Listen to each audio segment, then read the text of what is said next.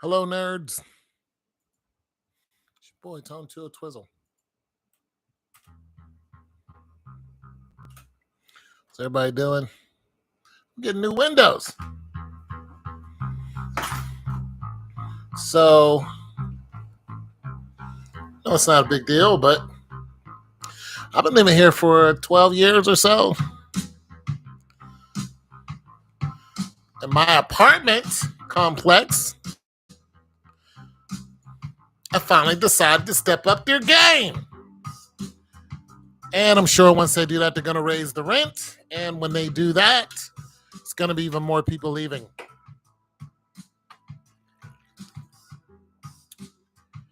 And if they raise my rent anymore, I might be one of those people. Not happy about that, nerds. I'm not happy about that at all. But I will be getting new windows on the 25th. And they're doing all the windows. So they're going to do these two up here, which means I have to move this desk and my didgeridoo over here. No, my keyboard. And the refrigerator, because they need to have a clear, 3 feet of working space. And they're going to do the ones in the bedrooms and the two downstairs in the living room. So I'm about to go through it. I'm going to wait on that letter, and it's going to say your rent is now, $200 more, whatever, so they can pay for these windows. And I don't know about you guys, but the housing crisis is a thing. People are getting evicted left and right. They just set a bunch of people's stuff out. I've seen like just within this week, I've seen like 6 or 7 people leave. And I just, you know what? Nobody's here. Nobody's here yet. We'll talk about it when people get here. Talk about it more when people get here. Nobody's here. Boop, bop, boop, bop, boop, bop, boop, bop, boop. Anyways, been working on this song right here. Nerds. And Jesus loves you, nerds. Just so you guys know that. Bunch of weirdos. The Lord loves you.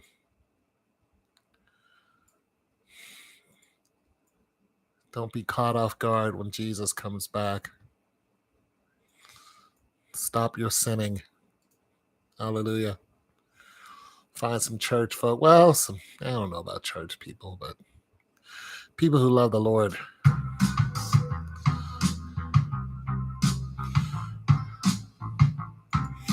People who love the Lord.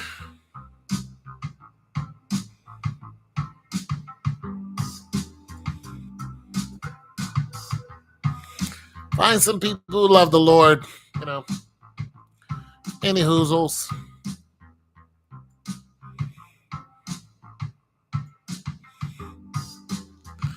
So yeah, my apartment complex is probably going to raise the rent.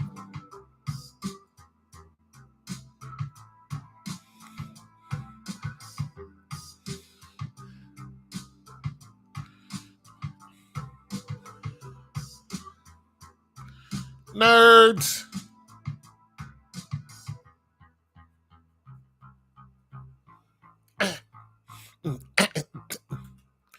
All right. You bunch of winos.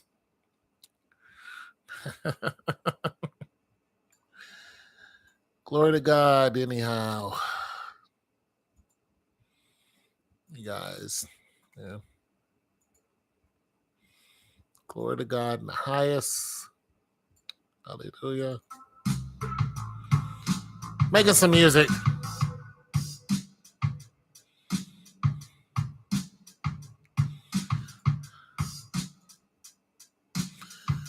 What up, what up, what up? How you doing, Nat? It's Natalie Galaxy. Mr. Magnificent. What's up? Oh, I'm magnificent now. Must be the haircut. It's the coif. It's the coif. Is that what it is? Ah, the quaff gets them every time. It's the quaff, Nat Gat. You know, they're old. They're painted shut. Hold on, I'm a turn on this other light.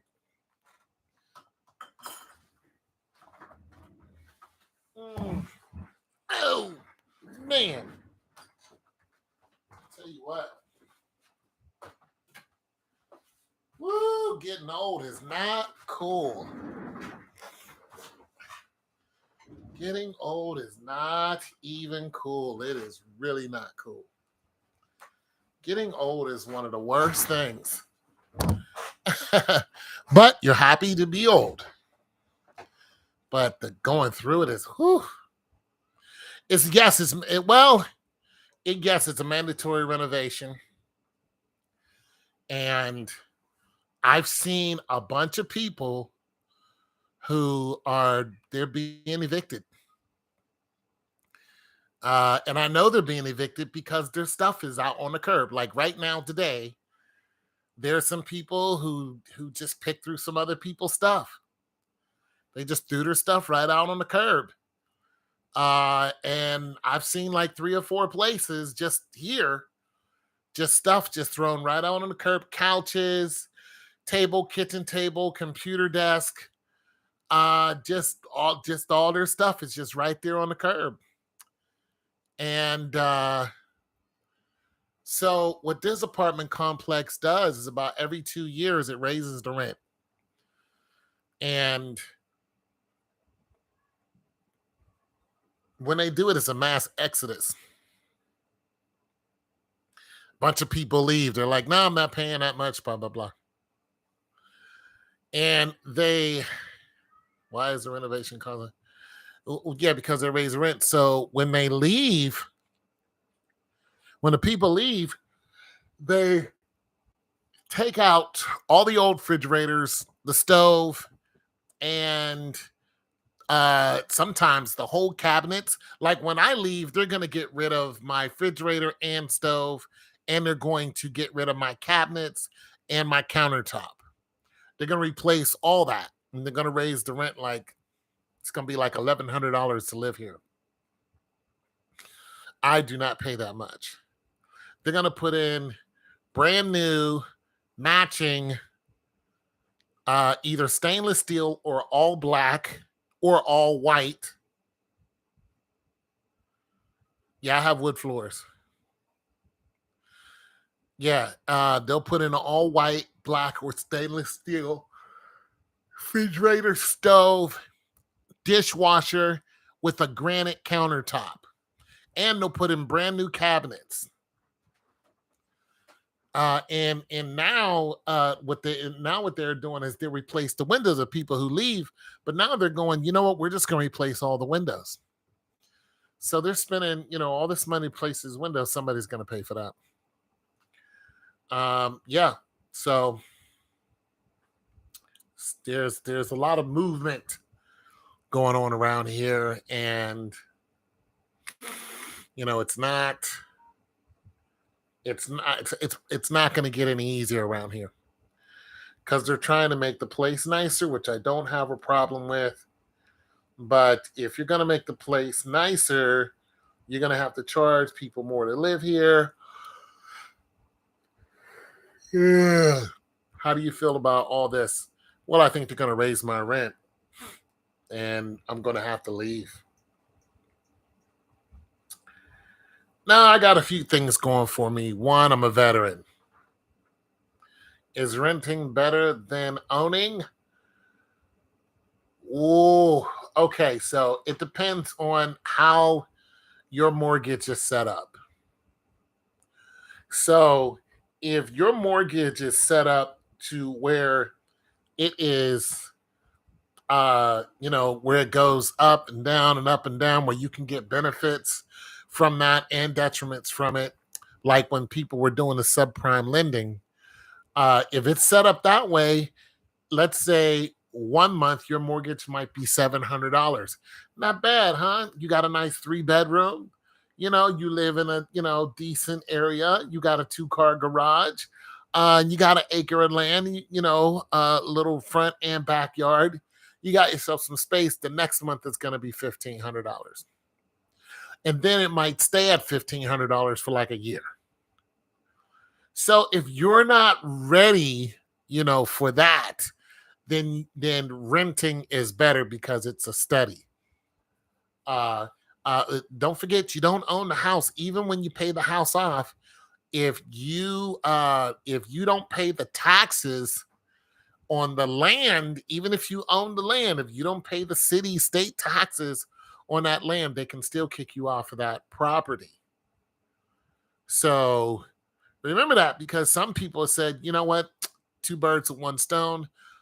I can't afford to buy a whole house, so I'm gonna go ahead and buy a condo, and then they or even less. They say I'm gonna buy I'm gonna go ahead and get myself a mobile home. Well, I've already told you guys about the story where the lady, was convinced to buy the mobile home, black woman. They were like, "You've been here so long, just go ahead and pay it off." She bought the mobile home off, cost her $7,000. And then they said, you need to remove the mobile home from this property. You don't own the property, you own the mobile home. She says, "I can't afford to do that. It would cost another $7,000." And then she got evicted from the home that she owned, and they just moved somebody in there. So if you're going to buy a mobile home, it's best that you have, 40, $50,000 in the bank after you buy the mobile home. And don't tell nobody. Because you might get that letter that says, "Hey, you need to go ahead and, get off the property, and you have so many days to do it, to remove your property off of our land." Because remember, they're not benefiting from it anymore.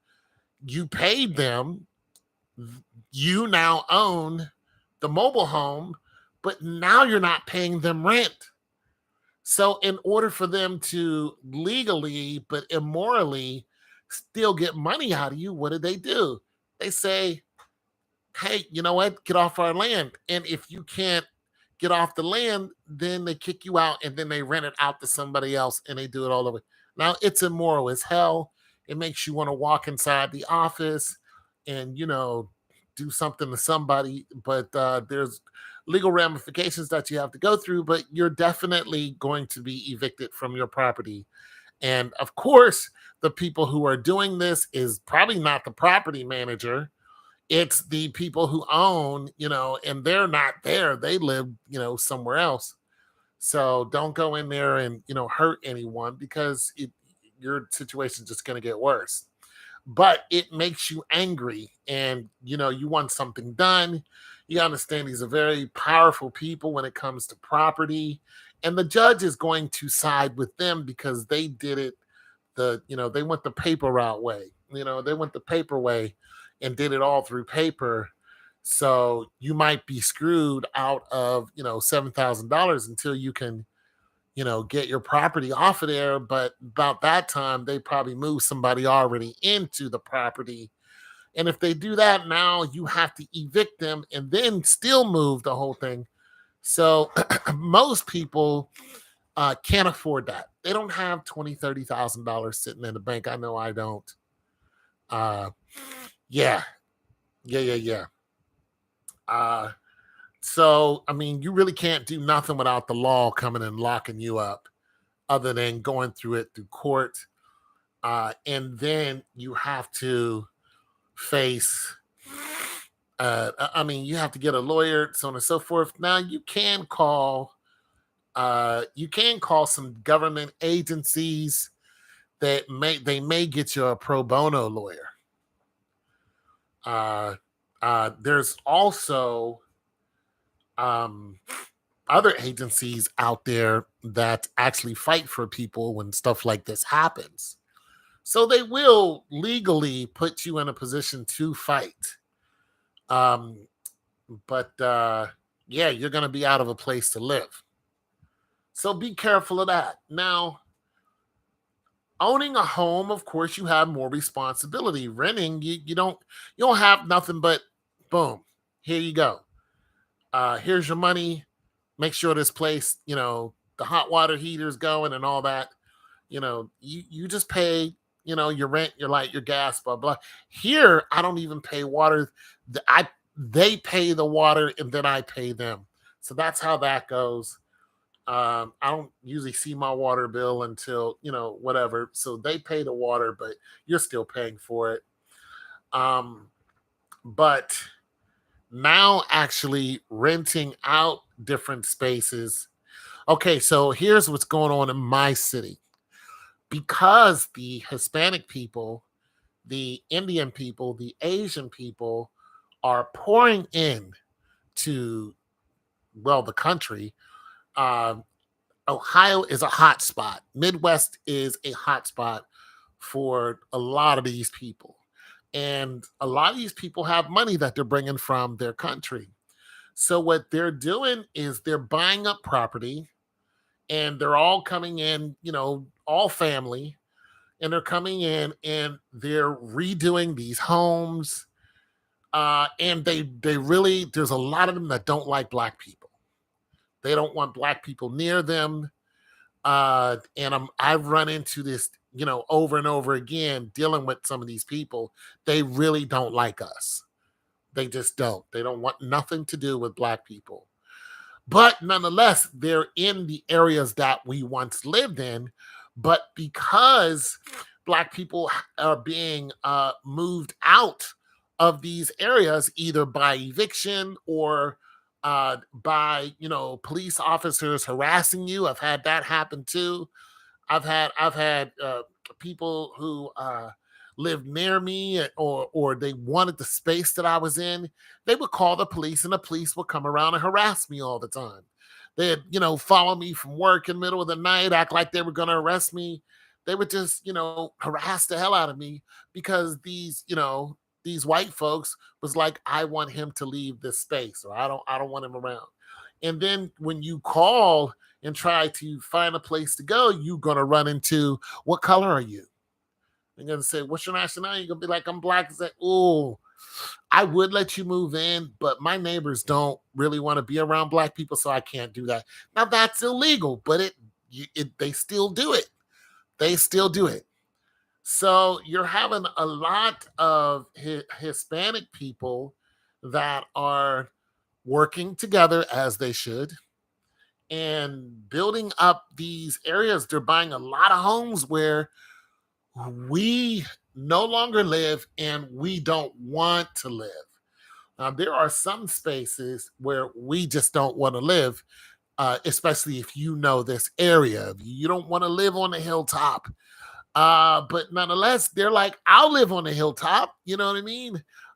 Because hey, they're tough as nails. So they're gonna go in there, they're gonna renovate a house, they're gonna renovate the house next to it, they're gonna, buy it up, and if something goes down, they're gonna handle it. But being that black people don't work together, uh if we do something like that, we're on our own. So you're gonna be facing a lot of this stuff on your own. But these other nationalities are coming in and they're buying up like whole schools. They'll buy a whole school. Like in my old hometown, or in my old city, Pittsburgh, there's these three white guys they bought up one of the high schools in the city, and one of the hardest places in the city. They said, you know what, we're going to go ahead and buy this high school. It's called Homestead. It's in Pittsburgh. That is a predominantly black area. And so what they did was they bought it for 100 grand. Then they put a bunch of money into it. And then they made apartments out of the school. And they noticed that a catty corner to it is another property that's almost as big as a school, and it's also abandoned. So they're like, we're going to go ahead and buy that too. It's in worse condition than the school was, but we're just going to, get our money up, all three of us, and we're going to go ahead and buy that too. Now the thing about it is, you can go somewhere, spend 200 grand on a place, and see if anybody will move in. What's happening is they made the place so nice, and the police are coming back around and protecting the people that live there. Now you have white people that are moving into these places where it was a predominantly black area. So if black people bought this school, which they wouldn't do, because black people can't stick together worth a damn, and bought this school and built it up, it would be completely ramshackled and robbed in no time. It would be torn apart. These young people would go in there and steal everything. They would mark it. It would be just a complete boom. But white people do it. It is pristine like you wouldn't believe. The reason why the school was abandoned is because it's predominantly black area. It's seen some hard times. The school that my brothers and sisters went to, Braddock, the school in Braddock, what happened to it? Abandoned. They listen, when we were kids, they stopped going to that school. They was like, this school is no longer worth going to. The fights and the teen pregnancies and the crazy stuff that used to happen there. They were like, no, we're done. We're done putting money into Braddock High School. And boom, they shipped them all of us out, and we went to other schools. Just like that, I'm going to Churchill. Churchill is 10, 20 miles from me, you know? Uh it was a shock when I went to Little Haiti and saw white people. Thank you. So this is happening all over the place. White people, Hispanic people, Indian people, uh, Asian people. These people are coming into black areas and are buying up all the property. And some of it is immorally wrong the way they're doing it, because they're evicting people and then they're raising the price, or they're doing a whole Louisiana thing, causing some type of terrible situation like a flood or a fire, or just straight up just killing you. So there have been black men who had property and land, and they have been hung for their property and land because they didn't want to move. So they hung them and then they took their stuff. So that's a very common thing, and that still goes on today too. So let's let's not think that it's sweet out here, because it's not. There's also um, the black woman is the most single woman on the planet, uh, marginally. So you'll find more women that are single in different races, but over half of the black community is women, and a large amount of them are very single. So I stated that statistic because what it forces black women to do is, for one, realize that they're probably never going to get married. And so what they've gone and done is they said, okay, well, we're going to be in a workforce. We're going to do this, that, and the third. It's just going to be us. They have become a not a large amount of them, but a growing amount have become landowners. They become property owners. Now, of course, you have black couples who are also doing this too. Some of them have become homesteaders. Now, this is very cool, big ups to them. The problem with homesteading is it's a good chance that you're in a rural area and all your neighbors are white, which means the police force is white. The judge in your area, white. So the young man who had, this land and, this home he lived in, and he got suckered out of it by a white woman who asked to live with him.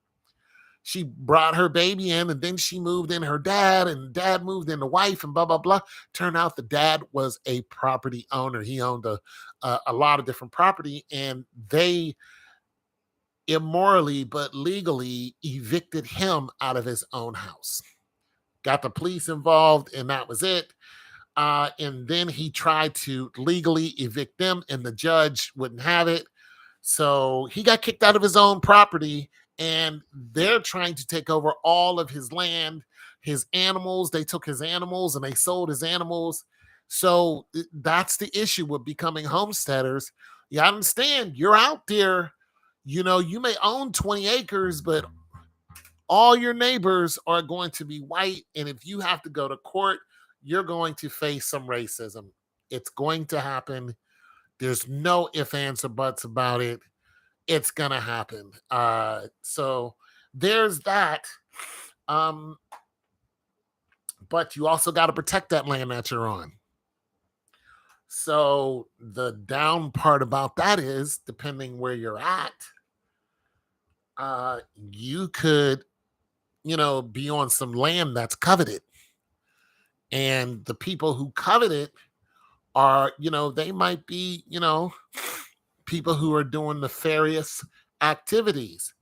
And they can just park on your land, depend on how much land you have. So let's just say you have 30, 40 acres. Black people have 30, 40 acres.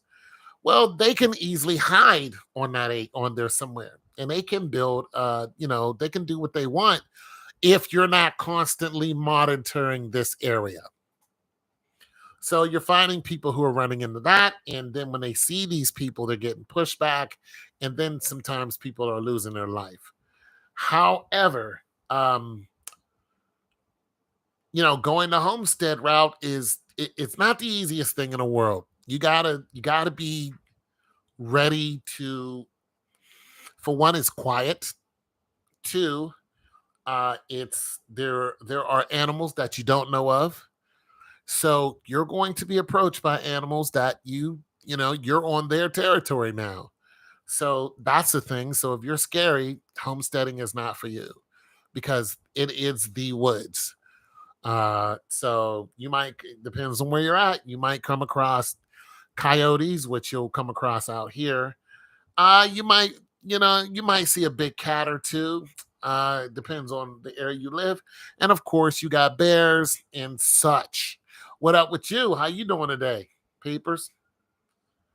Uh, I don't know how you say your name, but so yeah. So as far as homesteading goes, you have that. However, if you're going to grow your own, fruits and vegetables, homesteading is the way to go. If you're planning on owning any livestock, uh, chickens, pheasants, hens, pigs, maybe even a cow, depends. And two good horses, you're gonna need some property. You know, you're gonna need some space because you got barns, chicken coops, so on and so forth. And like I said, you're gonna need to protect it because the wildlife will come looking for your chickens. Coyotes are very smart and they don't care that you're human. They will attack you. There was a woman that was an older woman, about 70. She went for a walk on a trail and she got killed by a large coyote that was running actually in packs. And there was a girl, woman, excuse me, she was a singer, like a folky singer. She was 22, 23 years old. She also decided to go hiking on a trail. And a couple had saw this large coyote and was like, that's strange. It's kind of, we're not used to seeing, and then saw two other coyotes and was like, okay, something's not right. And, heard old girl scream, and she had already been attacked by this large coyote. And she had a knife. She tried to fight back, but it didn't do any good. They got her to the hospital and she died. So coyotes will attack humans. Mountain lions will attack humans. So there's that. But owning property, don't forget, you still have to pay property tax. So if you got some money saved up, I say, listen, there's a risk in everything, but the more of the risk is on owning property.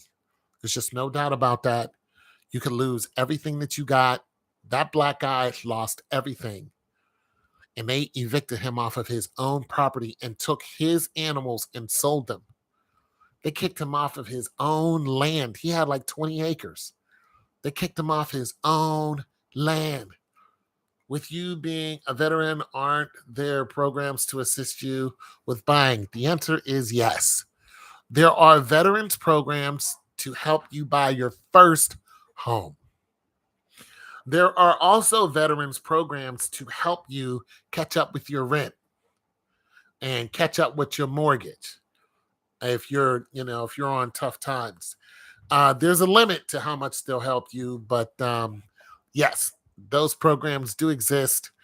If I did find a house that I wanted to buy out here, I would definitely, go to or call the VA, and they would uh, tell me to come down to one of their, talk to one of their VA reps, and they would say, "This is the program you're talking about," and hash it out from there, so on and so forth. Am I in a position to buy a home? No, no, not really. The one thing I have that the banks like is a steady income. So that I have. However, it's just not a lot of money. So I would have to be looking at a place that would cost. Okay, so I sold these people a refrigerator. This young white couple, really cool, in the hood. In the hood, I was like, "What are you guys doing here?" They were like, "We found this house, which was a 2 bedroom, had a nice balcony, but is in the hood." And I was like, "Okay, it's a nice little house." And they were fixing it up. Not today. No, this didn't happen today. I talked to them like 2, 3 years ago, and it's in the hood. And I was like, "Okay." And they said, "We got this house for cheap, and we only paying $710 for it in mortgage, but we have to build it up."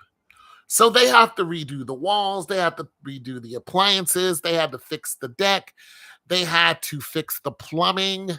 So that's some money. You're talking about another $10,000 easy, easy, if you're not a plumber. Yeah, yeah, yeah. The hood has that's the I guess that's the premise of what I'm saying.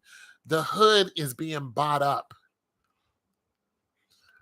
The hood is being bought up, and the crime rate of these places, of course, are going down. Like a lot of my old stomping grounds, like my neighbor killed my other neighbor. You know what I'm saying? Like he shot him in the mouth, broad daylight in front of everybody. That's not going on anymore in those hoods. I mean, these places were notorious for you to die. You know, it is the reason why I didn't even want to go home when when I was dating. I had this woman that lived out in the sticks, and I would always go to her house, even though she was a piece of work. But it was when it was time for me to go home. I didn't want to go home because I lived in the hood, getting robbed all the time. I used to have to hide outside of outside with a knife in my hand to chase people down the street. It's just crazy. People were robbing me broad daylight, breaking into my car. I'd walk over to my car, get out my car. People just standing on, just watching my car. It's just crazy. That doesn't go on there anymore. The police constantly harassing you because they want you to leave. So gentrification, 100%. So, all the people, yeah, right in the face, in front of his dad, in front of his dad, his girlfriend, and my other neighbor. I didn't find out about it until I got back. Blew his damn head off. Yeah, because he got the girlfriend pregnant. When he got the girlfriend pregnant, the boyfriend was like this 21-year-old dude. He confronted old boy when he stepped outside. Like, yo, you got my girl pregnant. And dad is standing up on the balcony up on the second floor watching the whole thing. And they get into and then my neighbor comes outside. He sees the whole ruckus. And then he was like, Dean just pulled out a gun and it shot him right in the face. Just blam. I was like, what? He said, yeah. And after that, he came looking for me because when I came back, I went to, and the dude who told me about his name was Jeff. I went to Jeff's house. His door was wide open and his whole apartment was ramshackled. It looked like a storm came through there. And I was like, what the hell happened? And when I caught up, with Jeff by phone, he told me the whole story. I was like, good grief, you know. And that dude and that dude was married. The guy who shot him, he was married, and he used to throw his wife down the stairs. I used to come out to go downstairs, and the wife would be, at the bottom of the stairs. I'd be like, you all right? She'd be like, yeah. Still folded at the bottom of the stairs. Well, she died. So it's just a tragic place to live. But yeah, that's where I lived before I got here. Yeah, it's always over a chick. Be careful of women, man, because pussy will get you killed. Straight up. Tupac said it. When a man gets horny, a man dies. You know, chasing ass will get you killed. Watch who you get with, because it's bad out here, and it's just getting worse.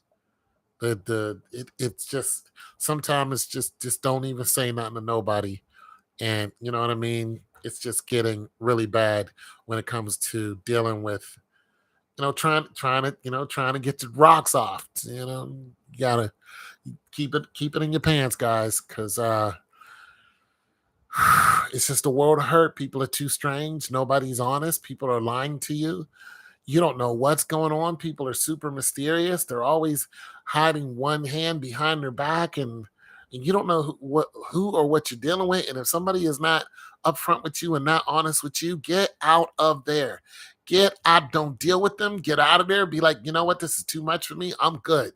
And just bail, because I'm telling you, something is up, and it's right around the corner. And yeah. So, yeah. But yeah. So, as far as property is concerned, now, the place I lived before this, that's where all that happened. And like I said, that was the hood. But what happened, there's a place close to it, a street close to it, where homosexuals have bought up the street, these beautiful homes. But what they did was they bought up the street, put their gay flags out, and it's just like, okay, cool. But if you're not, one of them, then they start harassing you, call the police on you, and, doing stuff like that, and, making you seem like you're weird. Like, what? Like, I'm weird. I'm a freaking, regular guy out here. How am I weird? I'm a working citizen who lives here in Ohio. You know what I mean? I think trailer homes, okay, so there are some trailer homes around here. Would you invest in one? I thought about it. So there was a trailer home that was on Facebook marketing, and it was for $7,000. It was a nice trailer home. But don't forget, you have to move this trailer home. So if you're gonna buy it outright, you're gonna be paying for property tax. So remember that you're still paying something, and of course your light and gas. Now, here's the thing: if you want to buy a trailer home and you have the money, if you can have that trailer home move to a plot of land that you own, you would do better doing that. So I don't know how much an acre cost, um, but if you can sit your trailer home on 2-3 acres, you know what I'm saying? There are people doing that, black people too. There are people doing that. They're buying trailer homes and they're moving them They're buying tiny homes, but they're definitely buying trailer homes, and they're putting more money into the land itself. So they're getting themselves a nice little plot of land, and there's a guy who's on TikTok, white guy, and what he did was he bought a, I think it's either a tiny home or a trailer home, but he bought a good piece of land. And this guy, I guess he works from home or whatever, but he has all the space he needs. He also owns a Tesla. He paved himself a little place to park, so it's a nice little paved place to park. He has his own water filtering system, so he catches rainwater. He does that whole thing. I think he also does compost for his toilets. Um, he also does solar for his energy, and he grows his own food. So that is a wave that's going on. And I've seen black people do it. I've seen black women getting into it. I've seen couples getting into it. So that is a whole wave. And basically that wave is happening because gentrification has kicked so many people out of the city. So you have, the very poor people who are saying, we don't want you here. People are saying, we don't want you. Even foreigners who not even from here, like you're not even from here, but they're going, we don't want you. You can't rent here, this, that, and the third. And so, these people are looking for a place to go. And if they can afford it, which most people can't, but for the ones who can afford it, they say, we're no longer going to fight this fight with, all of you new people coming in. We fought this with white people. We already know the deal. We're not going to win. What we're going to do is we're going to legally get some land and then build up from there. So now if it, I met a guy about a month ago, I bought his washer, and older dude, 70, he lived by himself, but he was saying, I'm about to leave this trailer home. He had a nice trailer home. He's like, I'm leaving. My ex-wife wants me to live with her. So he's gonna go back and live with his ex. And I'm like, what are you gonna do with this place? He's like, I'm just gonna sell it. So he owned it. He owned that spot. You know what I mean? So he's gonna sell it, and somebody else is just gonna come in and boom, and they're gonna pay property tax because it was on a lot. So they're just gonna have to pay property tax instead of rent. So would I do it? I would do it. Um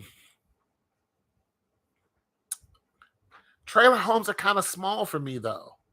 Like in that guy's trailer home, his ceiling fan kept hitting my head. And I was in another trailer home not too long ago. These ladies, bought my washer.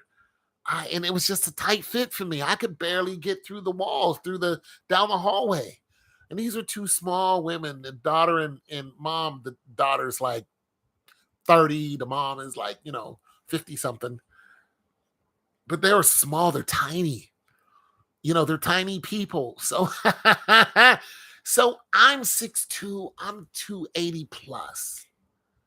You know what I'm saying? And if I eat good, I could, listen, if I eat good and I really start lifting, there's no doubt in my mind that I'm going to hit 300 pounds. You know what I'm saying? So I really don't think that I would be comfortable in a trailer home, not like the ones I've seen, because they're just too narrow for me and I'm too tall.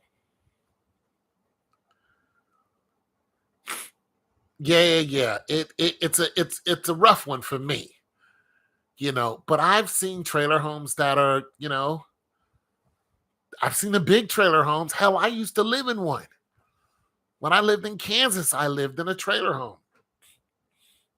But I was 210, you know? I'm a big guy now. Yeah, I'm hitting stuff. I hit my head a couple times. I'm like, I gotta get out of here. Gotta duck down to get out the door.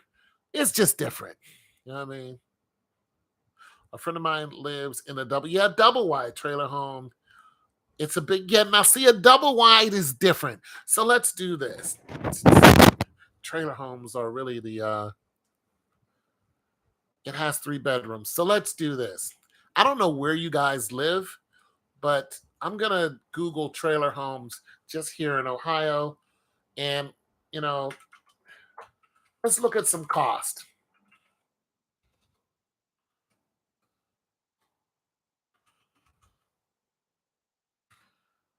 So we can amplify this conversation and get some understanding. How much does it cost to buy a trailer home? So this one here is a double wide. Buying a trailer home, trailer house built on site. So you have the whole option to build on site. I didn't know that. It's cost a trailer home. All right, so the Census Bureau reports that the average sale price of a new manufactured home across the nation was $125,000. And this was, calculated on November the 22nd, 2022. So last year, 2 years ago. Well, that last year. So, I mean, we're talking 125. I don't know if that's the 30 year or 15 years. So if we did some math and said, you know, and of course, you're not looking at the taxes and then looking at, the interest but we're just gonna, this is just uh 25 times, let's just say 15. We're just doing times 15 is 1/8, so it's 1875.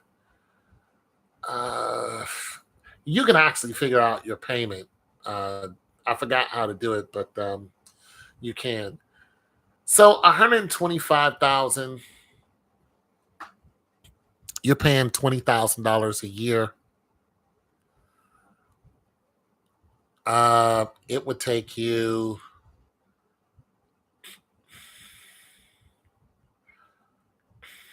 It would take you.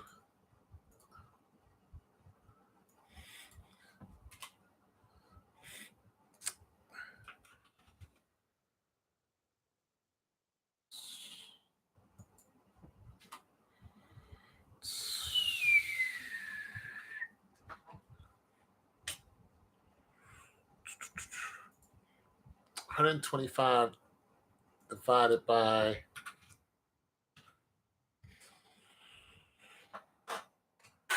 25 years.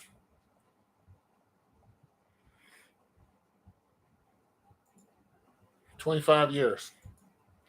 Of course, you got, doesn't seem right though. Forgot how to calculate this correctly, but yeah, you have that. So now, if you read on, it says compared with the traditional built on foundation, a manufactured home is typically more affordable. So a regular house is more affordable than a mobile home. According to this statistic, the Federal Reserve Bank of St. Louis reports that the median sale of a new house sold in February 2022 was 400,000. That's a median sale. The cost of a mobile home by region, like traditional homes, the cost of a mobile home varies by where you live, of course. Here's the average cost of a new manufactured home in each U.S. region, according to United States Census Bureau. Northwest, 120,000, Midwest, 114,000, South, 127,000, West, 140,000. So the one of the reasons why I live here is because of cost of living. So mine is actually the least expensive with 114,000. But the total cost of a mobile home manufactured home can reach beyond the price of the structure itself. Here's a breakdown of the costs associated with buying and owning a mobile home. So they have all kind of things that go into it. The single wide or single section home, double wide, double section, add-ons, customization, home site, renting in the community, cost of moving, so on and so forth. It's a whole litany of, you know, choices that you have. You like Indiana? Indiana's Midwest. Yeah, prices are crazy. Let me see. 3 bedroom. Me and my cousin visited my uncle's trailer home. Home, man. Me and my cousin, who what 6'9". No way, no way. You're not fitting into one of those 6'9". You can forget it. You're right next door to me. Yeah, okay, yeah, you're close. I've been there before. I used to go to Indianapolis, the Speedway down there. Doing I used to work down there doing promotions. So when you're looking at a single wide, double wide, let's do the single wide. So smaller options, single wide, manufactured home, manufactured less expensive, larger counterpart because it fits within the highway lanes. It fits within the highway lane. There's a less on-site work needed.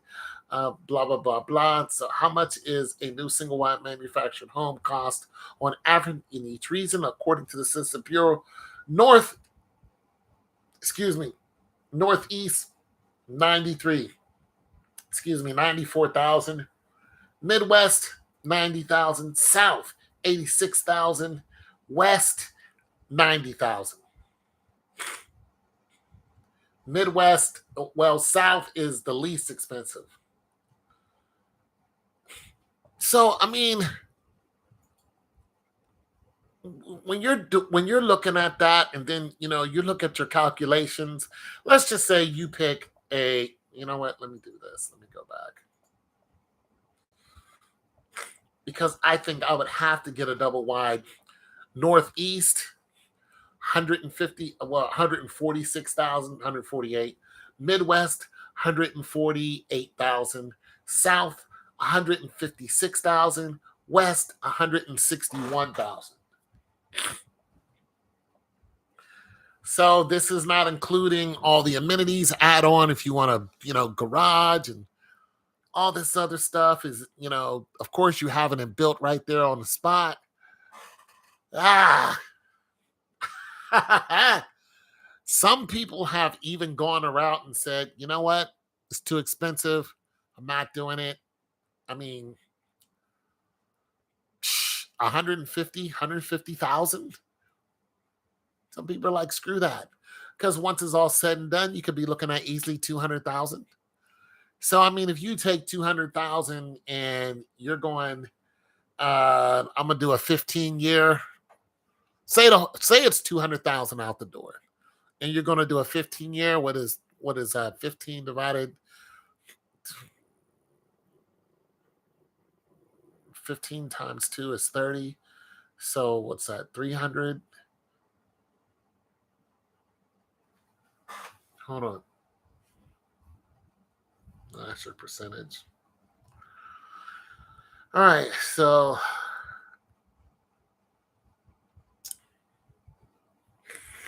200,000. 15 is going to go into it.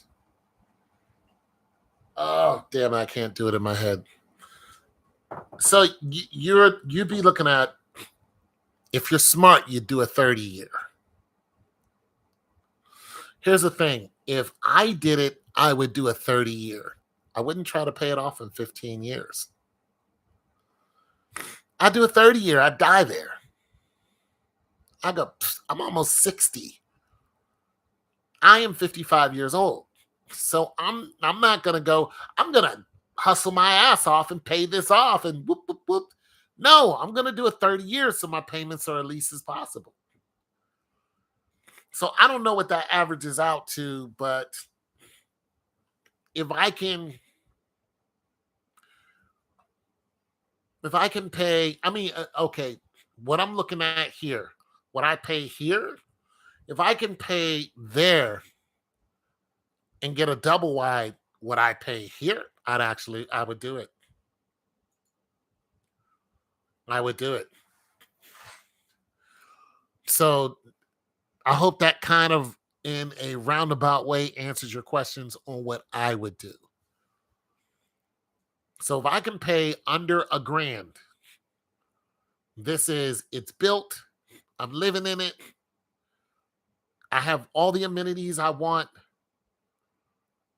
If I can pay the bank $1,000 a month and, be okay, not worried about anything going up, yes, I would do it. I would. I'd be like, boom, this is where I'm at. This is where I'm going to stay. Boom, this is it. Let's do it. Let's do it. They got a nice double wide. I've seen double wides before. I've been in double wides. They're beautiful. Plenty of space, plenty of space. So, yeah, as far as my decision, that's what I would do. And when you're looking at the cost,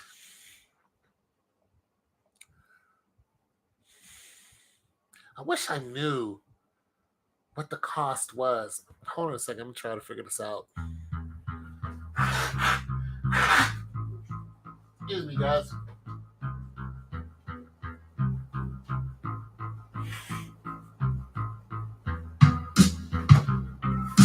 Try to figure this out.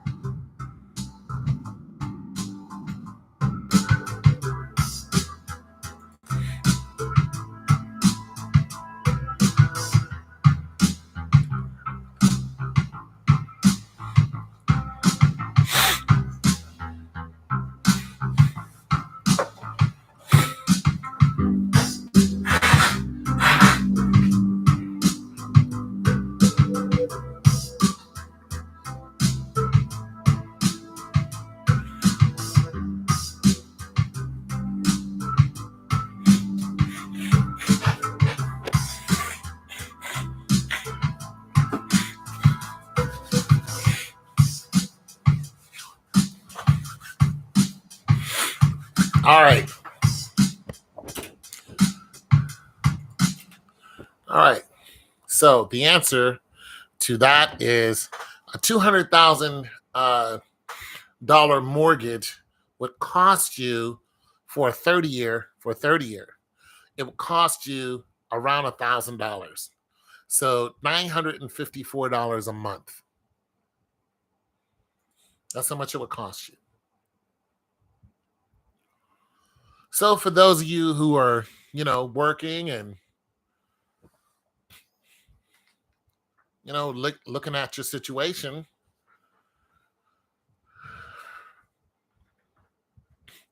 you have to look at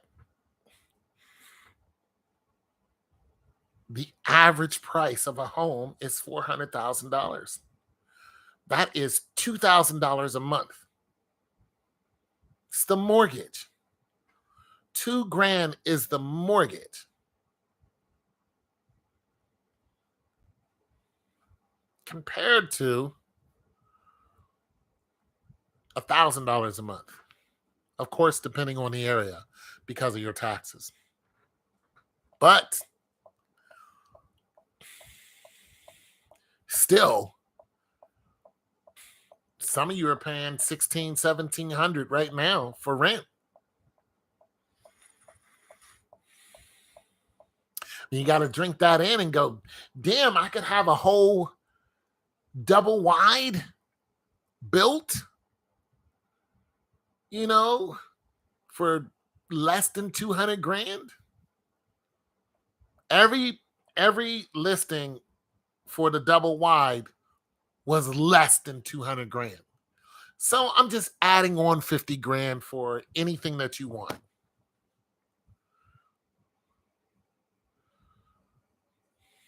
We looked at a 5 bedroom house here, and the payment would have been 3,000 a month.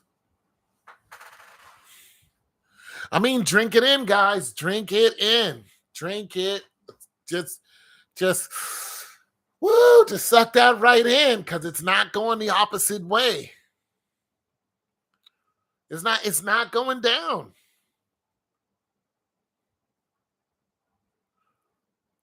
Ew.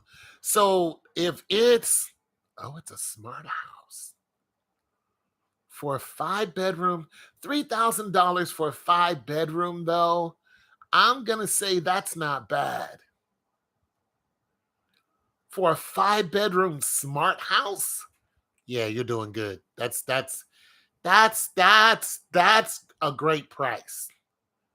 That's a great price right there. $3,000 for a smart house. Yeah, in Florida, that's a great price. If I could afford it, would I do it? If I was living with someone. Well, let me not even say that. If I made $9,000 a month,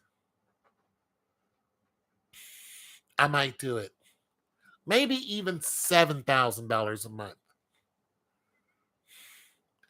So let's see, what is $100,000 a year is about $285 a day. Uh, that is $50 an hour. And it's a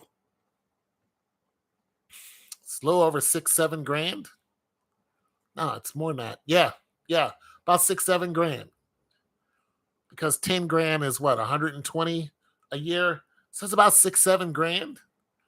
So I would have to, if I was doing that, 7 grand easy, not working hard for it. Let's just say I had some good passive income and I was doing it, making $300 a day just in my sleep. Would I buy a smart house and pay $3,000? I would do it. I'd do it. I'd do it. But once again, at my age, I'm not buying anything to pay it off. I would just be in debt for the rest of my life. And I don't like debt. But there would be no need for me to hurry up and pay that off. Now, the problem with smart houses is they're new. So you have all kind of issues with that. The biggest issue with smart homes is security. Somebody can turn your heat up or down whenever they want to if they know how to break into the codes. That's the problem with a smart house. Somebody is watching you, and if you are a woman, especially if you're a woman that lives by yourself, then you could really have security issues, because women are being tracked right now, and sometimes in an all out open. The the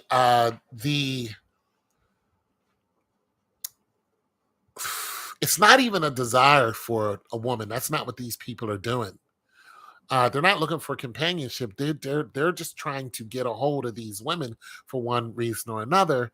And sometimes it's not even to get a hold of them, it's their easier targets. So my neighbor got robbed about a week ago. The people who robbed her knew her. They climbed onto her shed and broke into her window. Very small window, too. So there was some small people crawled in there, came, unlocked the back door, went in there, took her TVs and stuff like that. And then I spoke to her a couple days ago. She said, I bought a Ring camera, for a back door, front door, and there's a guy hanging outside of my house last night. And the neighbor that lives next to her is also a single woman. She's a single mother, has a little one, like maybe 4.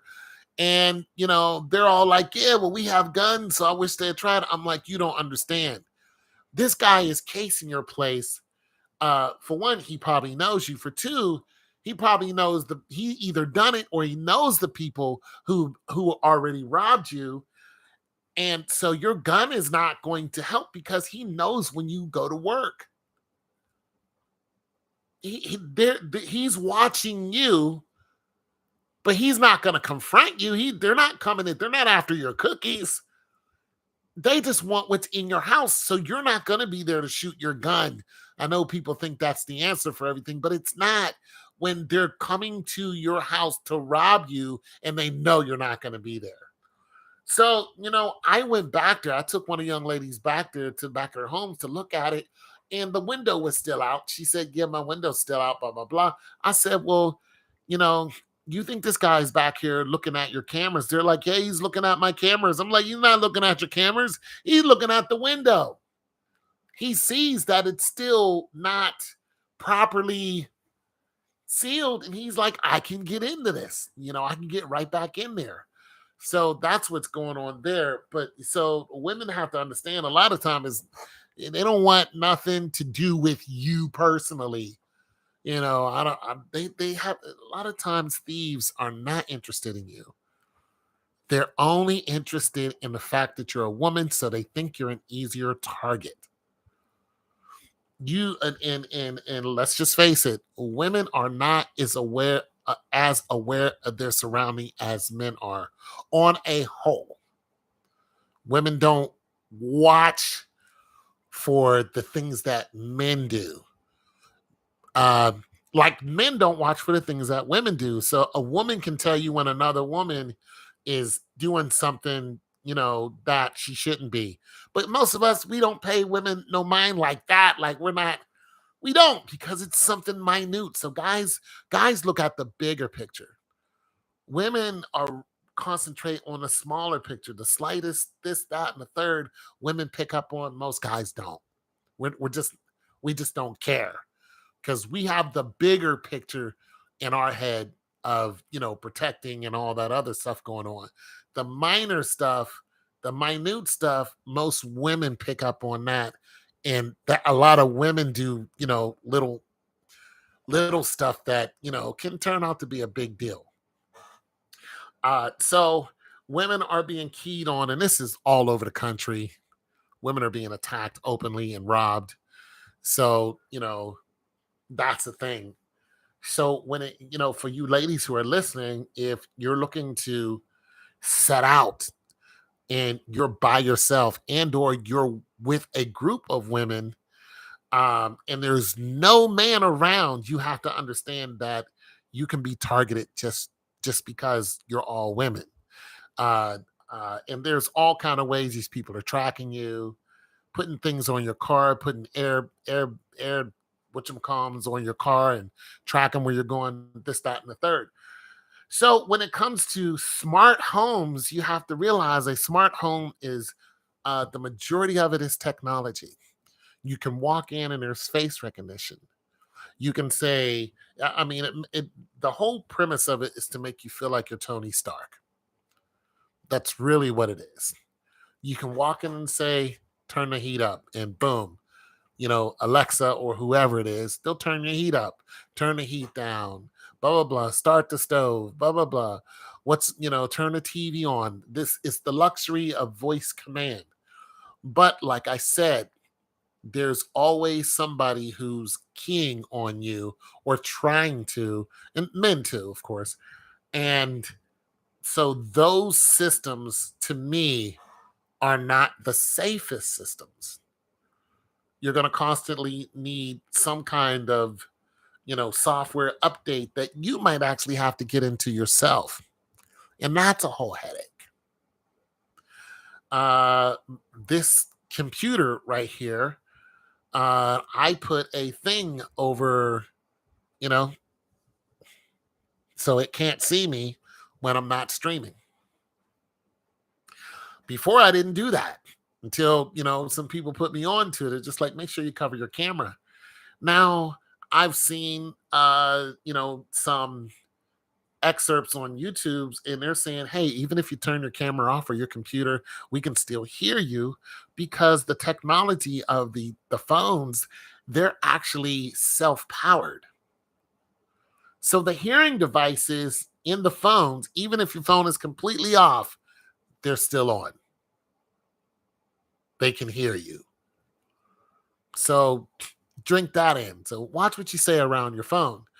Um, yeah, but so that's the biggest drawback for a smart home.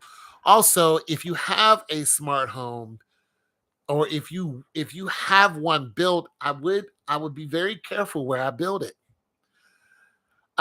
Because lately thieves have become so brash that they are targeting, nice areas. And they're targeting these areas because there is less opposition. So if you're living in the suburbs, you're not really thinking about getting robbed. But these guys who are robbing catalytic converters, they're doing it broad daylight now. They already got mine. They got my neighbors. Um, they came back twice for mine. They got my neighbors. And if you're living, listen, I saw a video today where these guys, broad daylight, people were at home, pulled up to their, where their car is, jacked it up and got to going at it. And the woman is like, "Hey, what are you doing?" Then the husband he starts yelling out the window, "Hey, what are you doing?" And there's five guys out there, and one of them has a pipe in his hand. He was like, "Shut up." He's talking to the owners and telling them to shut up while they take his catalytic converter. This is where we're at now. Now, could it happen to me? Yeah, they can bust anybody in the head with a pipe. You know what I'm saying? Anybody. But they got me at night. I didn't hear a damn thing. And they came back twice for my joint. And my neighbor got robbed in front of my house too. I didn't hear anything. Nothing. I ain't hear nobody. I ain't hear none of that. My alarm didn't go off. None of that. So I'm saying that to say this. Thieves are more brazen.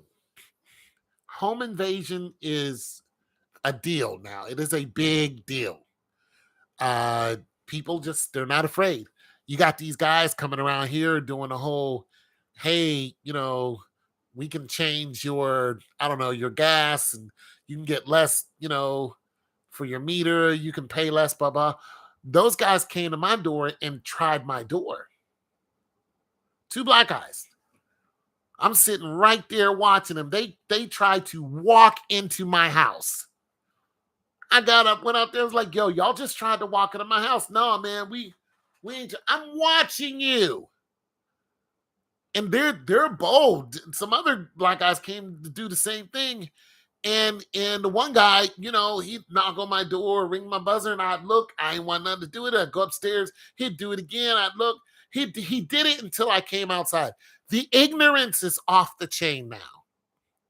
Now, if I would have went off on this young man, you know, but they are so ignorant, they're so rude that you really have to understand, if you're going to build a new home, you're a target. Just know this. Just know this. Just be aware that you're being targeted. Don't think that you can do anything nowadays without being targeted. But don't walk around paranoid. Just walk around ready. Don't think it can't happen to you, because I'm I'm a big person and I can fight. Okay? I can fight. I can throw around someone. I move refrigerators, all the time. Had to move one today. Damn thing was heavy. Nonetheless, if I can move a 200, 300 pound refrigerator, I can move your ass. I didn't even hear him coming. I had no chance to use my strength. No, nothing. They jacked up my car. Bzzz. Somebody must have been coming outside. They were gone. I didn't even know until I turned my car on. Then I saw the pipe still hanging there. A week and a half later, whole thing was gone. Just like that. So I'm saying if it can happen to me, hell, somebody broke into LL Cool J's house. He had to beat him up. You had all these other people who are celebrities. They're getting robbed. Don't think it can't happen to you. We have a saying in the military: stay alert, stay alive. My city is developing rather quickly, and the home population has increased just as fast. They are drugged up too. I'm trying to tell you now, the city where I used to live, Braddock. I mean, the white people have moved in there because they kicked all the black people out.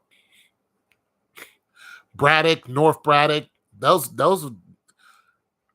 is my old stomping grounds. They kicked all the black people out of there. White people move. White people live there now. Walking down Braddock Avenue. He's like, oh, wait, what? What? Brooklyn? Remember how bad Brooklyn used to be? White now. Brooklyn, New York, white. Where rap came from, where the hardest joint, Brownsville and all that, white. It's white now. White. Kicked people out. Caprini Green, gone. Pink House Projects. It's only a matter of time before they get it. Look, all these other projects causing issues. They're going to get with you. They're going to get with you, I'm telling you. 1 second.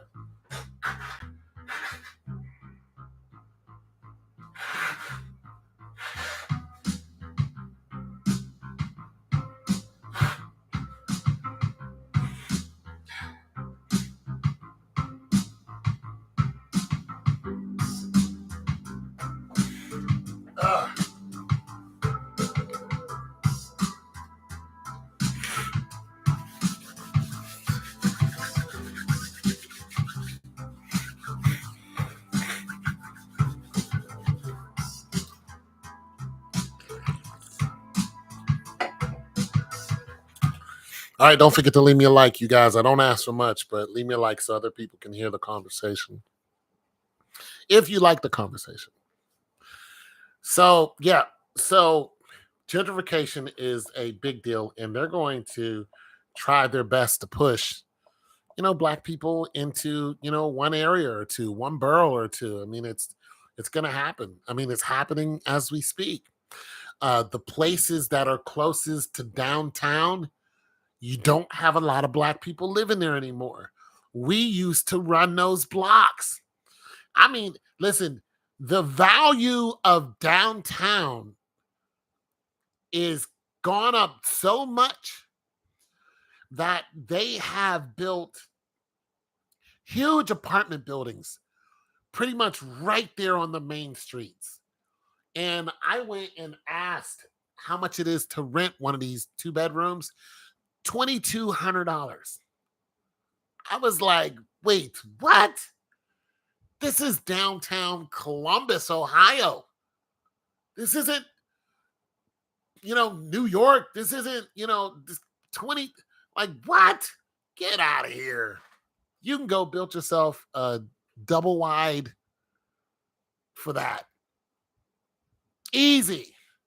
You can go and build yourself an actual home for that. $2,200. That is that's a whole house. That's a $400,000 house. That's what that is.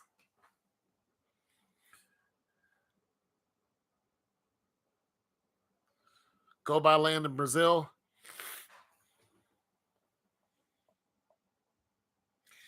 Well, I don't know the laws when it comes to owning land in Brazil. Here's one thing I do know about Brazil. After the Civil War, the people who fought for slavery, they wanted slaves. a lot of them went to Brazil. So there is a certain section of white people that live in Brazil who still wave the Confederate flag. Another thing I know about Brazil is there were more slaves brought to Brazil than there were to America. Brazil is very interesting. Um, but I don't know anything about owning land in Brazil. I know that it's probably cheaper than here. So there's that. Uh, and then we have to also deal with the collapse of the monetary system.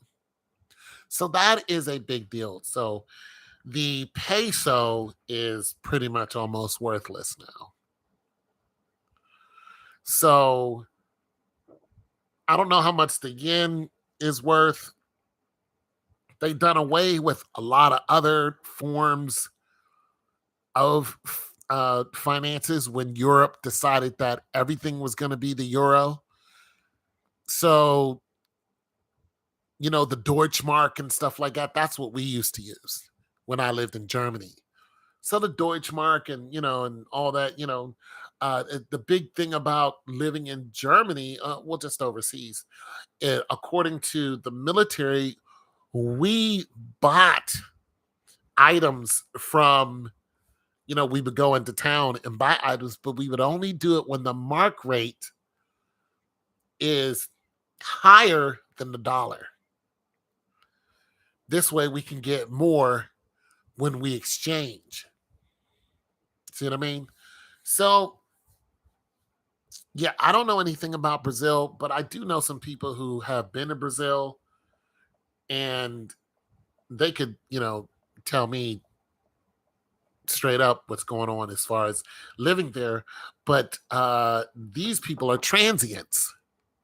So what they're doing is they're going into Brazil, they're going into Cartagena, and they're going into these countries, the Philippines and blah blah blah, and then they're coming back to America and checking their PO box, and then 2 months later they're right back out again.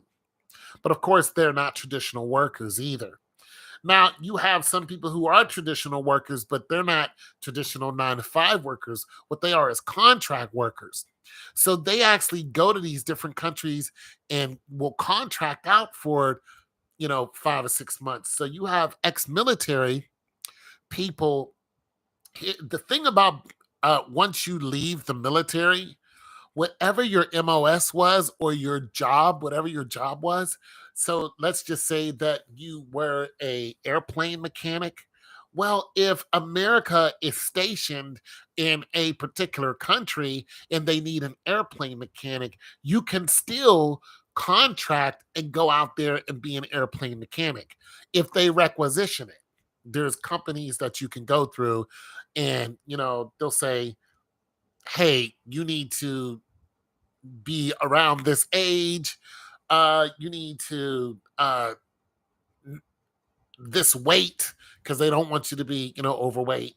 You need to have this experience. Blah blah blah. There's a whole list of things that they want. Vaccinated and all this other stuff.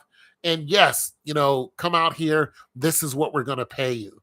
And you go out there for 2 or 3 months, and they pay you $5,000, $6,000 or whatever it is that they pay you, and you come back. And so you have people who do this and they just bounce all over, the world through the military, but they're contract workers. So they'll be gone for, 2 months, come back, boom, come back, boom. And what they'll do is they will not have a resident here in the United States. What they'll do is they'll either come back and rent a hotel. Or one guy I knew who wasn't a contract worker, but he kept leaving the country. He lived with his sister. So his sister knew he was a transient. And this guy would go and work for a temporary service, and he would do office work. and he would work for 2 or 3 months, and then he'd tell his sister, "Look, I'll be back. I'm going to Egypt." She'd be like, "Okay, see you when you get back," and he'd come back speaking a whole nother language. He'd go, "I'll be back. I'm going to Chicago," and come back, 3 days later. "I'll be back. I'm going to Israel," and come back sounding like an Israelite. This guy is brilliant. This dust is getting to me, guys. Sorry.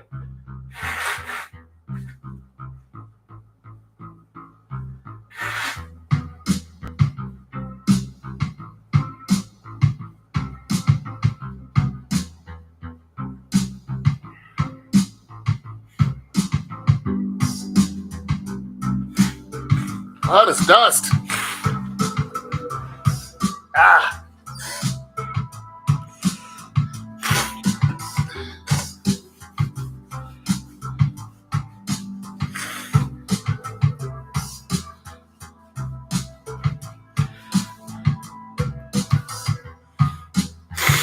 So going to another country is definitely doable, but buying land in that country is something that I'll have to look into. Uh, there is one YouTuber I listen to, and this guy no longer lives in the US. He lives in Africa.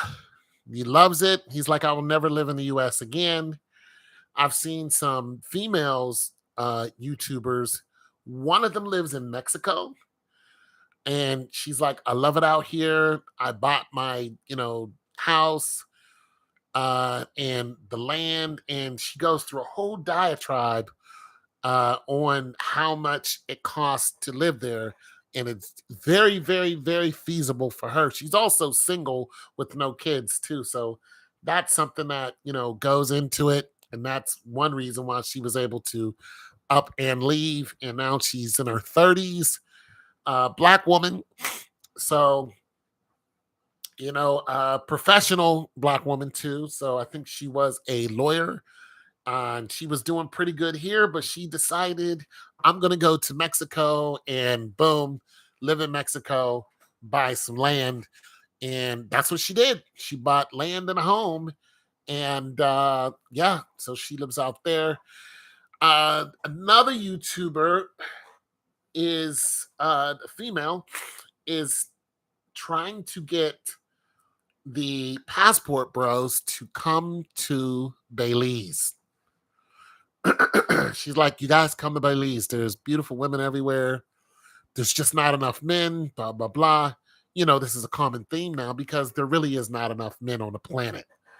But Belize is another place that people are looking to. So there's a lot of third, second world countries, all the way down to third, fourth world, that the population is welcoming to a point.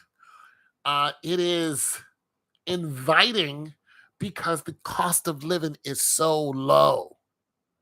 However, you have to deal with, some of the detriments. You have to deal with the very crooked police.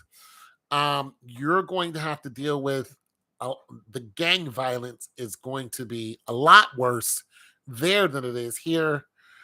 The prison systems are unreal. The way you can go to prison is just unreal. The court systems are unfair. It's just outrageous. It's a whole buddy system. If you have something that they want, they're going to take it from you. So be aware of that. And that's just that. You put up too much of a fight, you're going to die. There's just too many stories on YouTube that talk about these things.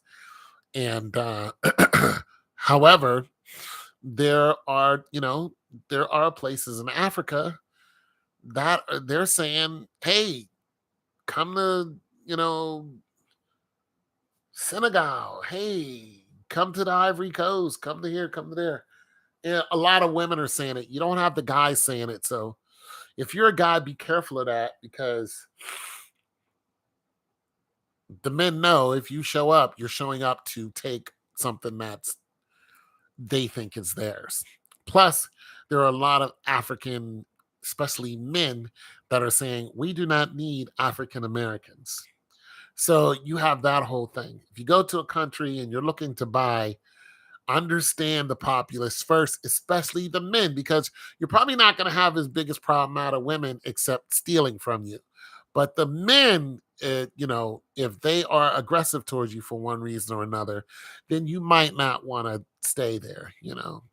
That's what Justin Hollerman has gone through. So he's not allowed in Brazil because he made a video talking about kissing a female. He had the female in the video. He did not kiss the female, but he said, if I wanted to, would you give me a kiss? And she was like, yeah. And when the authorities saw that, they looked at it as trafficking, but it wasn't trafficking. He was simply saying how amiable the females are, and that hurt them. So they were like, you need to get out of our country. We don't want men coming here just to kiss on the women. You know what I mean? But the women are like, no, we do. We do want the men to come here. But the men are like, absolutely not. This is not the message that we want to put out. So they kicked him out of the country. So, like I said, if you're going to look at these different countries and buy land, which means you're going to have to be permanent, there's some places you can't go and buy land. You can't go to Thailand and buy land. The woman that you're with, if you're with a woman, if you marry her, she's the only one that can that can own land. No foreigner can come to Thailand and own land. The female who is the from Thailand, and or the male. So if you're a female and you go there and you marry somebody who's from Thailand, he has to own the controlling interest of the property, 51% or more. That's because they don't want no foreigner coming in and controlling the land, which is brilliant. But it puts you at, you just can't go down there and buy a bunch of property and then go home. And that's what a lot of people were looking to do. They go down there with $100,000 and build a whole house, or but what they would do is they either build a house or they buy a condo. So in Thailand, if you want to build a home, you can build a house for $20,000. Just drink that in. $20,000. It really isn't that much money for a house. However, that house is going to be made of paper mache. It's not going to be the same spec of house that you're used to living into now. It's not going to be made of brick, and it's not even going to be made of concrete. So a good gust of wind will come and take that house away.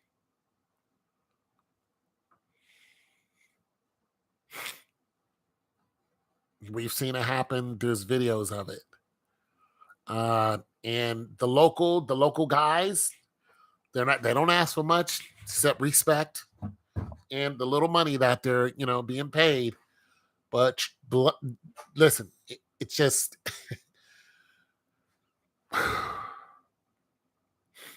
it's just not solid. It's not solid at all. Not at all. Now, of course, there are more sound buildings, but a lot of these houses that these people are building for $20,000-$30,000, they're just not solid. And you can have a problem with that. Even out here, we've had some structural issues. What was it in Florida? It was in Miami. It was Miami, right? Miami, Florida, where the building collapsed. And some people, still haven't been found to this day. And that building was how many stories? 10, 20 stories up?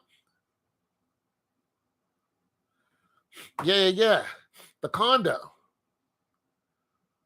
That condo was full of people. The majority of those people perished.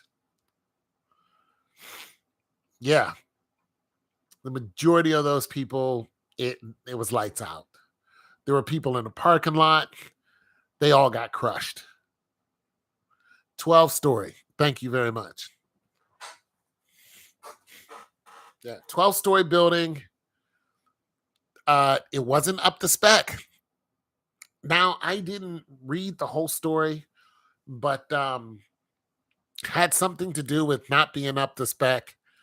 And it when you're talking about 12 stories, it just doesn't take much. Um, and I think what happened in that case, the rods that they use, the metal rods that they use, I think they were imported or something. They were from China or whatever. I don't know. Read the story, you guys. It's very interesting. But once an inspector, corrosion, boom, there it is. But I think it was the rods that were corroded, right? I think it was the metal rods that they were using to hold up the concrete platforms. Those rods were weakened, right? Yeah, something that out of yeah. So I think they imported those rods and they came from China or whatever, and it just didn't take much. One set gave away, and it was a whole landslide effect, and a lot of people suddenly just got crushed, and that was it for them. So it's a pretty gruesome story. But nonetheless, so building codes is a huge thing. And so these other countries, when it comes to building codes, I'm saying that because we are in a first world country. So our other people look at us and think we're arrogant when we go to their country because we have an expectation of how things are done. We have an expectation of cleanliness. We have an expectation of how food is prepared. The homes that we live in, the vehicles, but a lot of these countries, these things are glued together. Couple pixie sticks and a pack of gum, and this thing is going down the street. And you can just see the fear in your heart. You can just feel it. You're like, I'm not getting in this vehicle. Well, you either get in it or you stay where you're at, because this is what it is. There's no limo coming to get you. You're in or you're out, and it's getting dark. What do you want to do? So that is the reality of the day when it comes to going from a first world to a second and third world country. I mean, if you go to the Congo, you're talking about mostly woods and beautiful animals that all want to eat you. So you can even go deeper and see some indigenous tribes that have never they listen, they don't want nothing to do with America. They think we're crazy over here because you got people committing suicide. They're like, why are people doing that? Why are people you got tribes that talk to the animals and the animals understand them. Like when we talk to monkeys, it's almost condescending. And the monkey is looking at us like we're stupid. Well, these tribes are talking to birds and baboons, trying to figure out where water is. And just imagine that. The baboons, listen, baboons eat meat. they'll bite the hell out of you. They run 40 miles an hour. These humans are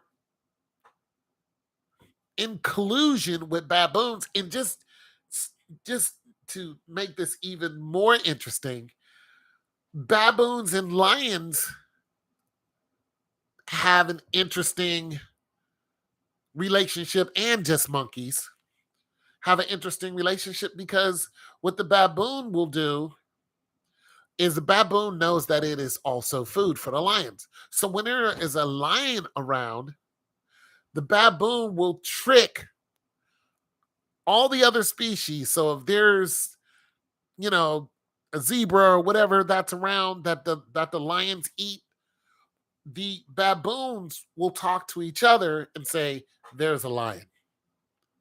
But the other animals watch the baboons to see if they run. If they run, they run. What the baboon will do is it will say, there's a lion, let's hang around for a minute. Then they will walk over to where the other animals are.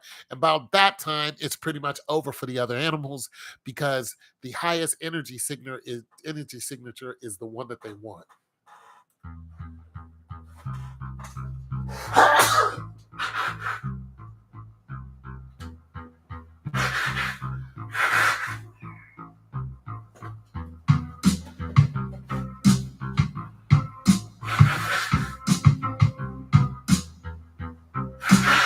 Sorry guys, it's dusty.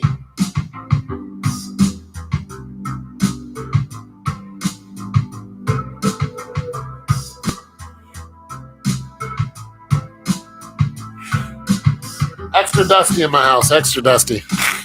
Sorry about that.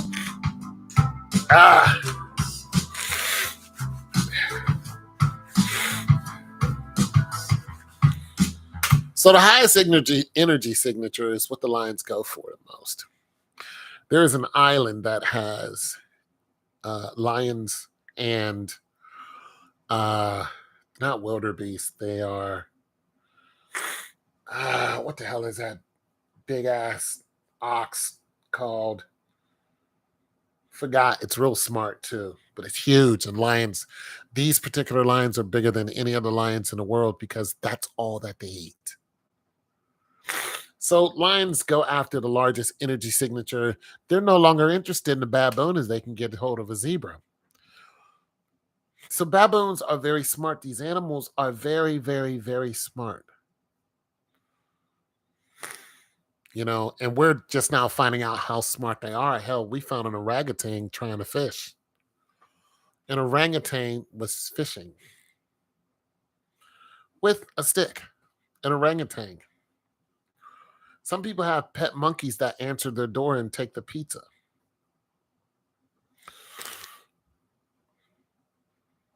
Yeah. These tribes talk to birds. The bird up, and they'll know exactly what each other are saying.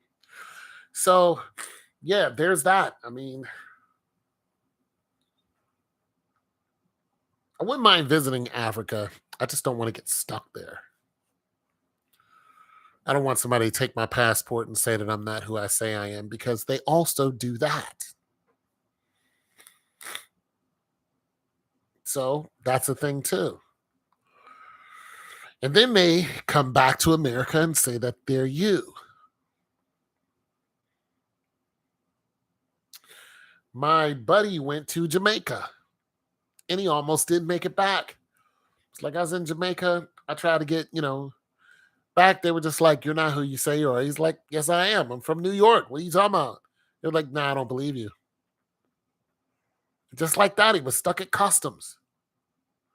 Just like that, just because one person didn't believe him. He's like, what are you talking about? I'm from New York. Let me get back on the boat to get up out of here. Nah, I don't think so. And they delayed him. So there's also that to contend with. Anyways, you guys got any questions for me?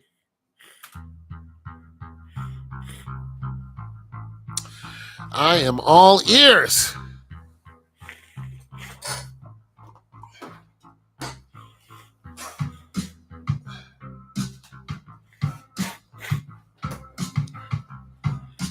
I'm all ears.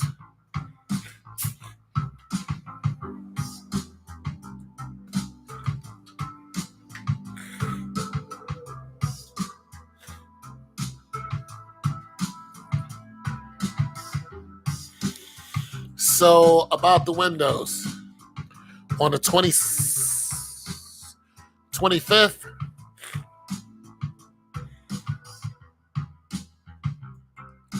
Friday, I think.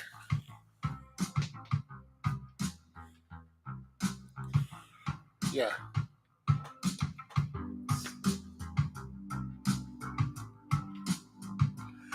Yeah, a little bit. This area that I'm in right here, I need to. There's a window here and a window there, so they need access to these two windows. So I'm gonna move this stuff that way, so they can get to this one first. Then I'm gonna move this corner out this way, so and move my refrigerator and the stand right here, so they can walk right and get to that window. And yeah, just a little bit of moving around. Not really cleaning up. I know you think this house is filthy, but it's really not. Not as bad as you think it is, Natalie. Really isn't. Really isn't.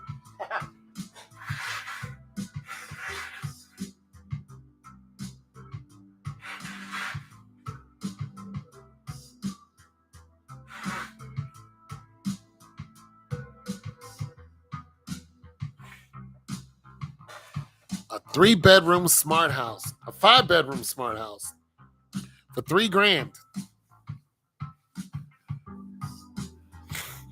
How many acres? That don't sound like a bad deal. 3 grown people in it, right? 3 grown folks. No acres, back to back. You looking right at your neighbors?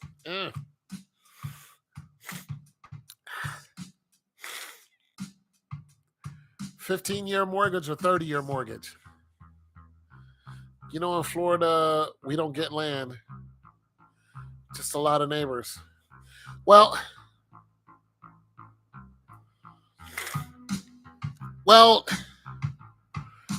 there's a lot of streams in Florida. There's a lot of marshland, a lot of wetland. So much to the tune that sometimes they can build a house on land that isn't stable. And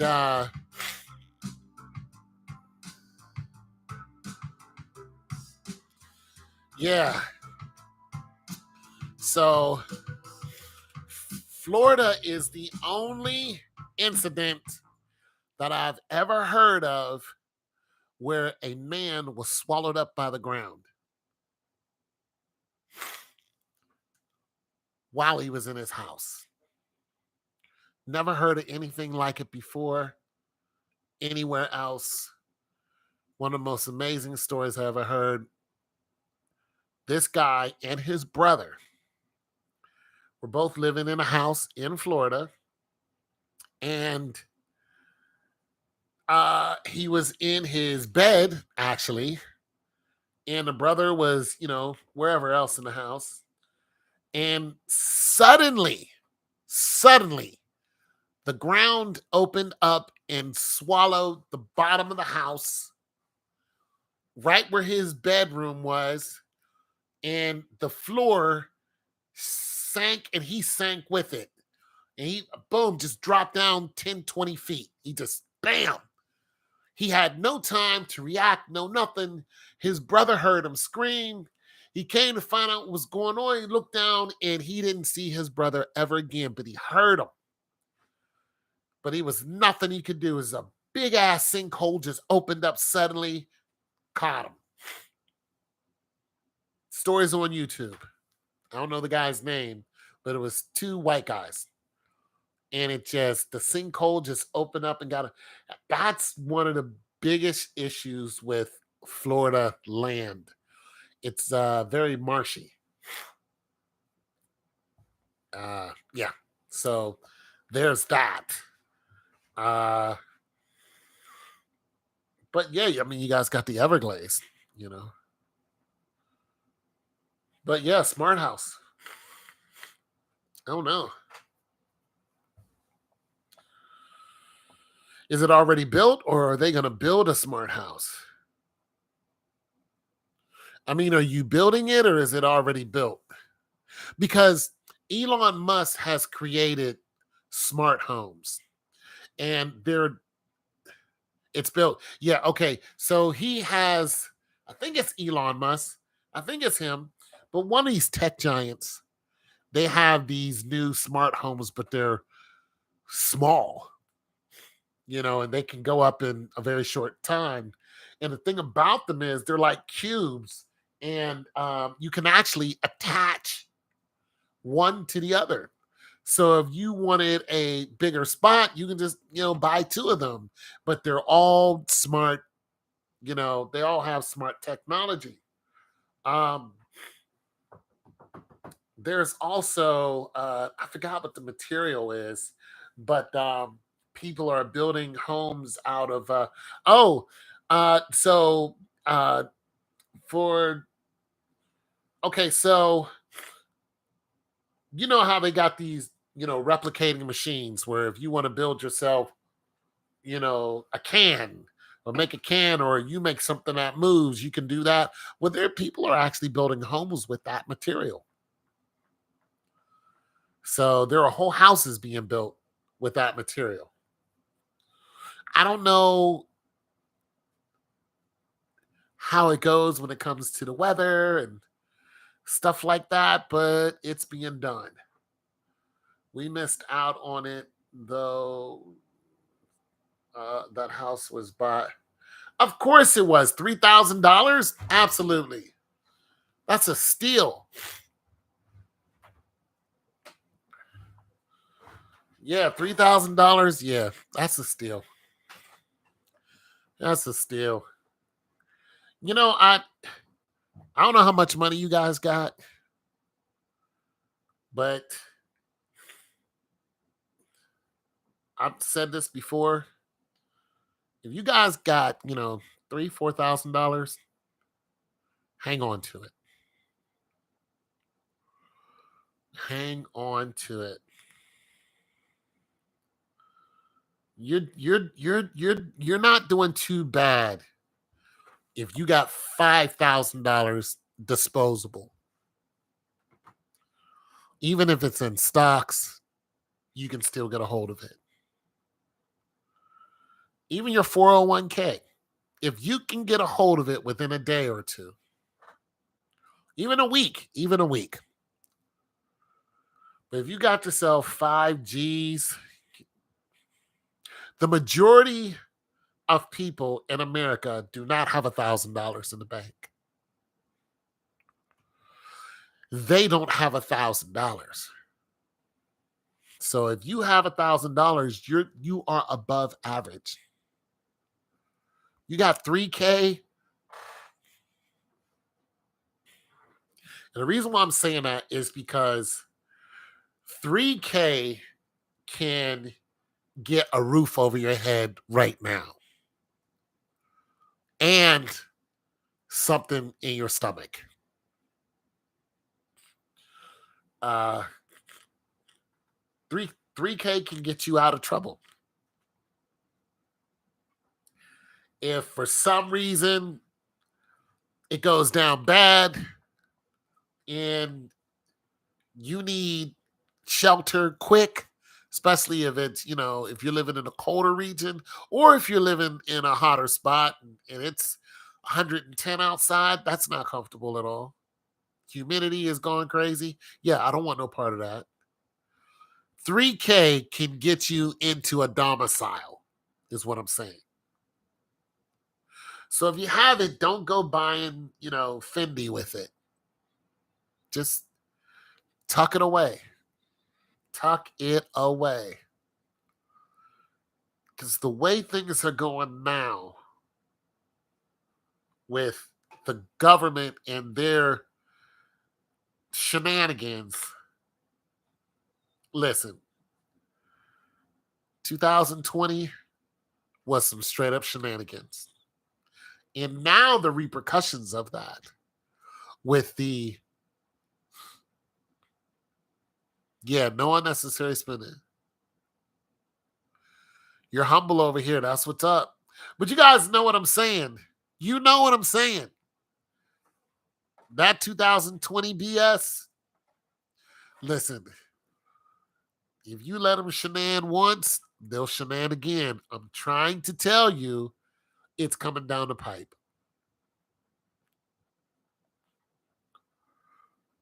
It's coming down the pipe. If you got $1,000, keep it.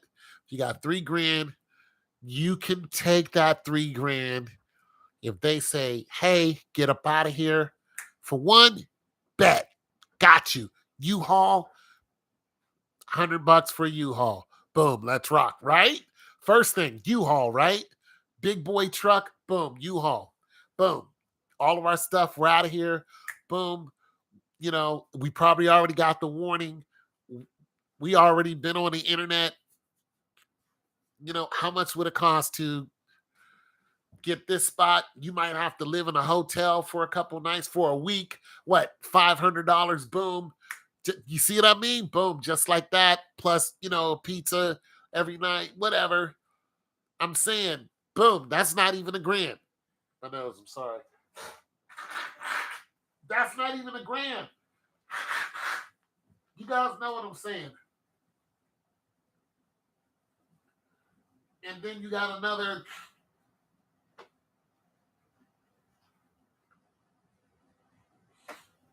$400 will put you down payment. How much is down payment? Boom. I got $400. What's going on? Somebody will take your $400. You just live in their room.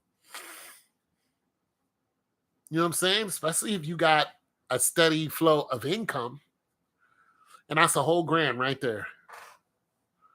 But if you got, you know, $2,000 or $3,000, instead of living in a room, you might be able to grab yourself a quick apartment.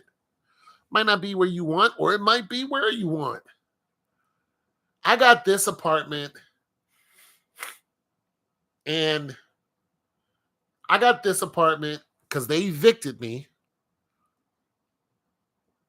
But, well, they didn't evict me. They just asked me to leave. So they gave me 45 days to leave. I didn't wait till the last 45 days. As soon as they gave me that letter, I was bet. You know what I'm saying? I didn't have a lot of money, but all the money I did have, I was like, I'm holding on to this dough. When they said that, I was like, cool. I started looking, seeing what I could afford, went on Craigslist, blah, blah, blah, found this deal, showed up with, you know, so many hundreds of dollars. They was like, boom, this is your apartment. Called my buddies up, got a U-Haul, bam, bam, bam. But I took the stove and a refrigerator. We moved the stove and a refrigerator. Back then, I needed help. Right now, I can do it on my own. I'll move a stove and a refrigerator in a heartbeat right now.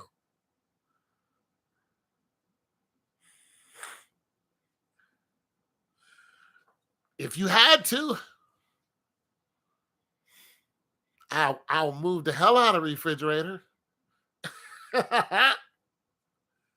Boom, I had to go. We moved all our stuff. Boom, moved in here. That was it. You guys, keep yourself $1,000. $1,000 will do something. It will put a roof over your head for a short time until you can figure it out. Don't cast that $1,000 off and think that it's not important. Trust. Hey, listen, you're talking to somebody, even when I was living here, ran out of money and was looking for pennies just to go buy some water with and a Snickers. I was like, damn, I know I got some pennies around here somewhere. Shoot, I pick pennies up all the time now. pennies, quarters, nickels, dimes. I find them all the time. Yeah, I rode my bike down to McDonald's and a car in front of me paid for my food. I was like, that was nice. But well, and not but. Now I saw on YouTube where this guy, he was like, you want to know where to find some change? He was like, go through McDonald's drive-through. Sure enough, while I was on my bike, I looked and I was like, quarter, quarter, penny, penny, pennies. Shoot. Soon as I got there, I picked up all that change, put in my pocket. They was like, hey, old girl, pay for your stuff. I like cool. I was like, I'm not broke, but thank you very much. Took my stuff, sat right there on the curb, got busy. I ended up giving a change to a lady who was homeless lady. I was riding my bike home and I saw a homeless lady behind a restaurant where I used to eat. She had a tent though. She had a dog too. So I gave her the change. But and I ain't had no money. I would have gave her more. But I said, "Are you hungry?" She's like, "No." I said, "Okay, cool." And I rode off. But she had a tent, and I was like, "Anybody bother you back here?" She's like, "No, not yet." I said, "Yeah, they'll probably sell it soon, and when that happens, they'll probably tell you to leave." She's like, "Yeah, I know." Anyway, so that's where she's at. I might ride by there tomorrow. I might go see her. I might go see her tomorrow. Might go see her. I might buy her some lunch. See if she wants some lunch. Go get her some Subway. Get old girl some Subway. I might ride over there and buy us some sandwiches. See if she wants some Subway. Subway's close. But yeah. So, oh shoot, tomorrow I gotta. Well, yeah. So tomorrow I found a refrigerator today. That refrigerator is gonna bring me like $13, $14. And I have a bathtub. So I might make $25 off of that.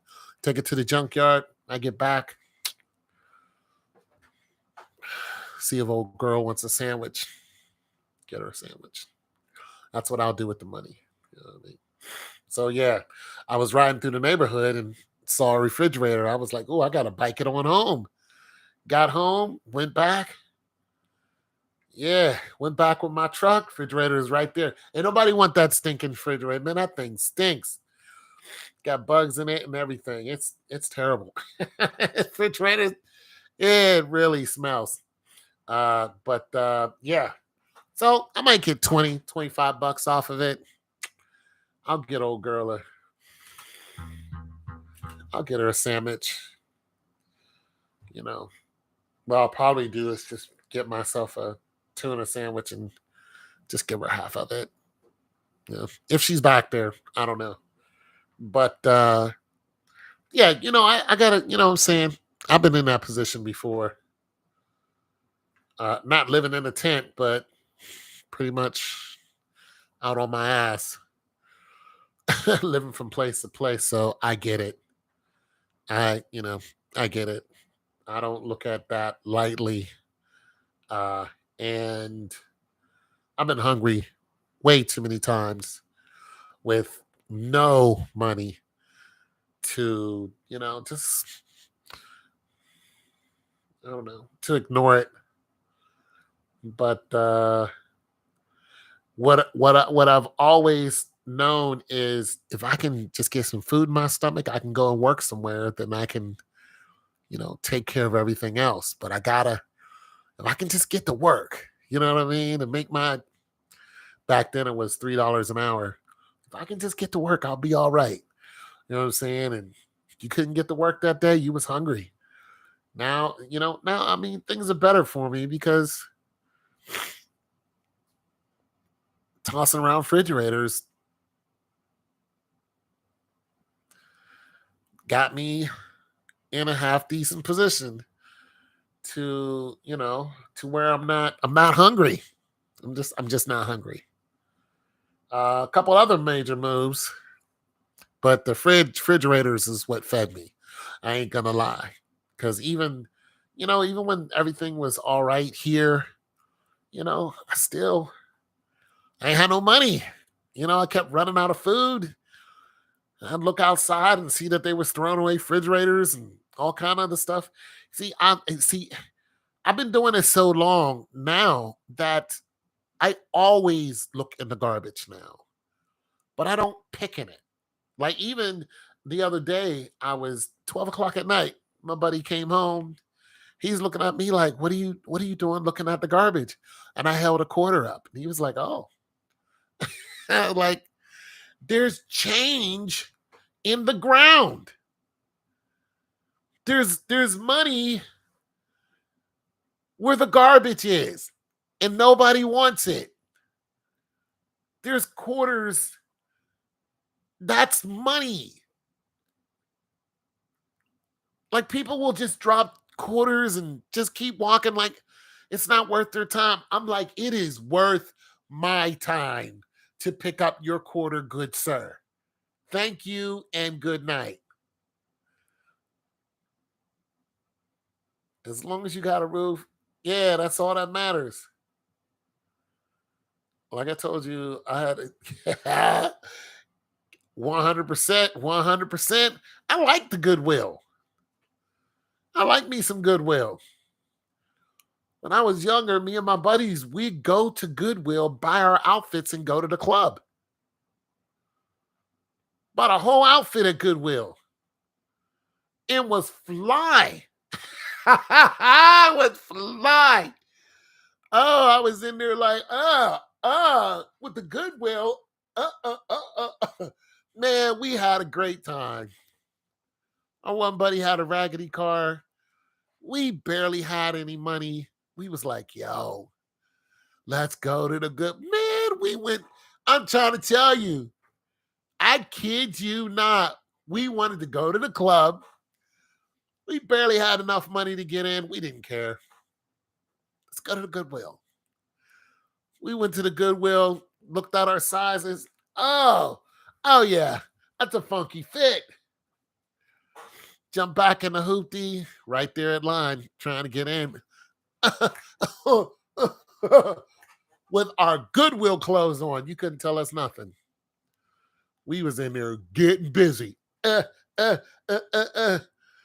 to mac on the honeys, broke as hell. Broken in a joke. None of us had any money. Still, we had a great time. That was our thing. That was our thing on the weekends. Go to the Goodwill. That's what we do. We go there and shop. Yeah, likes me some Goodwill. Matter of fact, I got some clothes I'm gonna take down there. Drop them off. Put in one of them bins. So I outgrew them. I'm just a big person now. None of my dress clothes I can fit into. I mean, I'm 280. I could fit in that stuff when I was 240. I'm 280 now. Yeah, it's lights out. It's lights out. But yeah, if you guys got $1,000, hang on to it. I know some of you guys got way more than that, and you're like, $1,000 is nothing. I'm telling you right now, if you have a grand, yeah, hold on to it.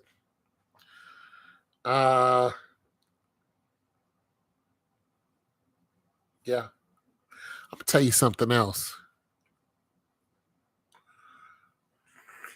If you have insurance, or if you don't have insurance, or you're looking to change your insurance, look at Humana. Because I didn't know this until recently, and I've been with Humana for a minute. Humana has a program where they pay you every month. And it all depends on your situation.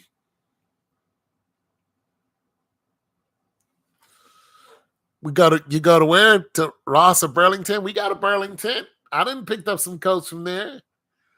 But Humana will pay you, depends on your situation, up to $500 a month. Now you have to be in a, there's some stipulations, you have to, if you're working and stuff like that, it probably wouldn't happen. But they have a Humana card. They pay you $500 a month. I was like, man, how could I get on that? Well, I couldn't. But they also have one that's $175 a month. That's something. Now you can only use this card. You can use it for food. You can use it at certain stores. So you can't rent a car with it. But you can pay your electric bill, your water bill, your rent. It accumulates. So, if you don't need it and every month it's just accumulating and then boom, you can say, I'm going to pay, you have enough for your rent. Boom, I'm going to pay my rent. But yeah, it'll, you can buy food, water, light, any of your basic bills, your phone, your car insurance. But you can't go and, I don't think you can buy gas with it. But nonetheless, so you guys, if you know people who are looking for insurance, or check that out. I don't know if any other company does that, but I just found that out like 4 or 5 months ago. I saw my agent and he was like, yeah, we have this program. Like, sign me up.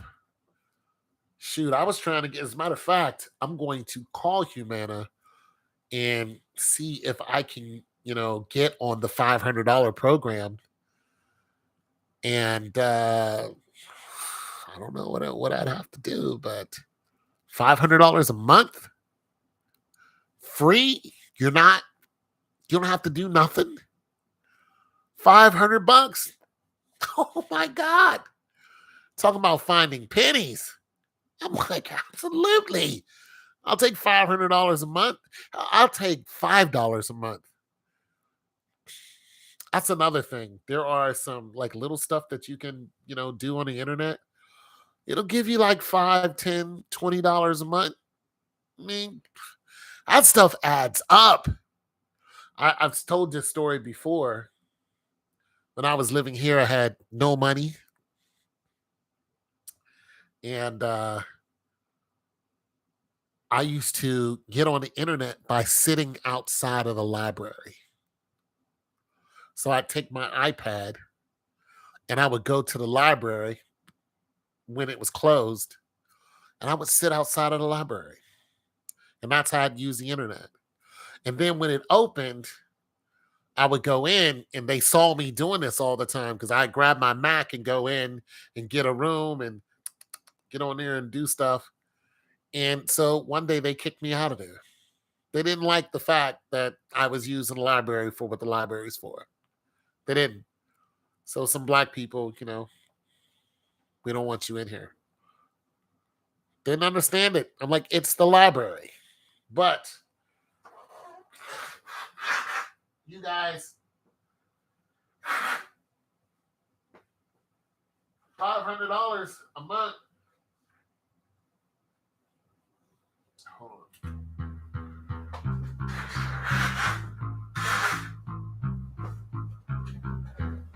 Oh my God, my nose.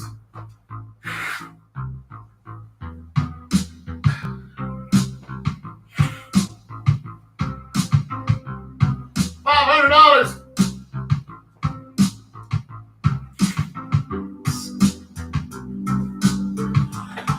I'm trying to get a hold of that $500.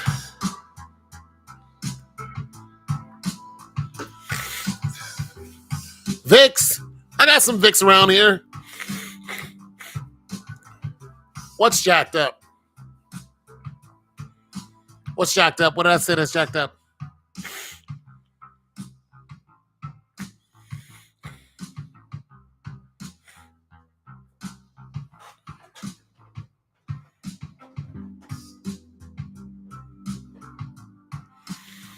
Peppermint oil.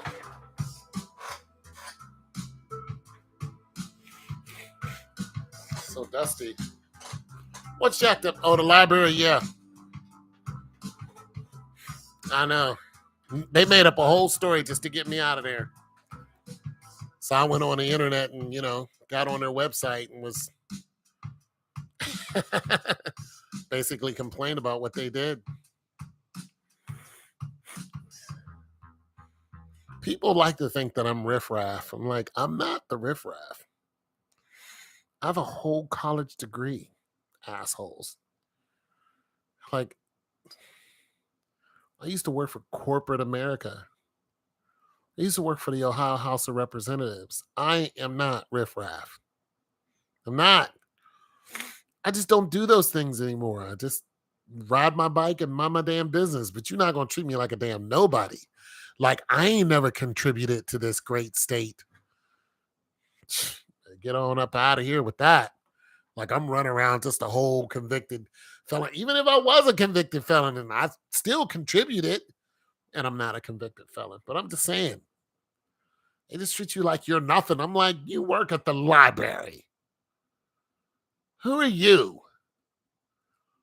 Who are you to tell me I can't come in here and use the library? Like, who are you? Just pissed me off, but I handled it my way. The right way. But yeah.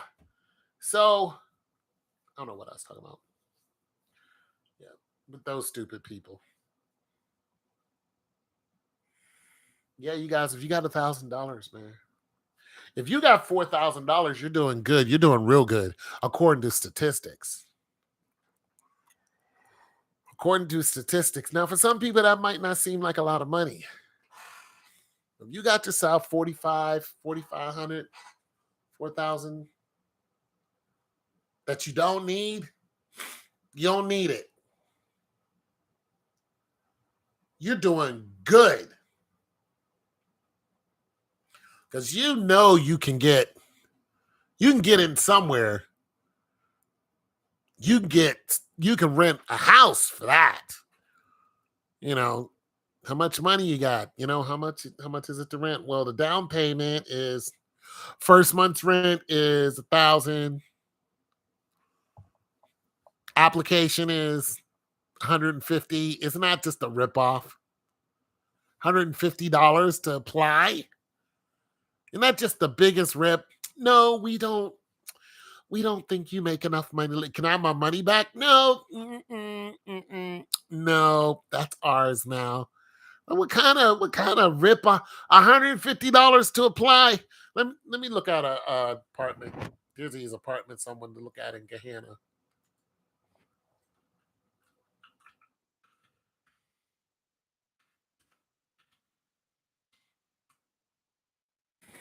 Two bedrooms.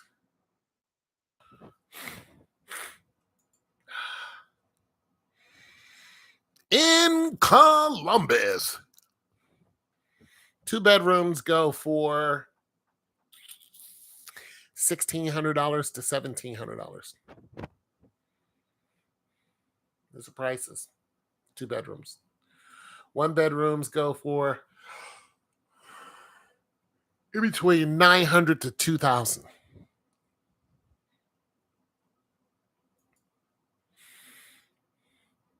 Three bedrooms.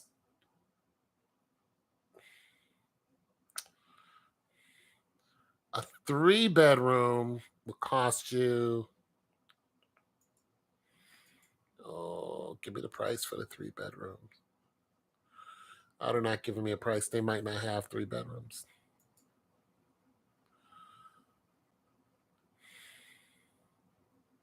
Oh, okay. 3 bedrooms. Different apartments. This one 3-bedroom for $1,800. Not bad. $1,200. $1,200 can't be. Oh yeah, yeah. $1,200 to $1,200 to $1,500 for a 3-bedroom. That's not bad.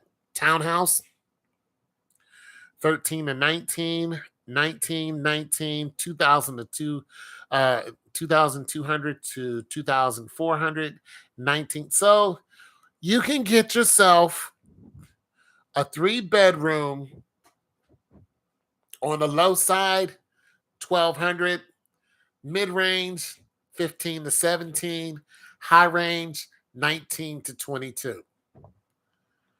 Ain't terrible. You know, ain't terrible. And these are all different apartments.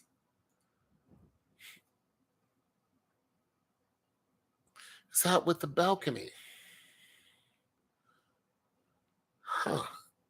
Okay, Natalie, let's. With a balcony. Okay, let me click on one. Okay, dog and cat friendly, fitness center, pool, dishwasher. Let's see. Let me look at the floor plan here because Natalie needs a balcony. Floor plan, building feet. See when it's available. Unique features, air conditioned, cat friendly, dog part, easily freeway access. Garage is available.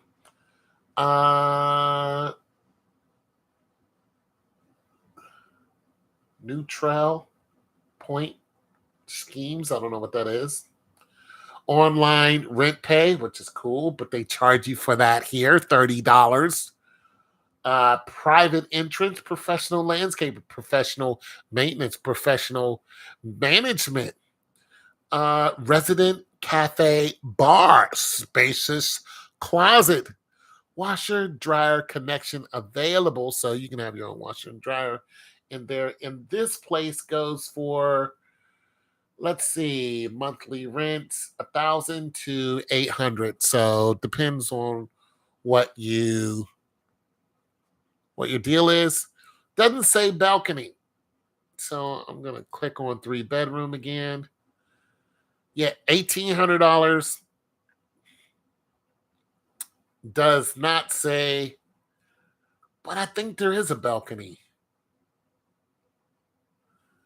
Refrigerator, microwave, island kitchen, walk-in closet, highlights, linen closet, balcony, large bedroom, balcony, and large bedroom, balcony, and patio. All for the price of $1,900 a month. Boom. So not terrible. Not a terrible deal. 3-bedroom, $1,900. Not terrible. Got a lot of amenities there. So if you're a regular working stiff, you can afford that. Especially if it's you and the Frau and you got a little, a bambino. Oh yeah, you guys could do that. You guys could do that. I told you the square feet, didn't I? Oh, I'm sorry, I'm slipping on my pimping. Square feet is, I did tell you guys square feet. The square feet is for the 1-bedroom is 681, and it goes to the 3-bedroom, it goes up to 1,200. 1,225 square feet. Let's see this particular unit. Let me see it. Yeah, 1,225 for this particular unit. Let me look at is it upstairs, downstairs? No. Oh, that is nice. That is nice. Yeah, a little swimming pool action on that. You and the mommy okay? Yeah, y'all can pull up in there, live in there in a heartbeat. Got yourself some elbow room, 1,200 feet. That's some elbow room. You, your sister, and your mom. We in there. We up in this piece. Run up in the joint, Especially listen, if two people are working, two, three people are working, usually it's mom, dad, and a couple kids. I'm just saying it's affordable. You got a couple people that are working. And if you're single, and I mean, $1,900, you're single. So you got to be busting down what? Let's say your rent. All right. So $1,900 for your rent. Let's just say your water is $50. Your electric is, I don't know, we'll say $100. We'll say your, what is it? Gas is $100 with the median, because it fluctuates during the winter. Let's say $100. 200. So that's what? That's 21. That's 2150.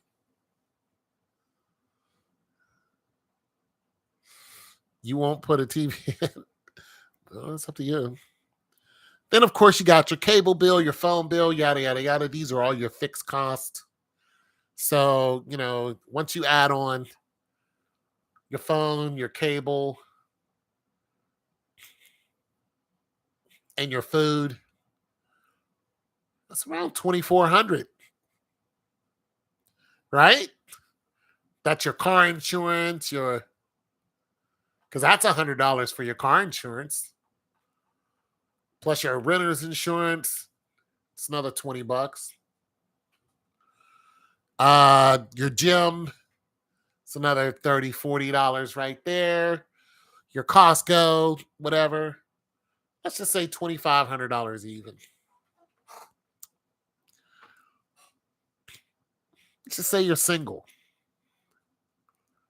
That's what it costs you to $2,500. That's just bare minimum $2,500 a month. Have to have it. Internet bill, everything. What is that? What's that? How much do you need to make? What's that? A month. So your rent is what? It's what percentage is it again? 40%, 45%, something like that. 30 or 40%, something like that. We'll say it's 40%. So to be comfortable, it's not including what your gas tank and whatever. To be comfortable, you'd be looking at 35, 40, $40,000. Let's see, hold on a second. Hold on. Let me do it by the wages.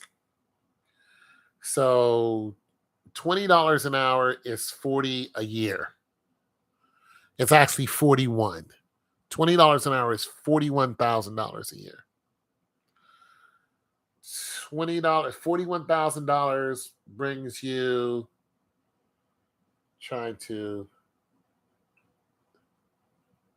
I'm not going to do it like that. That's not going to work. Well, wait a minute. I'm sure you guys figured this out by now, but I'm trying to do it in my head. So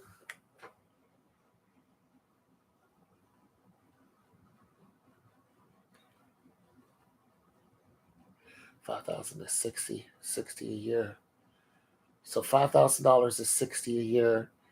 So it's somewhere around $3,000.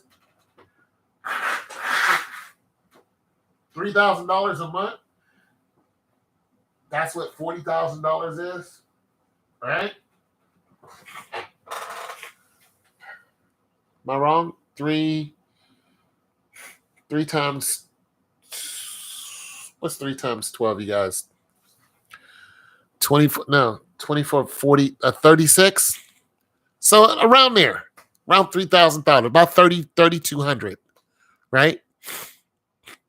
Around 3,200 a month is somewhere around $40,000. So you would have 25 and 32. So you have what, $700 in your pocket? Could you afford to live there? No, no, no, you can't. Not really, not and be comfortable. You can't live there. Well, you can, but you got to be careful. Well, okay, let me fix that. I say if you have $500 that you can save, excuse me, not that you can save, but that you don't need, then I say it's doable. So in this case, I think yeah, that's a doable situation by yourself. If after everything is done and dusted, you got $500 to $700. Yeah, that's definitely doable because you can take $200 and just put it in a piggy bank. You can actually put it in the VOO, a Vanguard or something like that, and boom, or you can put it into well, if the company you work for doesn't have a 401k or a PERS, you can take $200 and dump it into a growth stock or a dividend stock, something like an oil company. You can do that and just leave it there. And usually it's going to grow 30 to 90% at the end of the year. Or you can, put it into a growth stock that might grow 10 to 12% at the end of the year, like Lowe's. Put in a Lowe's. It's gonna grow 10 to 12%.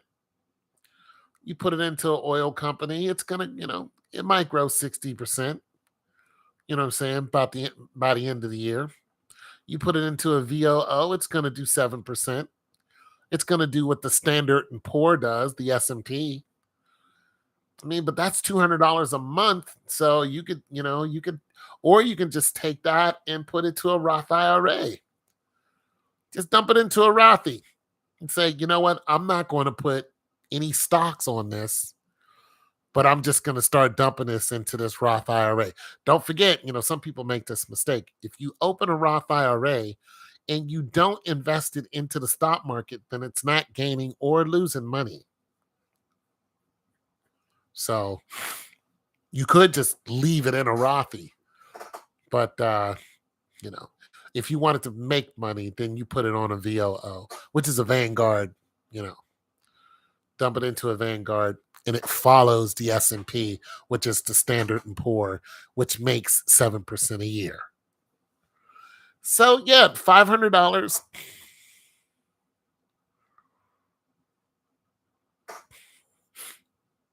Plus, during the winter months, if you're, living where I'm at, your electric might go up a little bit.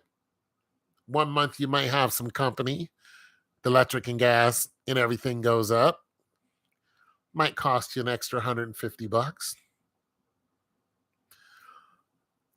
Can you still save your 200? Absolutely. So yeah, you could live there and be, halfway decent.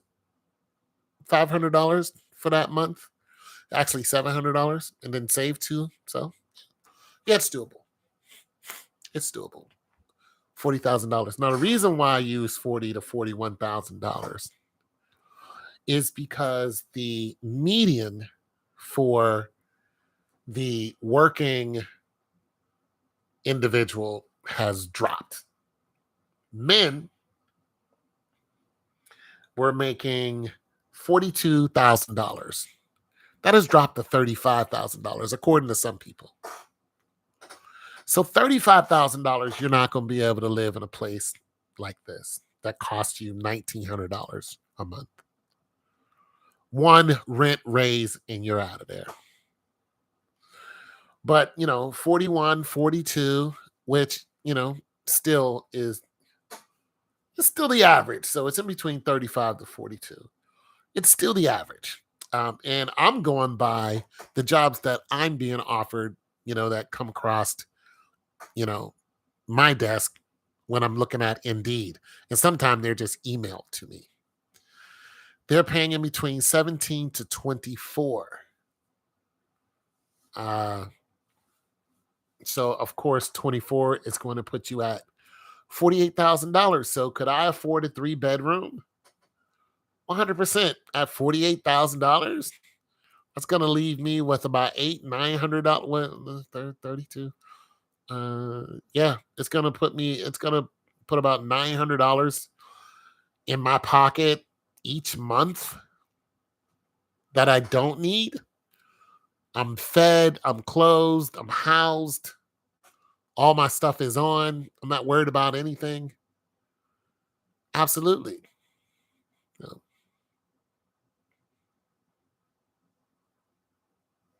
What up? What up? What up, man? How you doing? Yeah, Beats by Tone.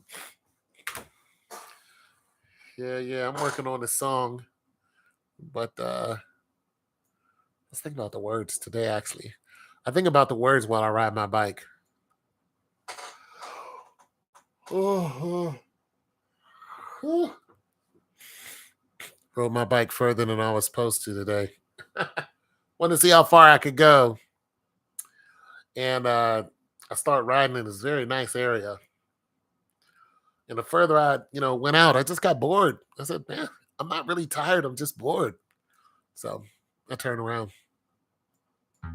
That's when I found that refrigerator. And it's been really helping my knees. This song right here. This song we was I'll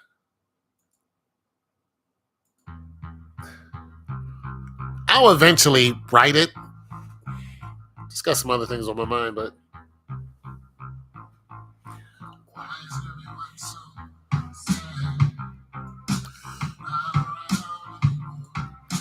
fell on a bathroom floor. So bad. Yeah. Yeah, I'll figure out the words. Now that I got a premise of it. Yeah, the shower song. That song and the Lion song. You know? So my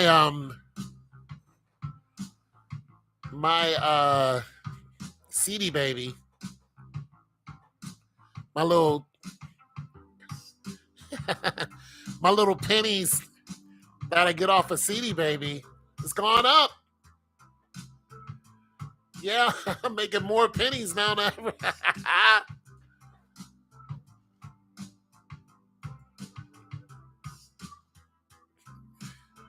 Still haven't sold an album yet, but I'm making more pennies now.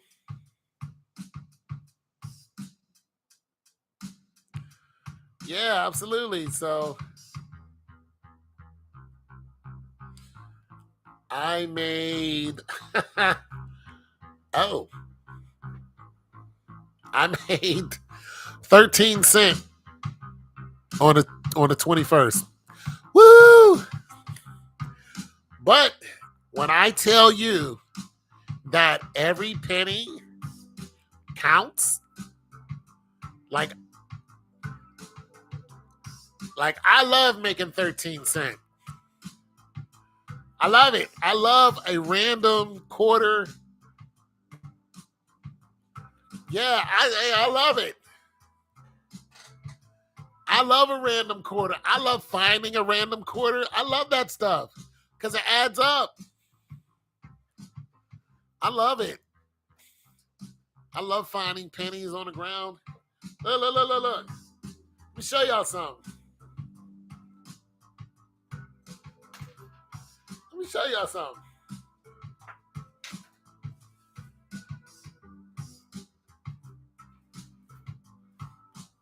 Y'all think I'm playing?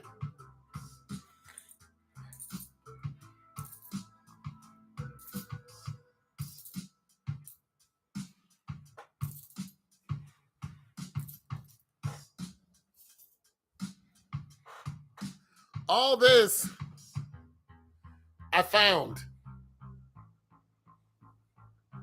Quarter, nickel, dime. I find this. Every day, I find it. And they're all over the house. Some in my bedroom, some in my living room. Here's some I was trying to clean. Bunch of dirty ones. Bunch of dirty pennies, quarters, and whatnot. I was trying to clean them. Trying to figure out what's the best penny cleaner. I love it. I found a dime today. We're like, that's not a lot of money. Listen. I make more money finding money than I do talking to you guys for hours. You know how much money I'll make off this video? I might make 2 or 3 cents off of this video. Kid you not. Maybe 2 if I'm lucky. If I'm lucky. And then nobody else is going to watch this video. Kid you not. My CD baby, I make 1 or 2 cents a day. I go outside and look in the parking lots. I find like 30, 40 cents. Sometime in one spot. Like, this is a jackpot. Oh, I love it. Because it adds up. I'm telling you, I found, since I've been looking, I know I have at least found $50, $60. I know it. I know it easily. And I just started doing this about a year or so ago. I've been living here for all this time. And I just started doing this. And I'm like, I just kept looking down and then seeing pennies, and I'm kept walking past.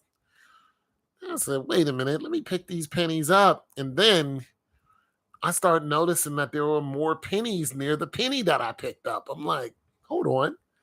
Then I'd see a dime, and then I'm like, wait a minute. So I start walking in and out. What I stopped doing recently, I don't get too close to cars now. So I wait till that part of the lot is empty, then I go into it. Like I saw some change today. It was only a penny, but it was right next to a car. And I'm like, no, I'm not doing that because you can offend people. But tomorrow I'm going to go by there, that same spot. And if that car is not there, I guarantee that penny will be. I'll pick that joker up. I'm just saying, you guys. I may seem a little cray-cray, but 25 cents. I found this right outside my door. 12 o'clock at night. Just going for a stroll. Like, wait a minute, that's a whole quarter. Found $1 too. I found $1 twice. I found a metal dollar and I found a regular dollar. I know it's not a big deal to you guys, but the whole premise is you won't find it if you're not looking for it. But if you start looking for it, you'll find it. You start looking for money, you'll find money. Just like trouble. If you're not looking for trouble, you usually won't find it. But if you're looking for trouble, you'll find it. Same thing with money. If you're looking for money, you'll find it. You will find it. So yeah, you guys.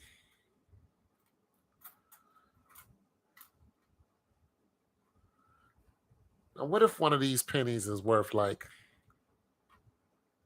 and no, I'm not going to start going on eBay to see how much these pennies are worth. I already looked up some of them. I'm just saying, what if I find a penny and it's worth like, 100 grand. For one, I'm not going to tell you guys because that would be just stupid. But I will tell you if I find something and sold it. I'm just not going to tell you how much it is. I really did good tonight. You enjoyed the subject matter? Well, thanks, man. That's a compliment coming from you.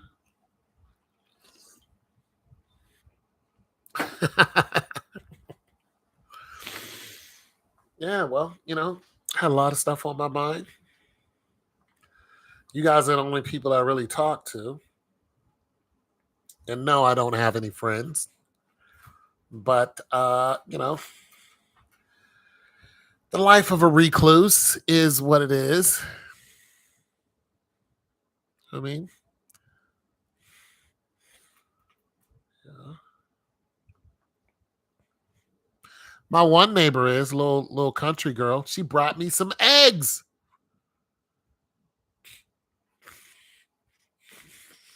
She brought me a whole carton of eggs, like 24 of them, 24 eggs, fresh farm eggs. I've been eating them too. Good. Brown eggs, fresh off the farm. Yeah, she's a cool person.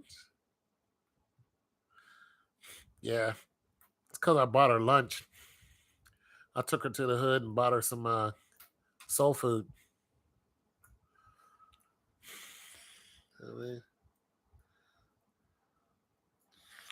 like, come on, let's go. I'll take you to the hood and buy you some soul food. So she is a, sheltered one of these white girls that's like a real white girl, like an authentic. That's what she is. Never been around black people, come from a small town. Daddy's a farmer, you know, just a regular. When you think of Ohio, you think of people like this. She is exactly what you think of when you think of a white woman from Ohio, like a regular white chick. Like she has a fear of, well, she had a fear of black people because she never been around one. So, she is kind of fortunate that I'm her neighbor because I don't fit the stereotypes that's in her head. She's like, well, I thought this and that. I was like, nope, we're not all like that. Some of us are. Some of us are highly volatile, very dangerous, but I'm not. So I dispelled some of her fears. Yeah, that's a good thing, right? Yeah, it's pretty cool. But would I say she's my friend? No, not really. She's just a cool person. Cool neighbor. Yeah.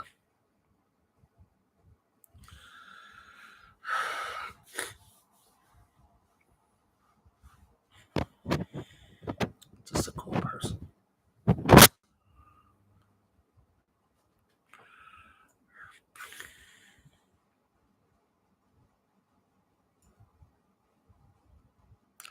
Lunch dinner. What about lunch dinner? What about it? Why wouldn't that be a friend? I just wouldn't call her a friend just yet. She's a cool person though. Uh, she wanted to introduce me to her parents.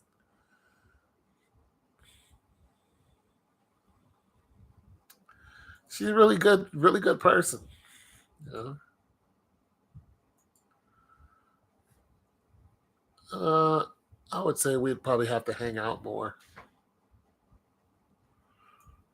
but I don't know.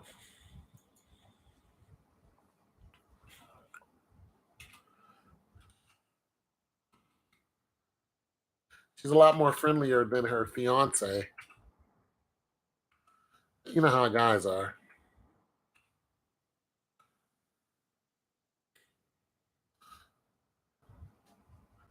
Yeah, see. It's not what you think, Natalie. It's not going there. We're not, we're not going there, Natalie. We're not. That's not what this is. It's just a chick that lives beside me. And I told you, I like black women. Even though they don't gravitate towards me. That's because I'm what do they call it? Strange, a little strange. I'm different. I'm different. It's a nice word for it. Well, that would be a waste of her time. I'm not interested. Not interested. It's not my speed. Not my speed, Matt. I don't think I'm her speed.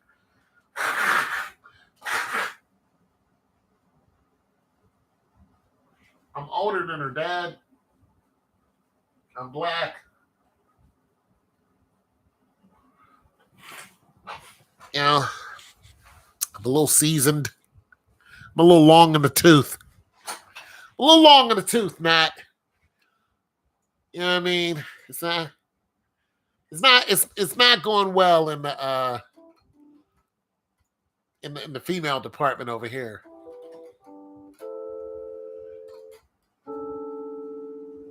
It's not going too well.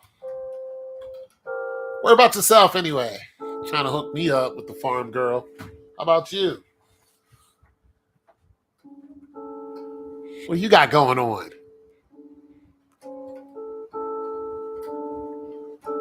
Well, it ain't that. This ain't that. I know what I like.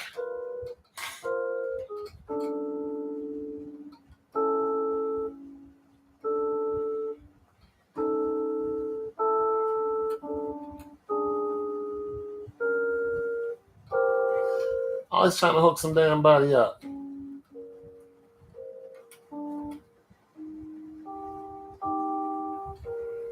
What you got going on? Trying to hook me up. Yeah, see, here you go. It's a long story. Where your man friends at?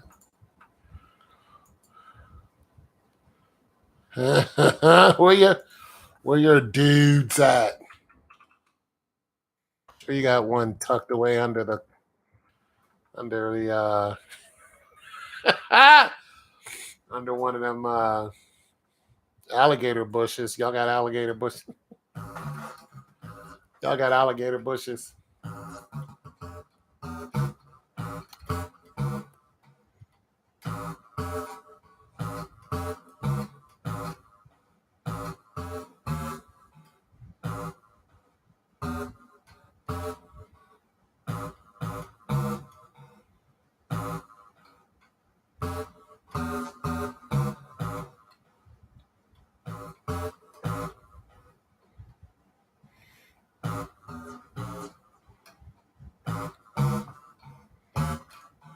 Working on that, ma'am.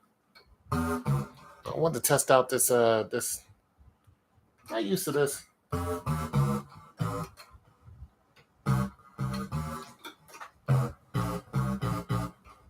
mean, it's easy to make a beat out of this, but 132.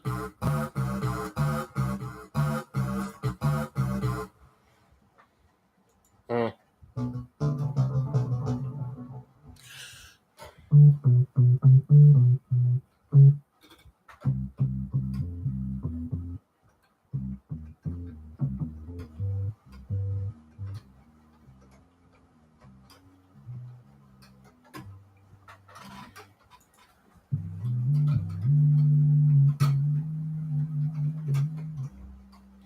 I'll find something I like.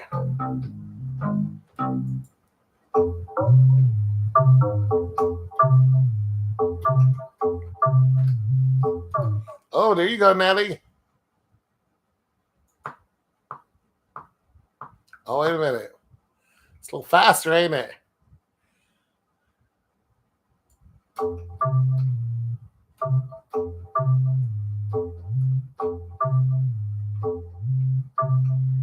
What is that?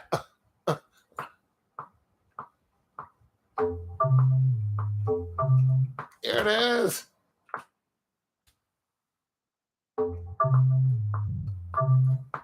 Oh, it came out wrong. It always does that when you press record.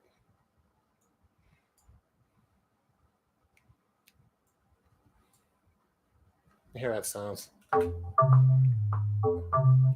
Okay, that's not bad.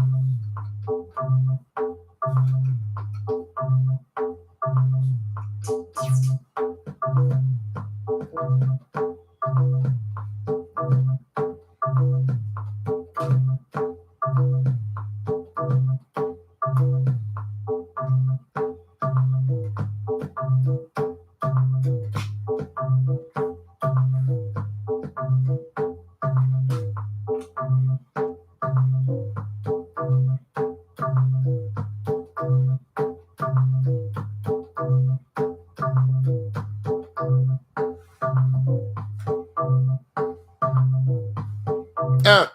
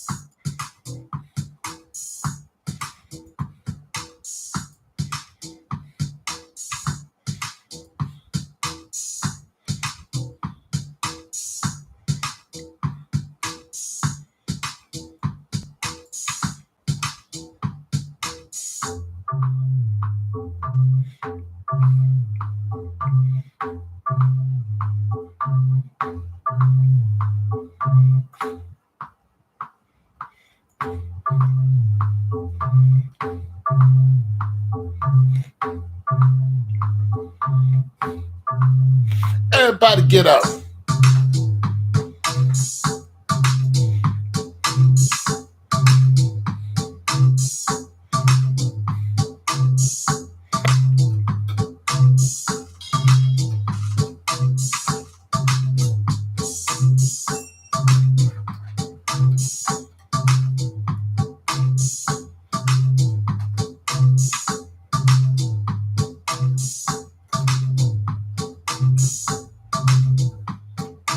Didn't know that was a bass. Didn't know that was a bass.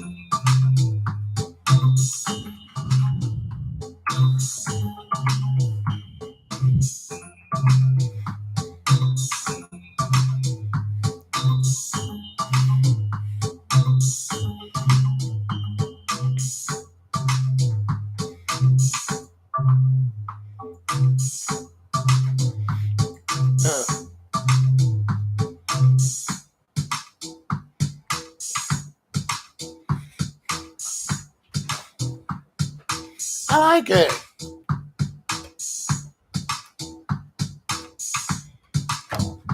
Get some strength.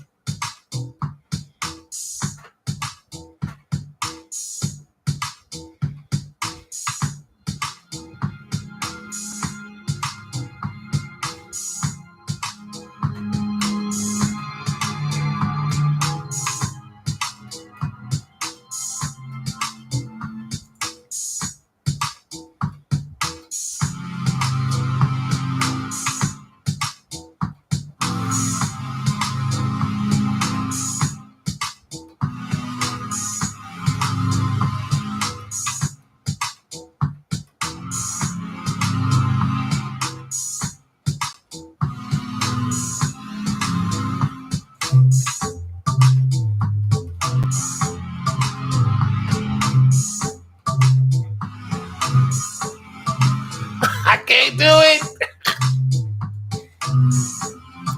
I can't do it.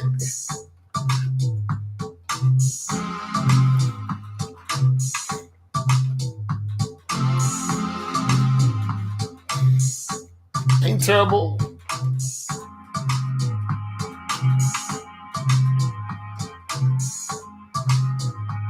I'll try with a natural instrument. This is almost what I'm finding out is the unnatural instruments. It's just hard.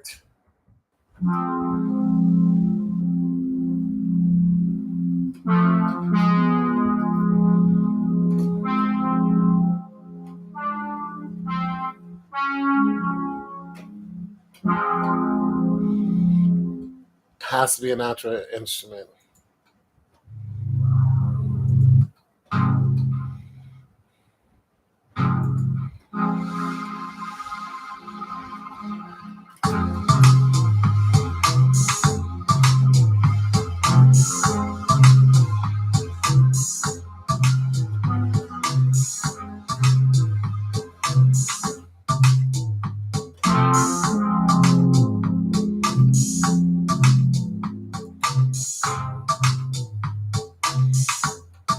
Nobody likes it. It's okay. I like it.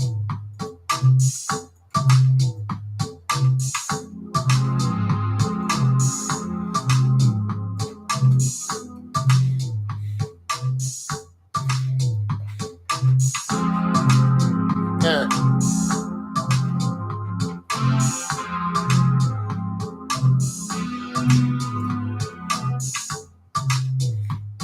Nobody likes my song. It's okay.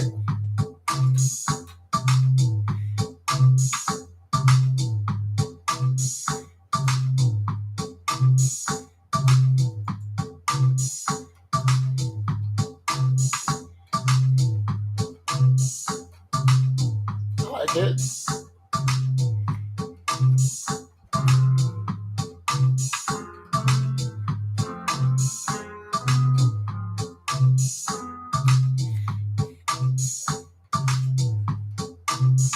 It's the bass.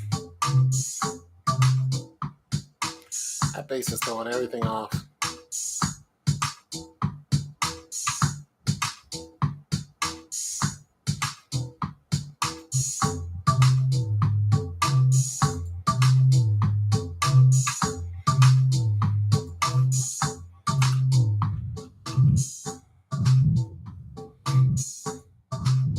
I like it though.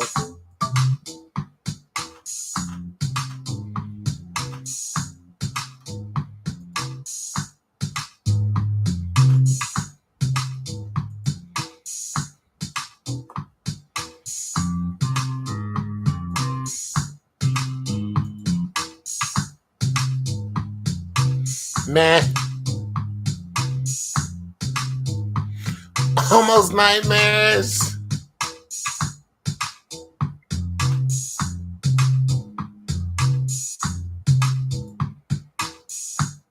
Takes work. I like it.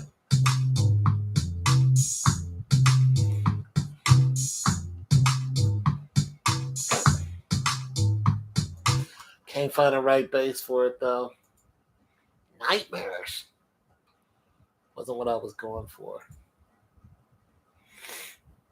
That's what happens when you're introduced to a new bass. You're like, I never used this bass before. You know, you try to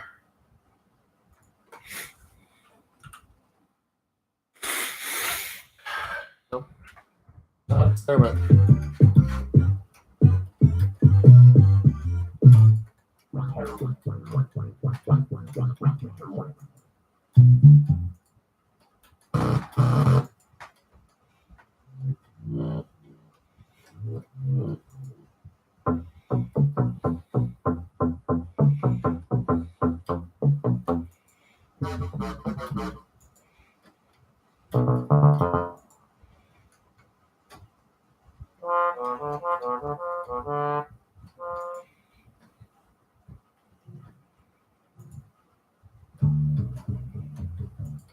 Too easy.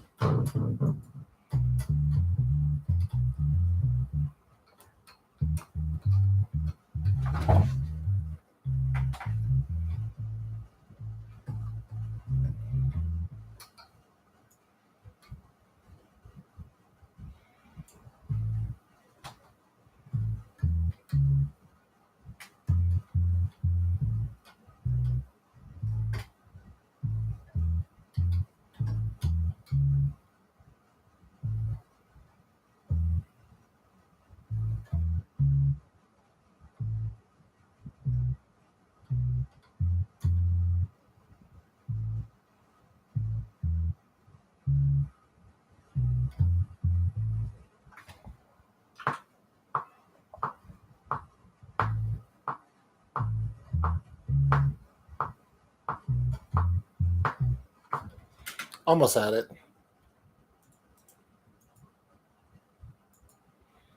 Oh, oh, oh.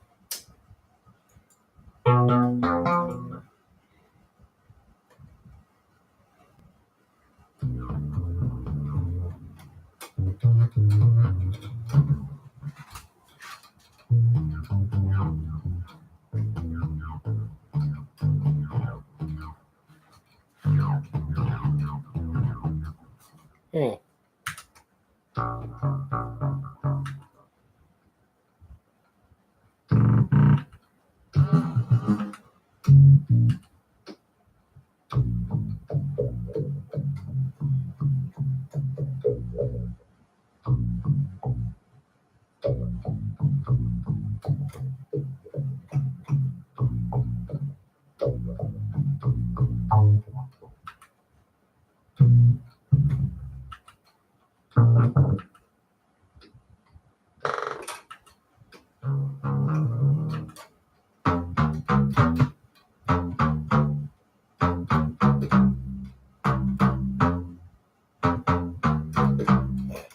Too easy.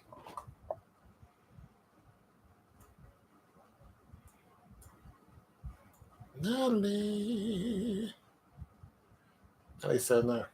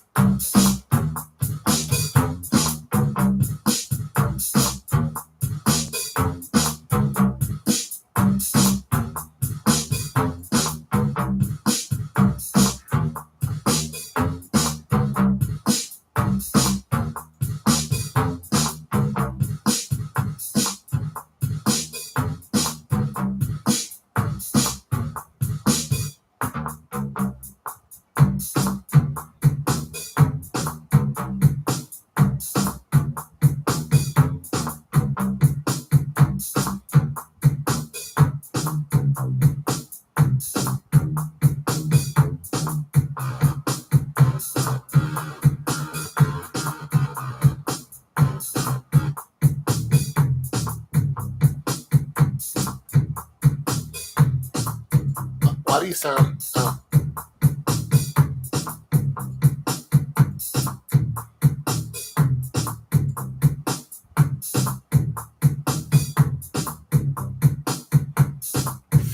Fright night.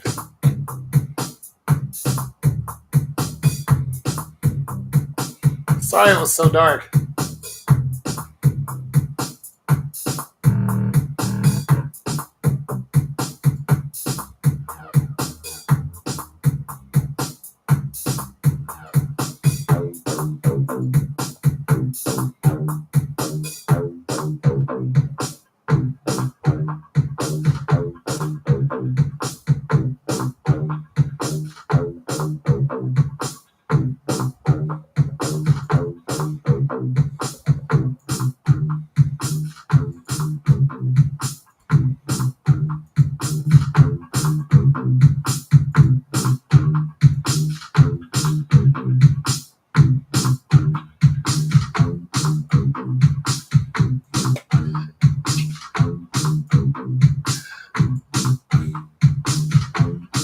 I've never heard this. Let me cut this out.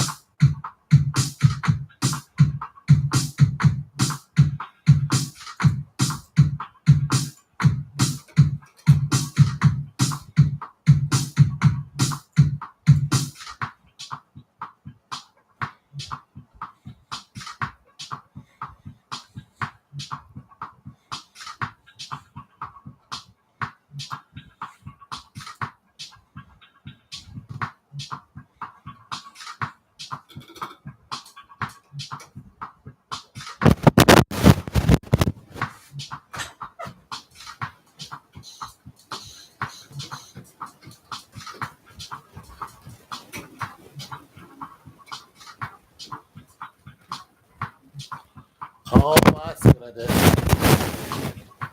Interesting. I made a beat out of it.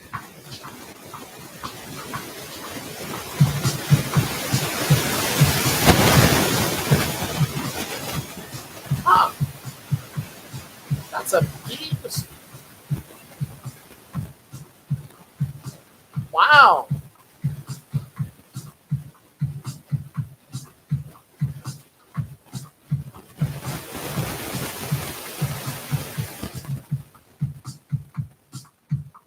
Okay, let me stop this. This doesn't sound good, but it's interesting. I've never heard this before. Huh. Okay. Yeah, that didn't sound good, but never heard it before. I didn't. I hit with something new. So I guess one of my updates worked. Huh. Not doing too good on the beats tonight, am I? Trying to find something new. So I'm trying to.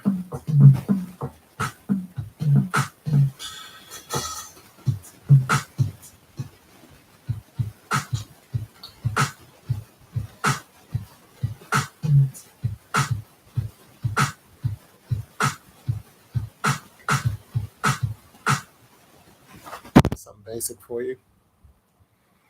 I know you like groove types. You like grooves type of stuff. You like stuff to groove to.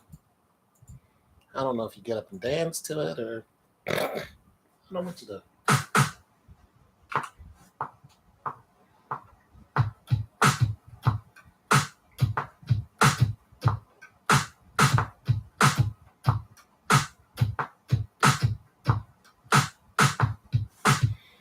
Give you something you can dance to.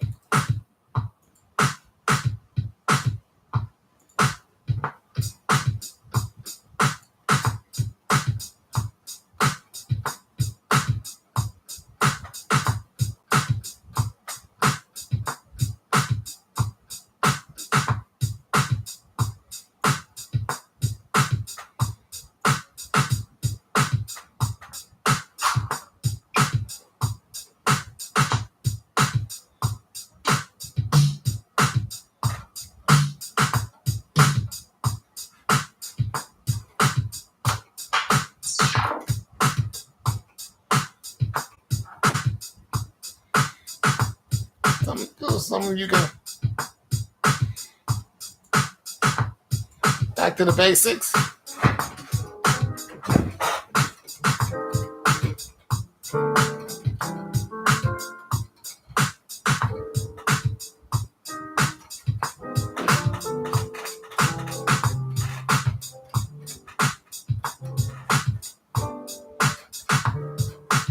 It sounded like a lo-fi for a minute there.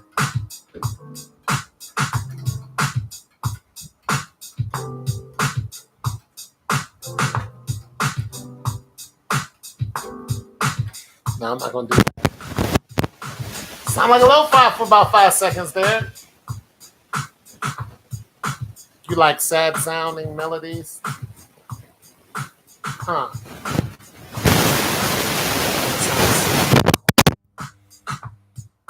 Sad sounding melodies.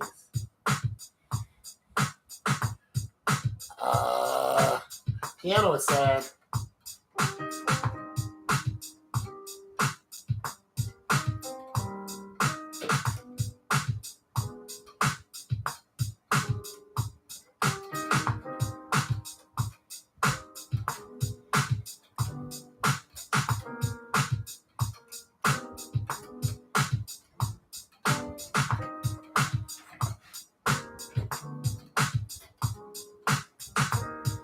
That's sad.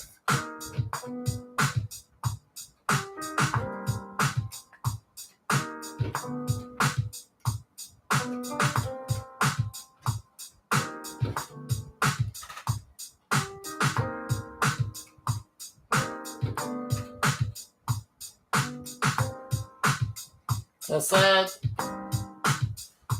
That's sad, Bree.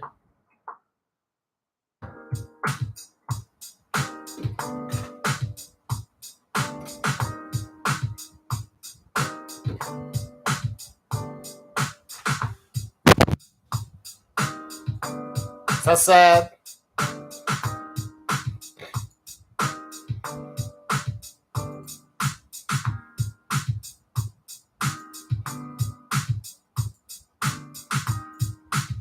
Poor Madly. She's so sad.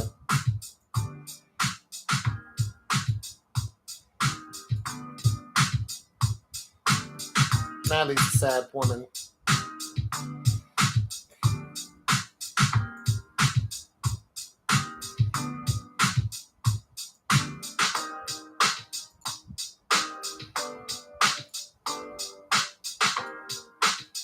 Don't be so sad, Madly. Be all right.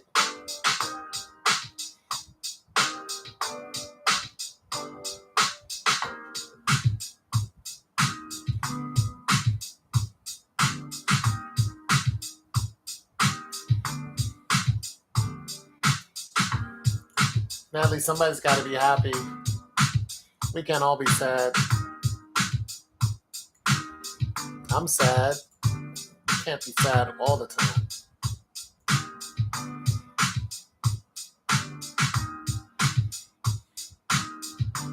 We can't all be sad, Madly.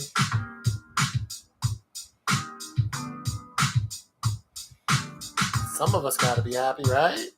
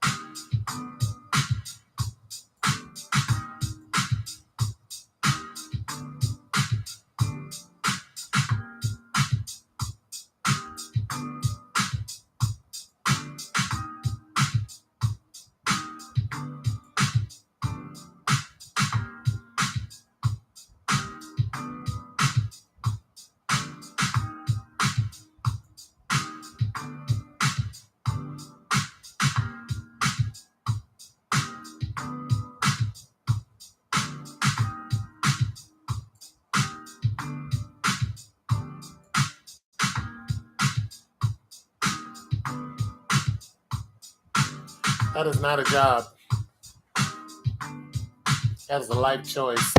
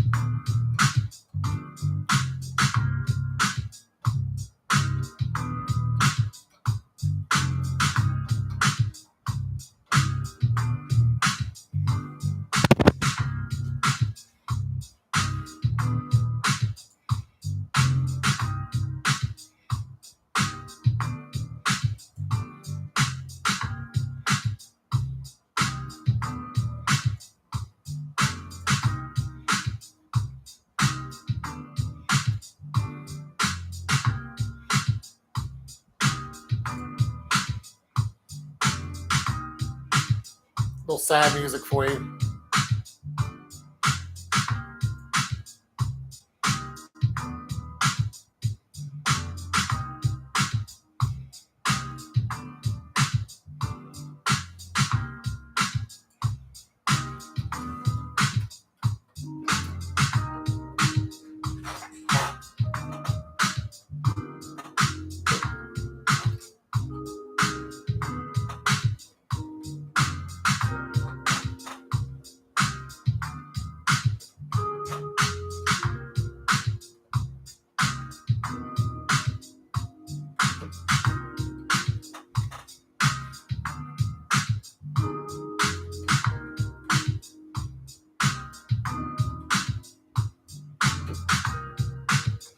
Is that enough for you?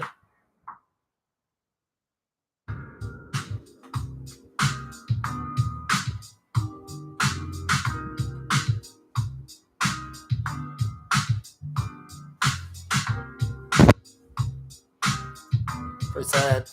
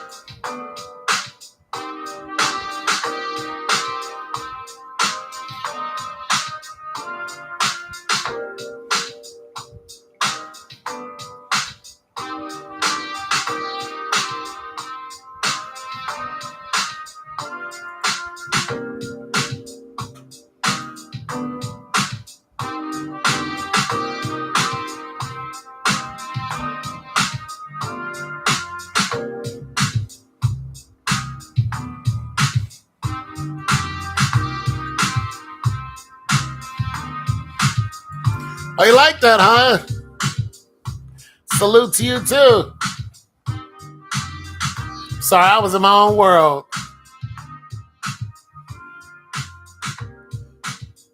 You know, when I get to producing, man, I get to. I'll be somewhere else. I'm sorry. I didn't even know you'd have to comment. My bad. I was not ignoring you.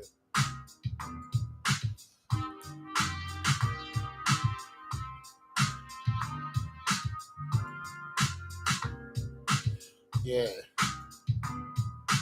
But sometimes my computer be blocking. Like I can only see one thing at one time. Yeah, my bad, though. Yeah. But I get to mess around with this, you know what I'm saying, trying to, the drum sets, like this high, that's a, like a lo-fi effect, but it's actually a bright and a hi-hat.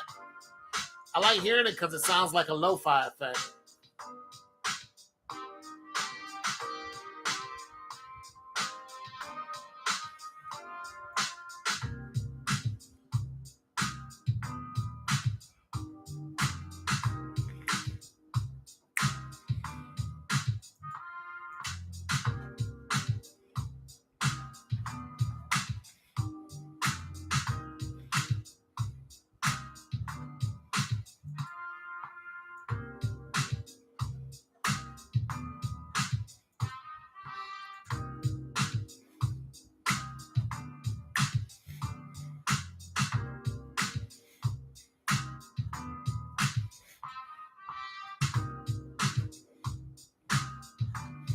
It's hard.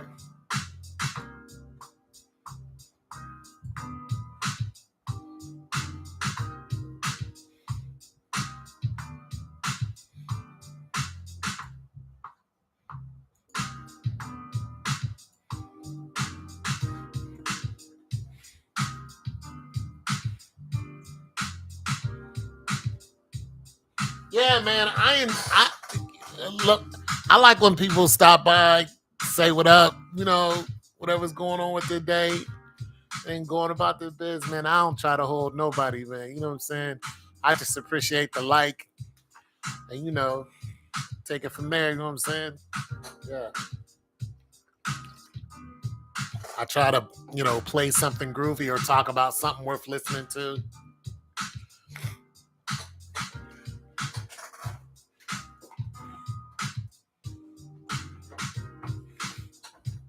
See what else I can add to this beat.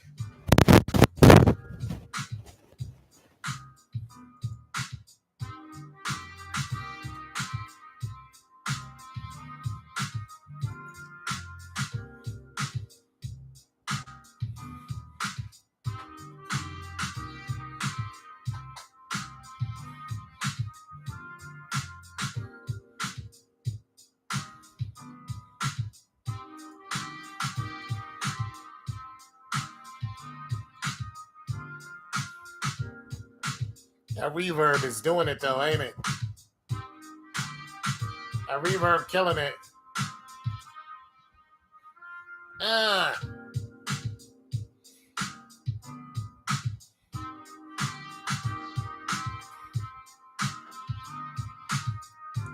uh.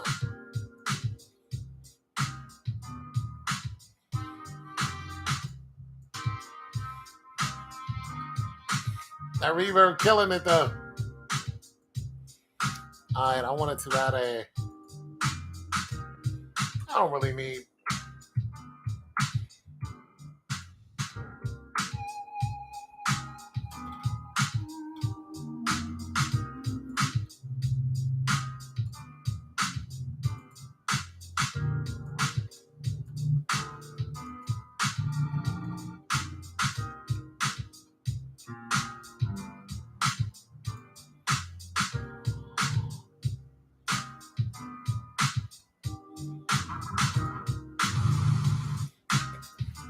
Not too many natural sounds on here.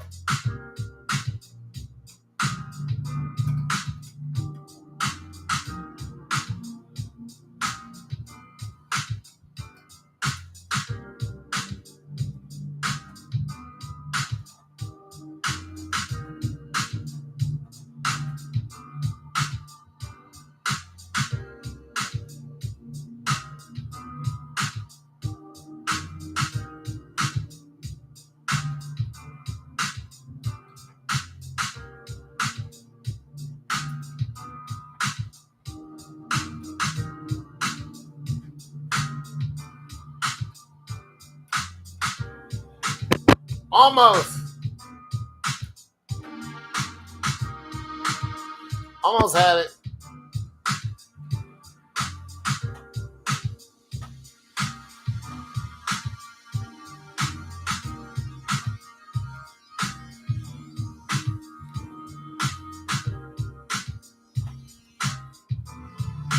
Almost. Little riser.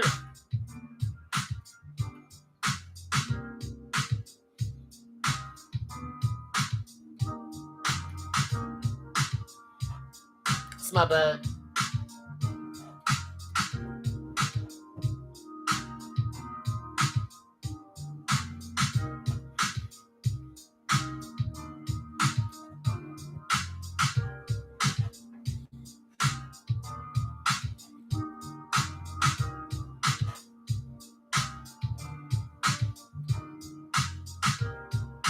Okay, I like that.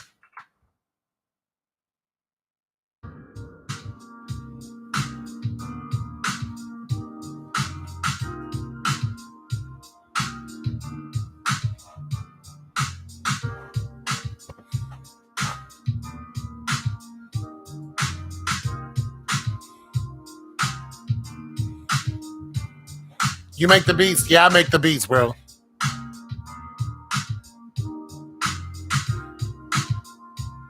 As you cry yourself to sleep.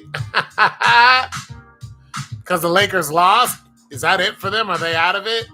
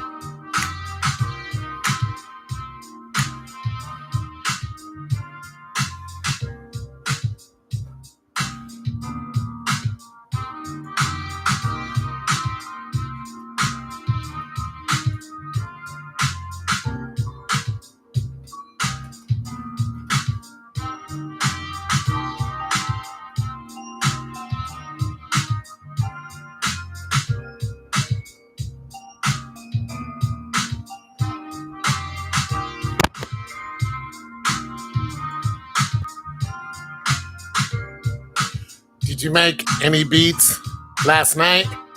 Uh, no. No, I didn't.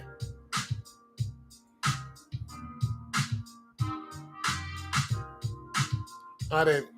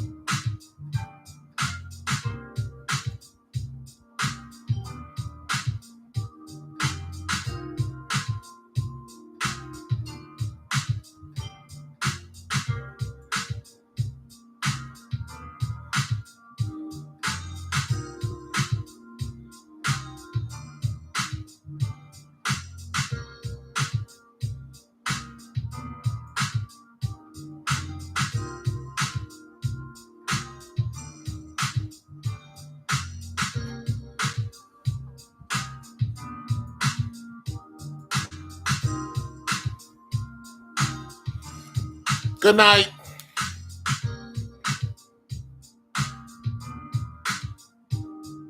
I will. I won't, but I will.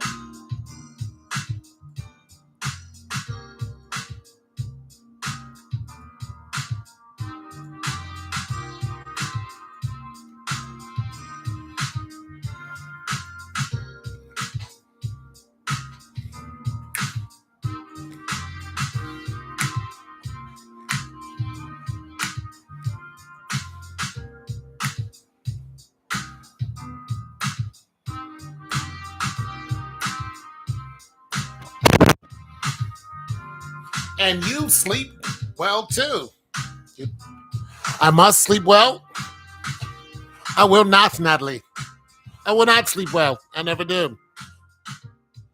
Well, I can't say never. Tonight I'm a little tired. I might. Nah, I won't. I know I won't.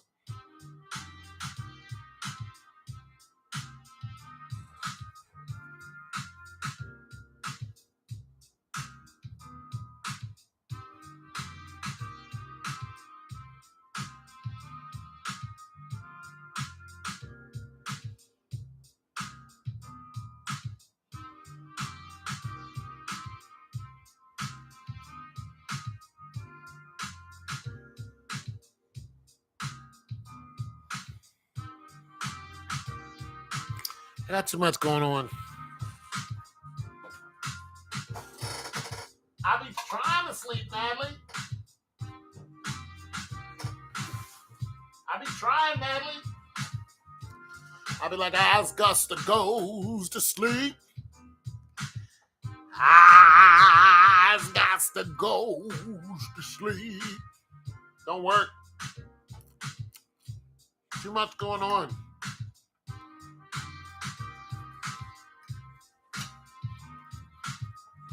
Too much happening.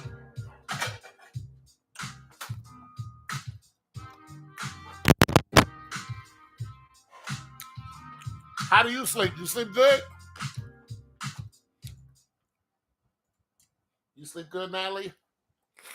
When you go to sleep, when you finally lay it down?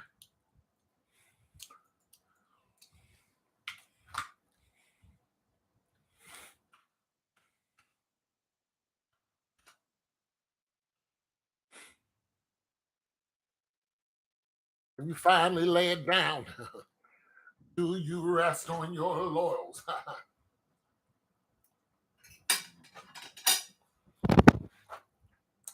You lay down, Natalie. You say, today was a good day. Do you go,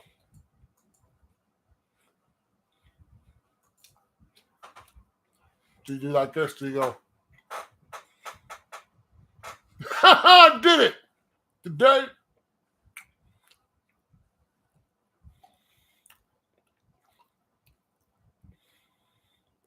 Yeah, me too. Sometimes my dreams ain't waking me up. Sometimes it's something else. You have nightmares. You still dreaming about me? When you close your eyes, do you dream about me? That is actually a song. When you close your eyes, do you think about me? Did you dream about me again? What'd I do this time? Was I running? Was I frolicking with fur lines? Did a bunch of women crowd around me angrily?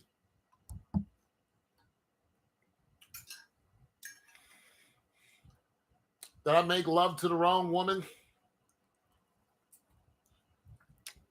and her friends?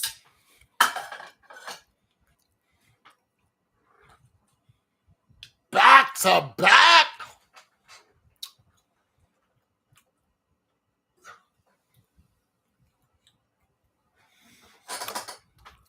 Natalie, you know what? You know what I think?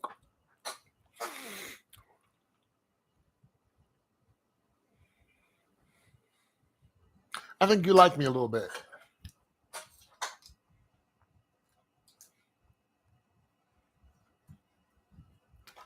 There you go. Hey, them dreams can't lie. It's okay. It's okay to like the Terminator, the Tonemeister. Okay, nothing wrong with me.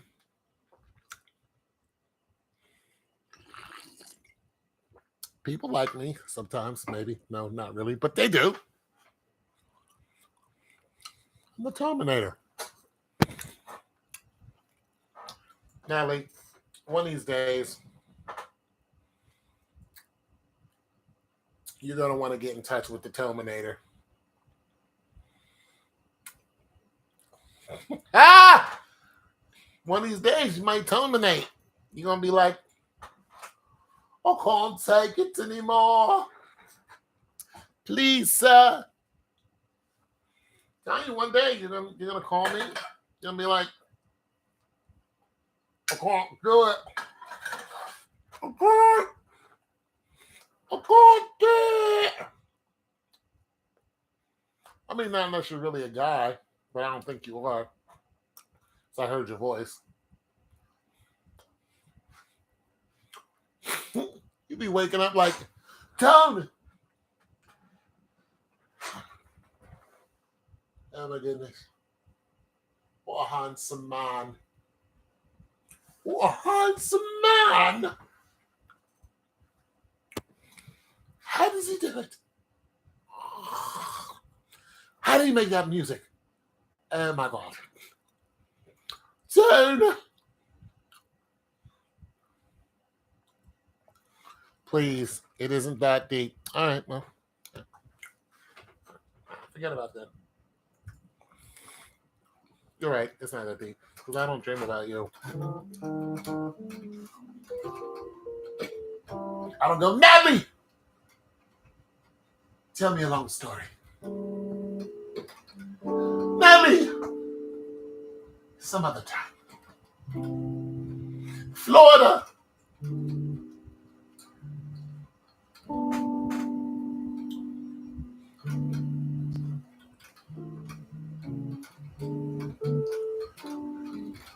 You're right, sympathy.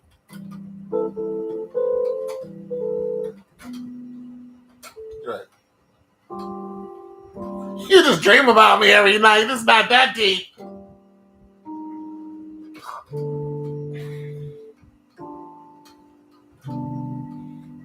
You're just waking up with flashes just out of nowhere. It's not that deep. It's not that deep.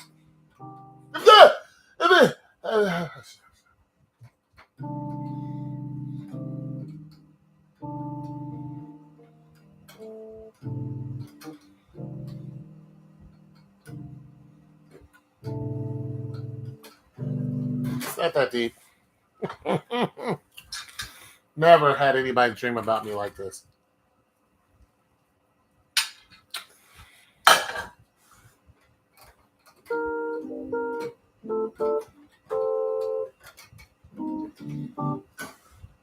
Never. Never happened to me before. Never. It's not that deep. All right. You want to wake up tonight? Same thing. Terminator. It's not that deep. And here's another thing I know. When you do wake up at 3 a.m, you want to call me. Tell me I'm wrong. Yeah, you do. No, I don't. I don't want to. Yeah, tell me I'm wrong. You'd be lying. You'd be lying again.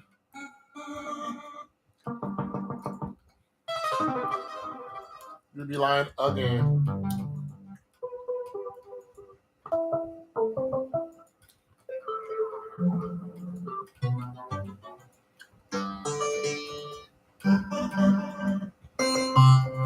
Yeah, you want to call me. Dude! Oh my God. Tell me what your dreams were about last night. I want to know. What did you dream about last night?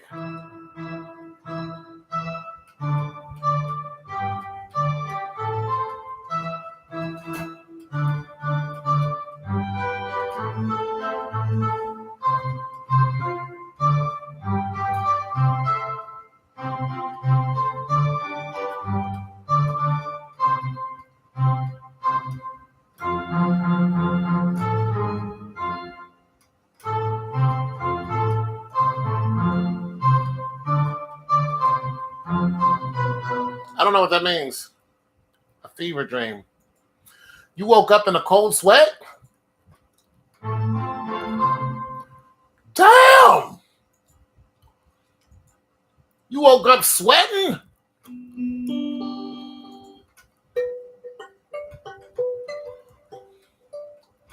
Did you wake up sweating, Natalie?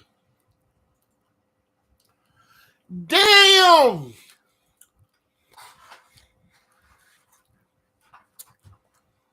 You woke up sweating? Tell me something. Were your feet sweating?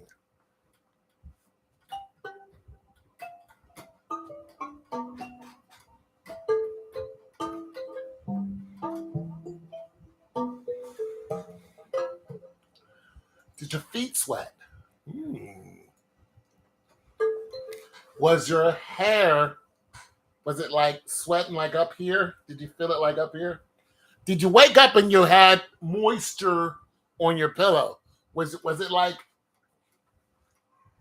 oh my God, I'm just curious. Lakers lost. Yeah, they do that. I'm trying to figure out how much sweat it was.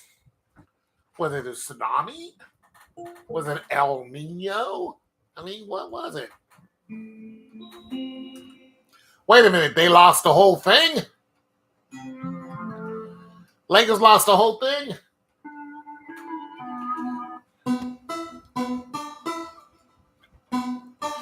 Damn! I'm surprised. Nuggets. Damn! I'm in shock, bro. Well, I'm not in shock because I don't care, but I thought they were sure to go.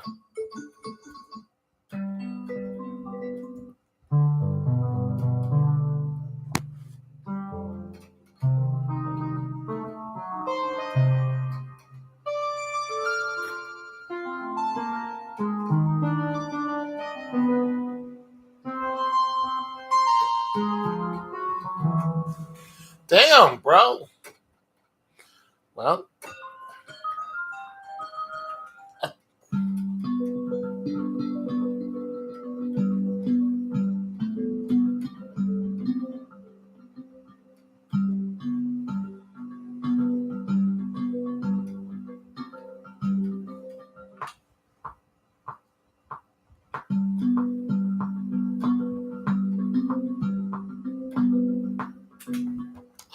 I'm surprised, man.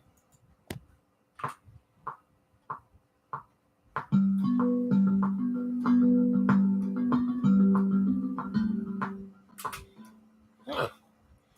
I thought they were gonna do it.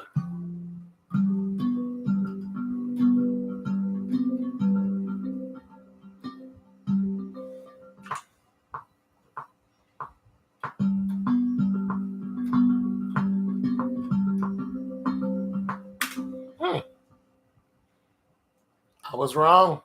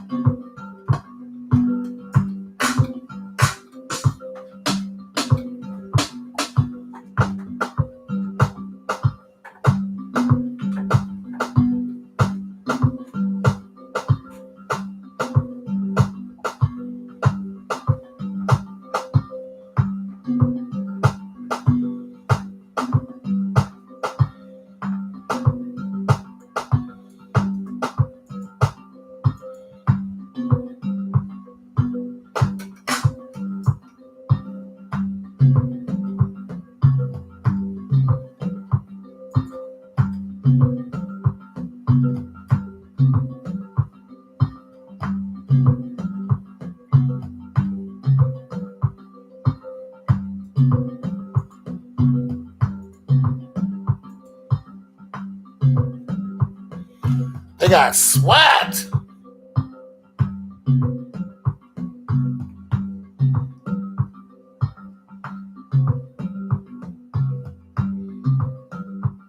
Huh. Well, that's cool.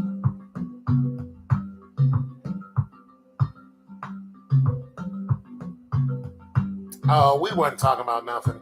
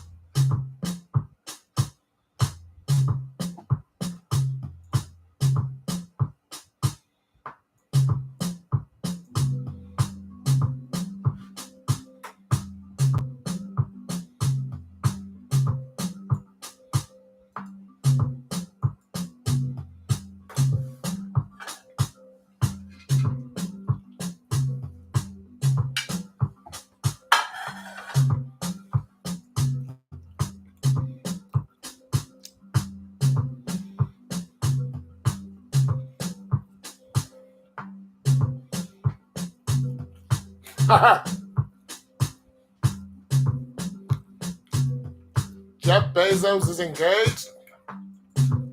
That ain't gonna last long. Same chick that tried to bang Leonardo DiCaprio?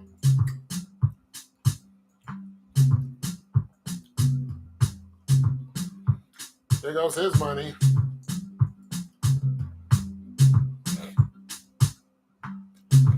You stupid.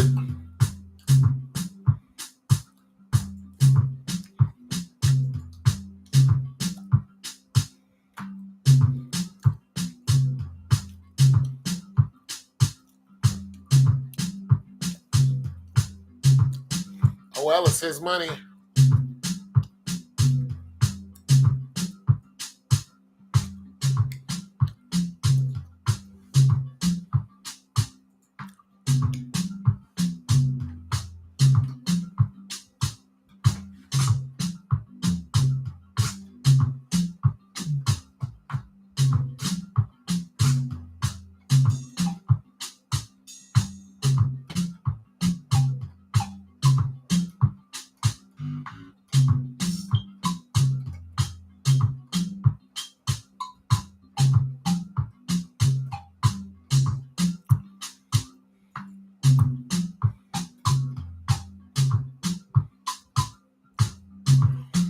You stupid.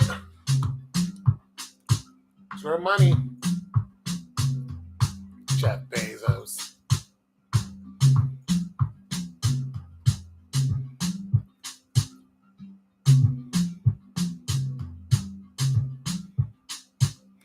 It's Jeff Bezos. He walked into a classroom full of kids and nobody knew who he was. One of the richest men in the world. Not one kid looked at him and went, Jeff Bezos. They just looked at him and they all put their head down and was looking at their phones. Bunch of black kids. They were like,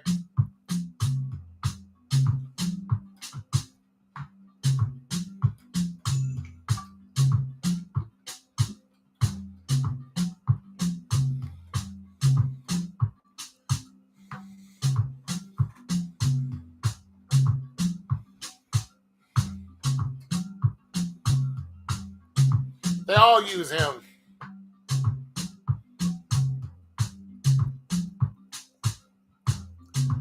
They all use him.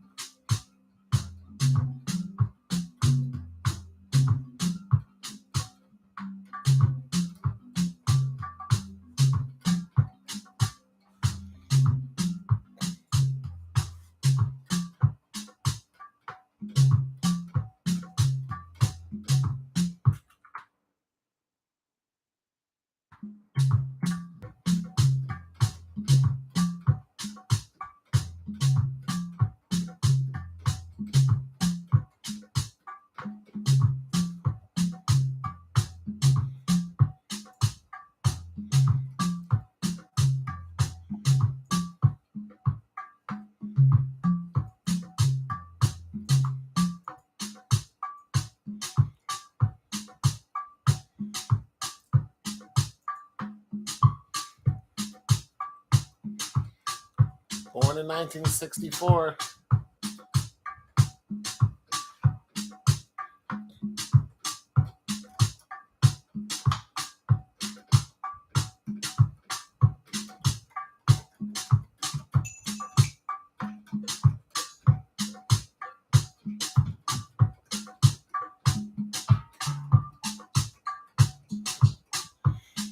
Trying to make something out of this.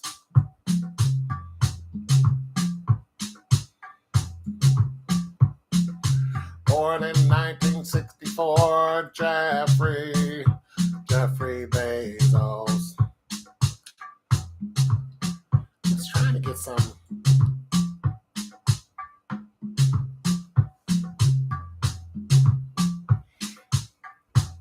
I was trying to get some love out of this, but sometimes you guys, sometimes it gets a little hard.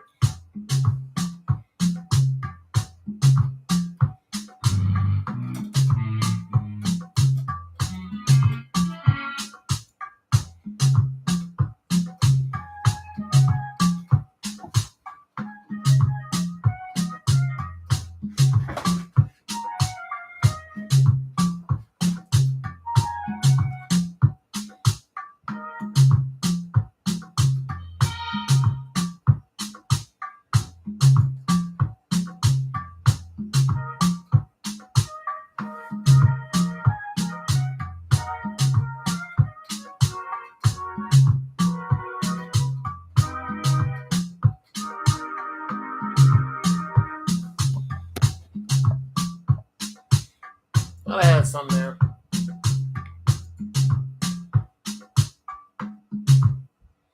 Thought I had something.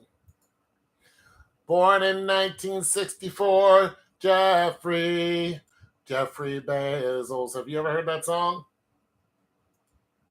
Jeffrey Bezos song? Jeff, you know, he's a great businessman. But Amazon just laid a bunch of people off. I'm sorry, fired them. He fired them. Bunch of people out in the parking lot crying.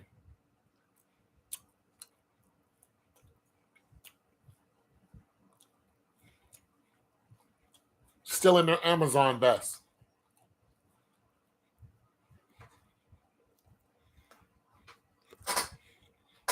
All of y'all out.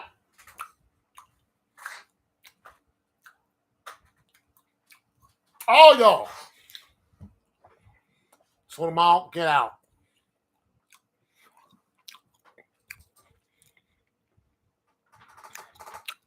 All you niggas. Wait a minute. And you too.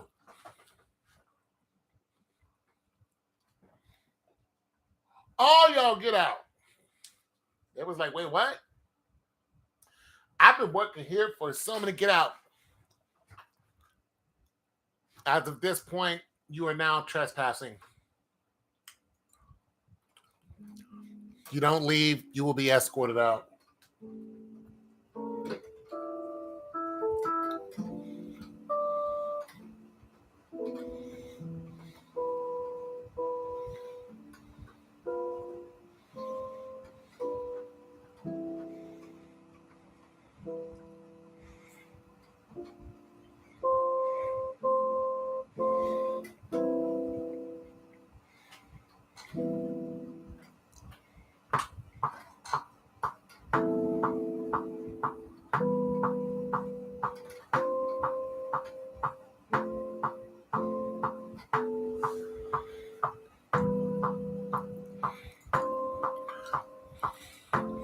You ain't gotta go home, but you gotta get the hell out of here.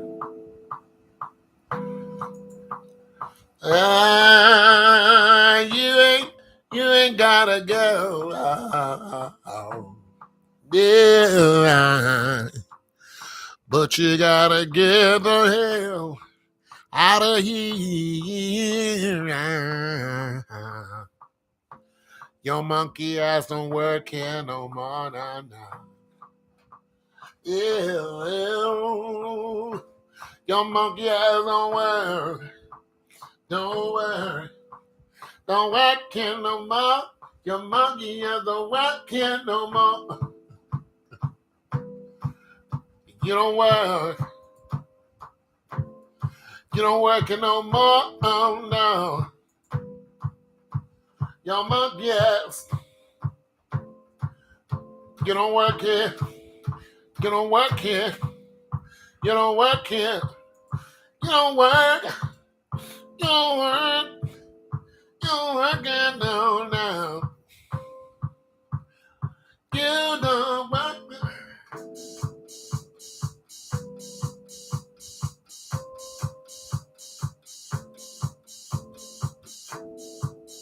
You don't work.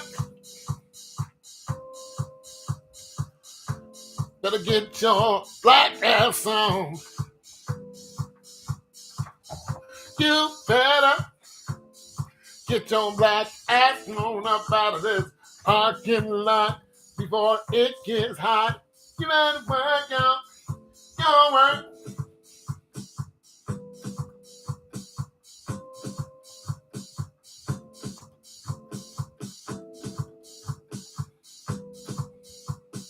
You don't work. You don't work no more. You don't work. You don't work here. Turn your badge. The day was the last day you ever had. Oh, you're working. Nigga, you don't work here. Turn your passcode now. You don't work. 7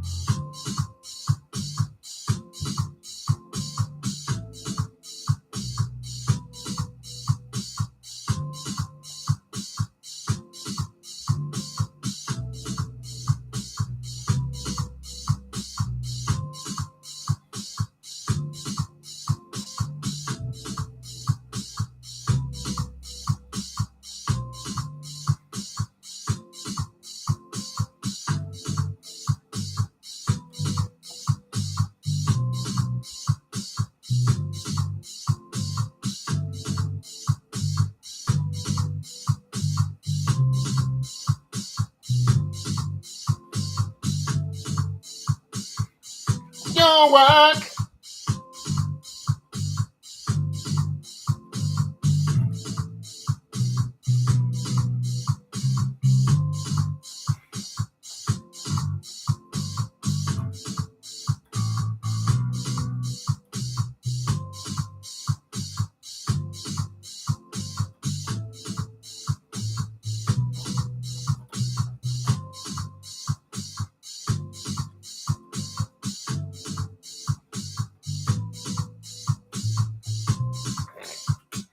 You don't work here no more. This is wrong, ain't it?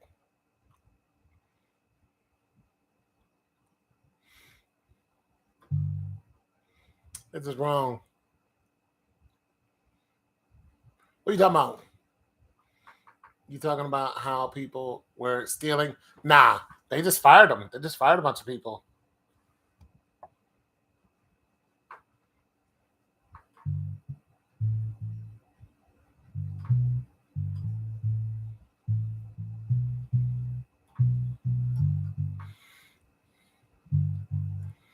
So did Target. Yeah, them too.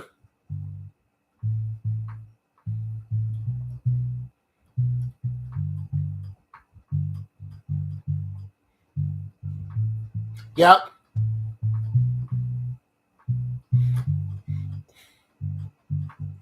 I done been on that side before. I done got fired. Oh my God, I've been fired so many times.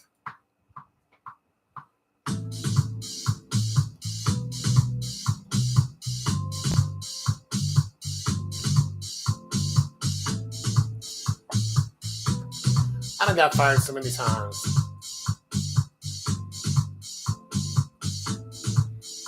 You're fired. What'd I do?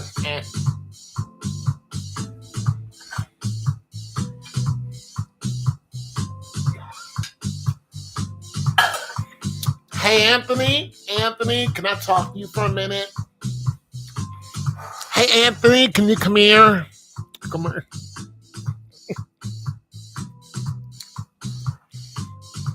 Deborah's fat ass. Anthony, hey, Anthony, hi.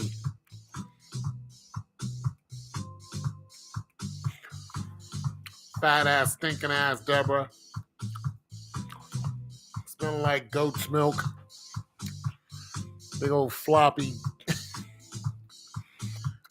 Looking like shaped like a floppy disk.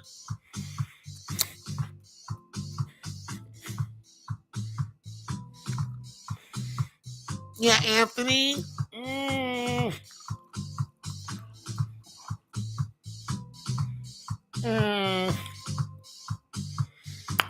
Well, you're just not developing. So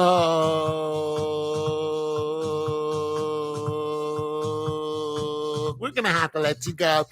Gang. Security escort your black ass out. Have a new night. Stinking ass.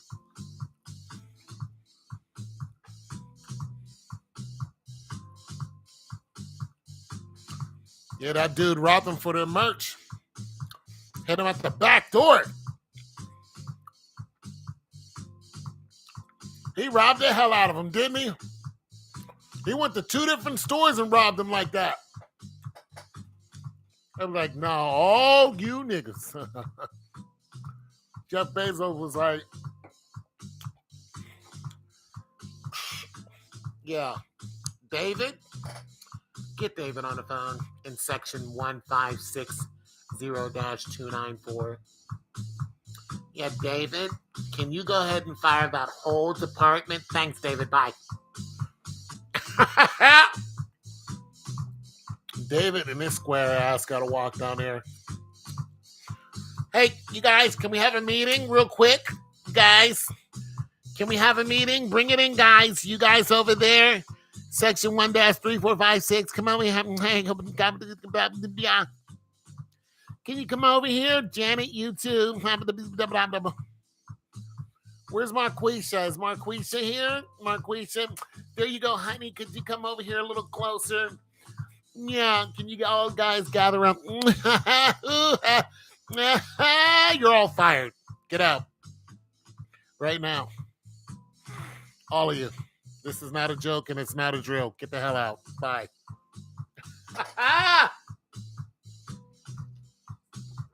Davis monkey ass been waiting for that day for a whole year and a half.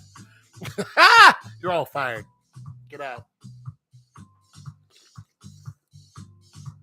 Call security. Security. 2 fat rent-a-cops walk out.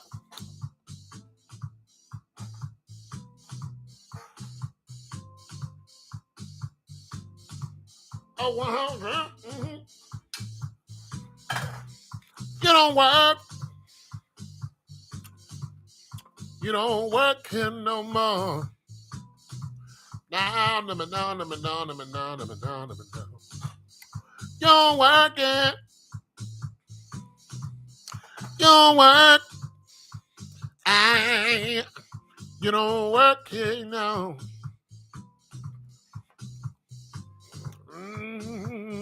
Tell them that they don't work. They don't work. Tell them Natalie one time, you don't work. Don't work. Going home. Here's your last paycheck. Going home. Take your self-respect. Don't hang out in this parking lot. I know you stole something. Give back what you got. But you don't work, and no.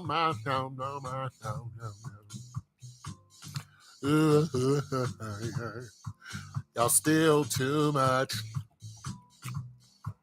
It costs too much. Y'all got them iPhone 14s. We know you did. So you don't work. Better use my phones to pay the rent. Cause you don't work.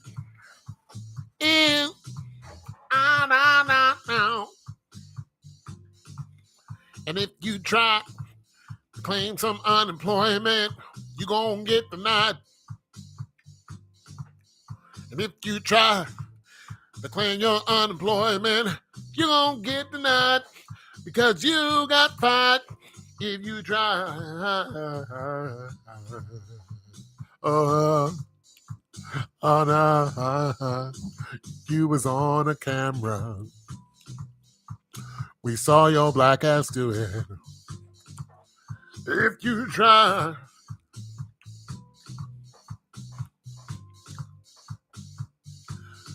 you gonna get denied.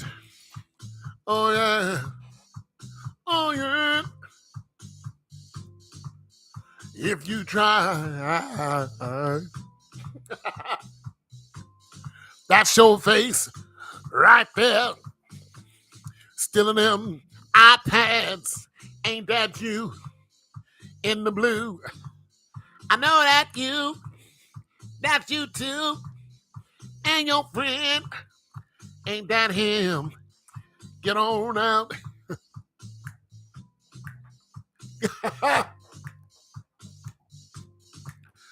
Get on out.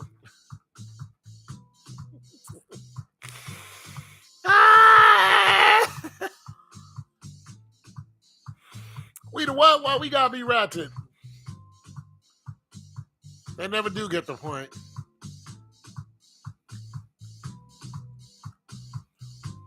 Who used to be court? Cute. Who's that? Who's that?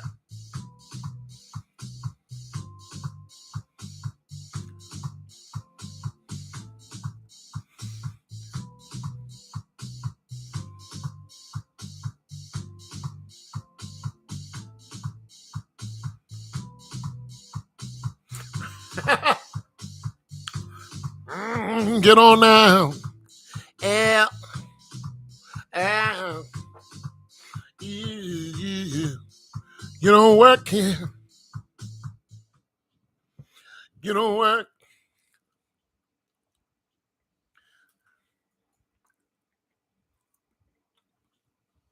You don't work here. You don't work here no more.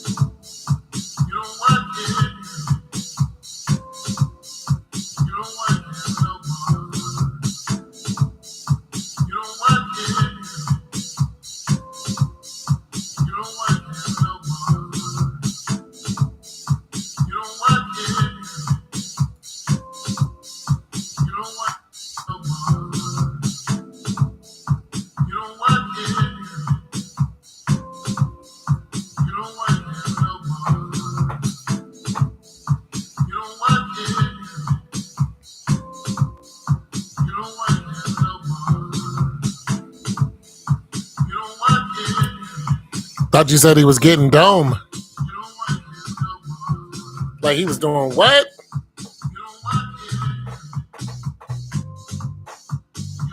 He was doing what all night? He was getting dome. Kind of cats you live near.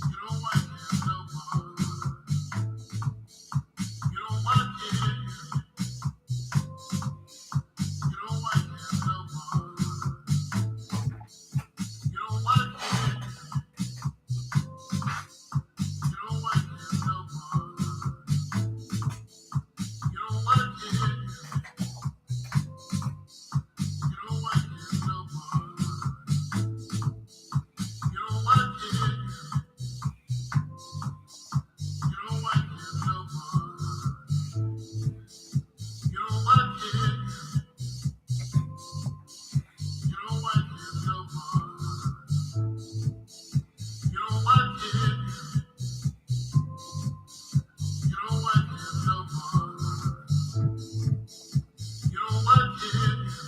You don't work here no more. You don't work here.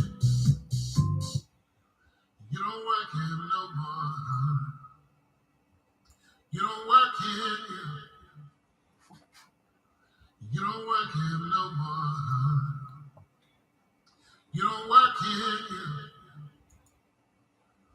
You don't work here no more. You don't work here. You don't work here no more. You don't work here. You don't work here no more. You don't work here. You don't work here no more. You don't work here. You don't work here no more.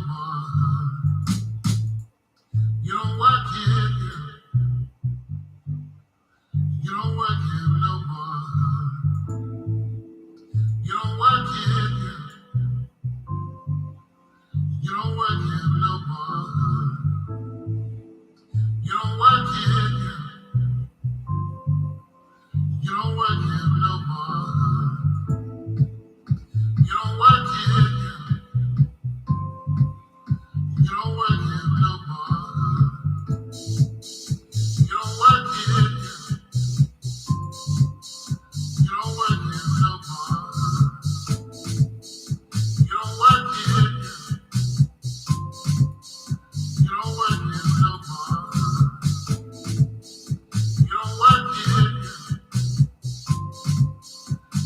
work here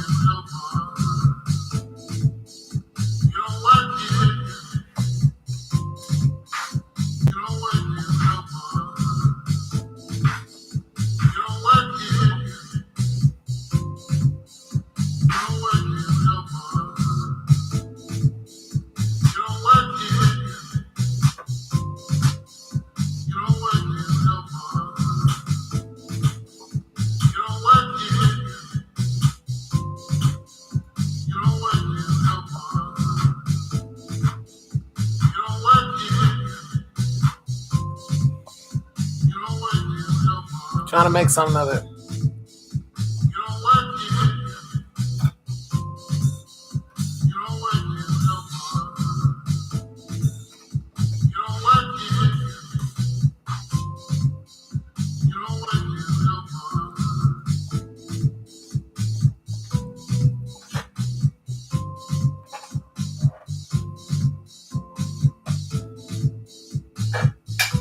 You don't work here no more.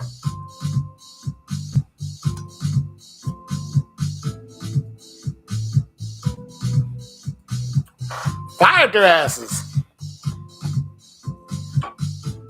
I hate getting fired.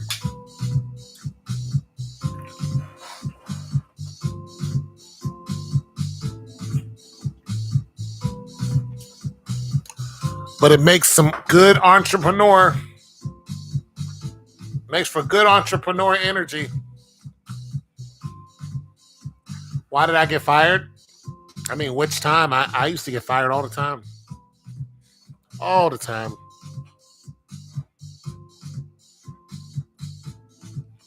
One reason or another. Sometimes for no reason.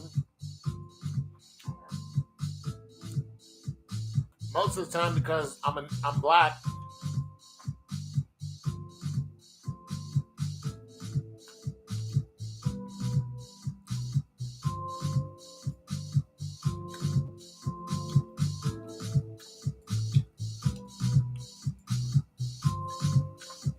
Most of the time because I'm black. It's a very racist town I live in.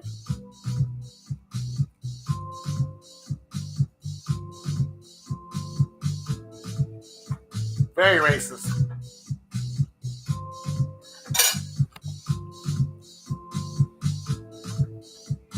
Very, very, very racist.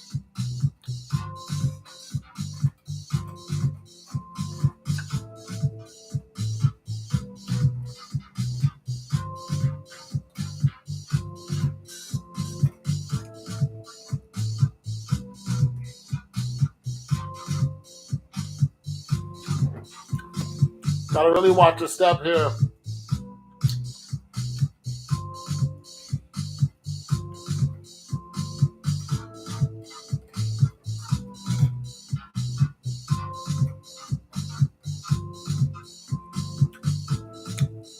They'll do you out here.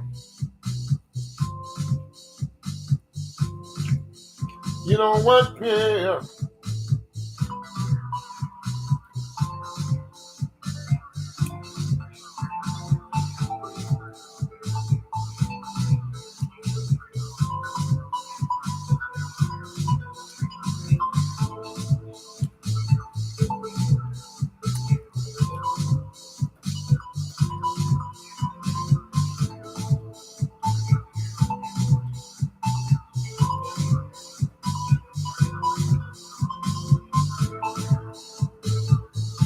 Now.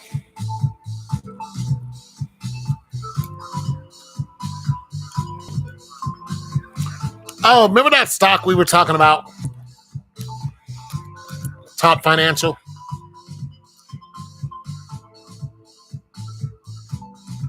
So you know what these idiots did?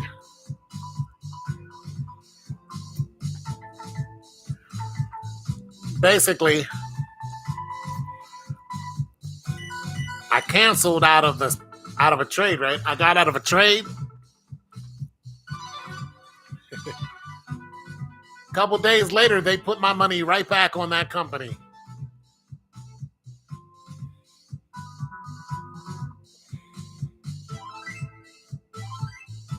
I was like, why? I bailed out of that.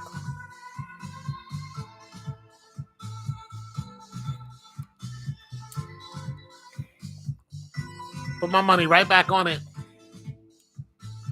Because that company is no longer trading. So they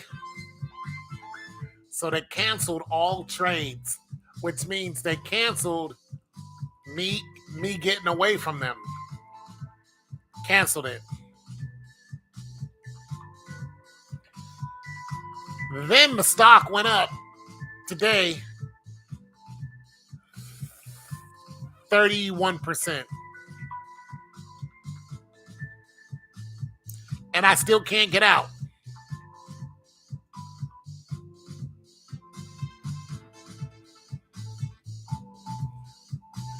So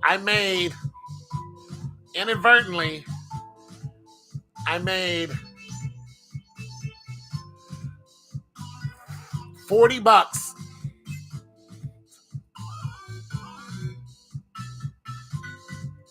just because they wouldn't let me out.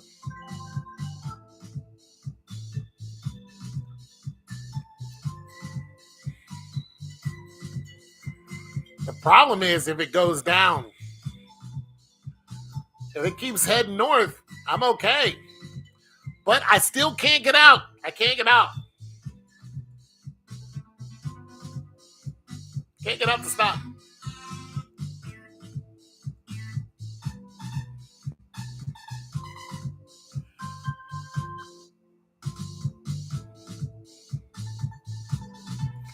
Can't get out.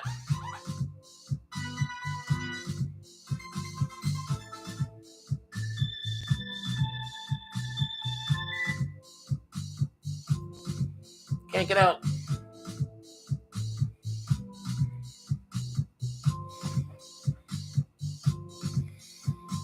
No. No, I didn't. No, listen. It dropped down. And I lost 90%. I lost 90% of what I had on it. 90% gone, right? I bail out before I lose my last 10%. Well, yeah, 90% gone. I bail out, right? They go ahead and let me go, but the FCC said this company, something's wrong with this company. There's a cash grab on this company.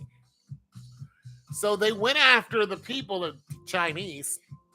They went after them, and they're halting all of their transactions. And when they did that, they put a hold on the transactions. When they did that, it put a hold on me leaving. So they said, nope, you're back in. And you're back in for the amount that you had on your last trade out plus 2%. And so they kept me in, right? And every day since then, it's been going up 2%, which isn't a lot. Then today, it jumped up 31%. Problem is, I only had 90%. I mean, I lost 90%, so it's not a lot of money.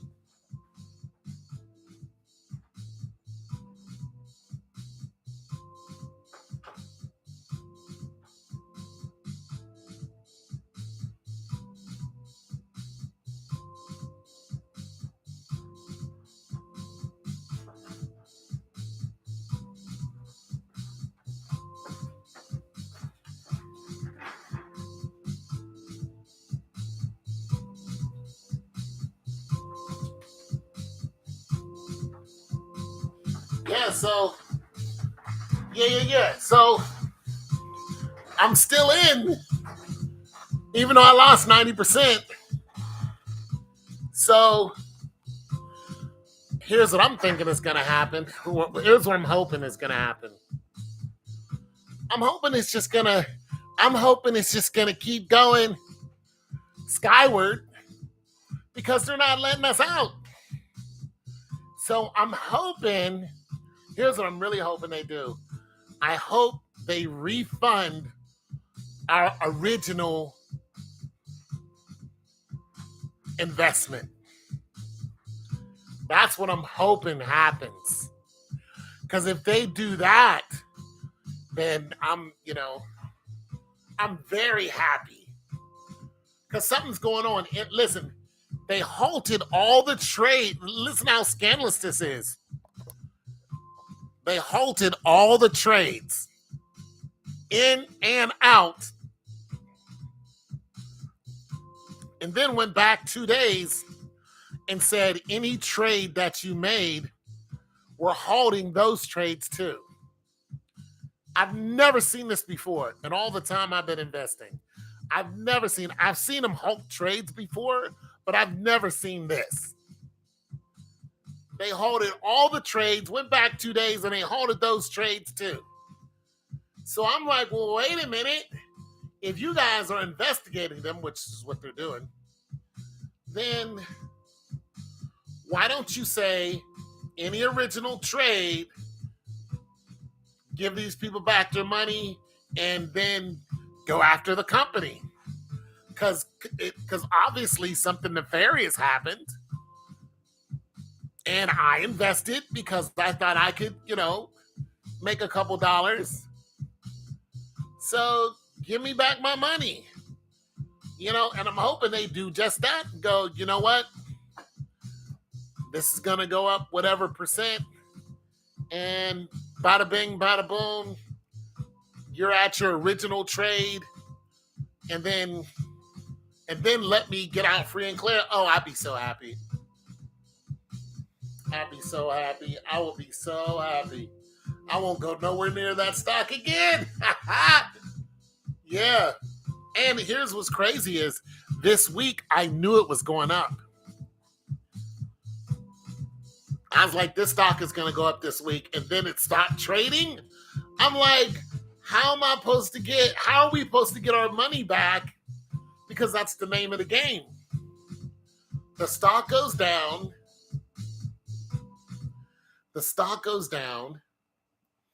What you do is you say, okay, the stock sinks. Are there any groups about the stock? Look up some info. Yeah, I did that already. Yeah, I did. So I'm hoping, I bet if I look on Reddit, which I don't want to do right now, but yeah, I'm sure it's on Reddit somewhere. That's where all the nerds hang out.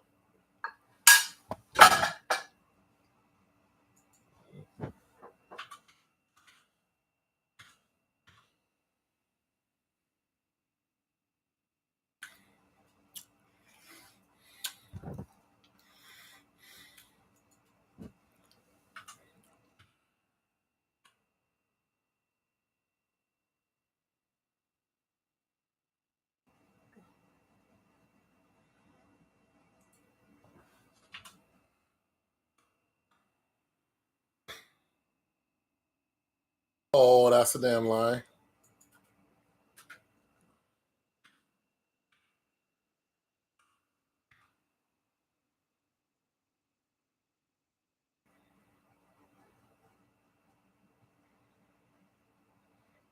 Okay, well.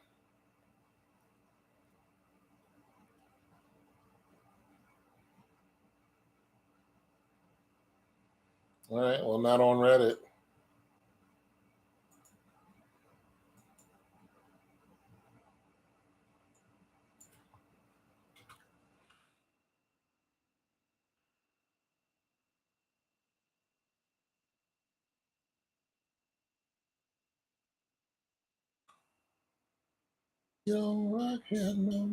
Look, no trading.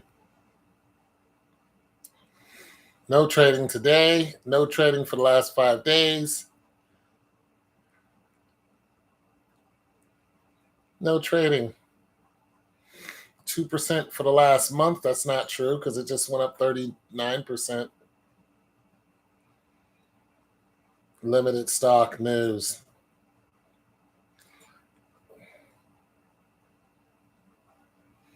I've been sleepy.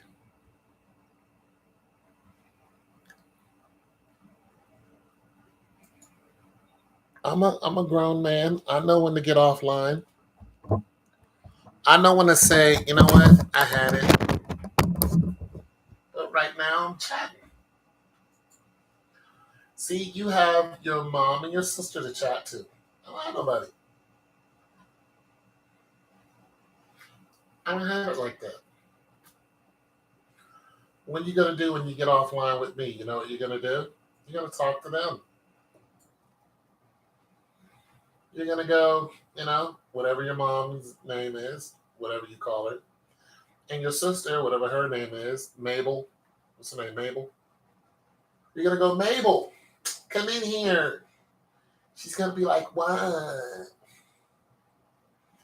Oh my God, Mabel.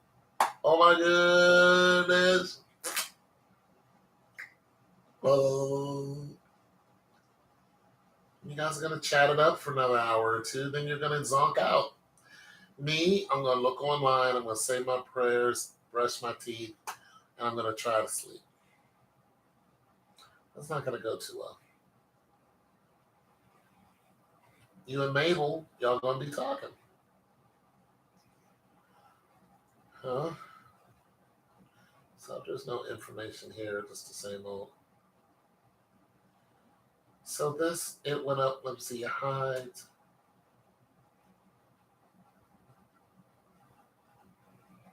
High, low, open, high, change. May the 14th.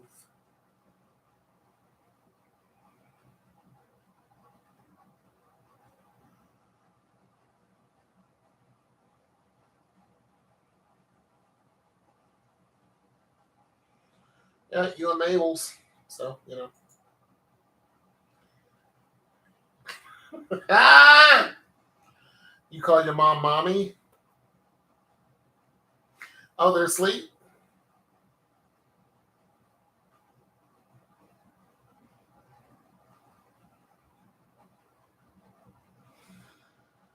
Mabel, sleep? Wake her up. Tell her you need to talk about some boy. She'll wake up. Mabel, oh my God. I had a dream about town again. And girl, you're not going to believe this. Girl, it is 1 o'clock and I don't care. Get up. Mabel, get up. Mabel, get up. Mabel. Girl, let me sleep. No, Mabel. No, I will not. Mabel. Mabel, you shall get up, Mabel. Mommy, tell Mabel to get up. Mabel, get up. Let me know. I can't. You shall. Mommy, no. Mommy, no.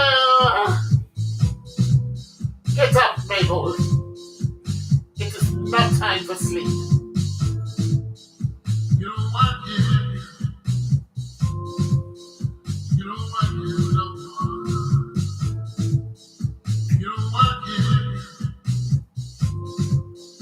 You don't want it no more. You don't want it. Mabel! You don't want it no more. You don't want it. You don't want it no more. You don't want it. You don't want it no more. Mabel! You don't want it. You don't want it no more. You don't want it. You don't want it no more.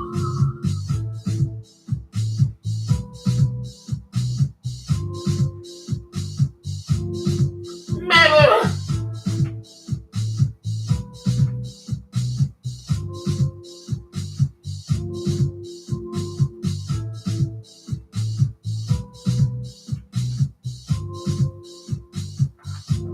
Mommy! You call your mom mommy? Mommy! That is a vampire. She's a vampire. She's a vampire.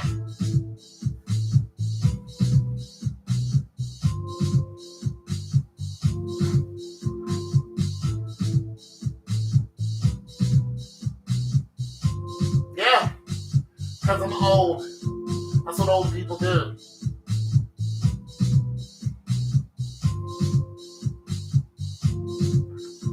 Yeah, that's what old people do, Natalie. In our way. That's what we do. When you get in your 50s, that's what you do. You take naps in the afternoon, and then you're up, and you're like, dang, what's going on in the world?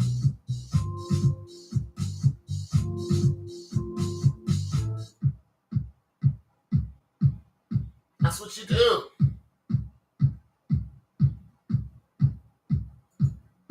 You don't want it. You don't want it no more. You don't want it.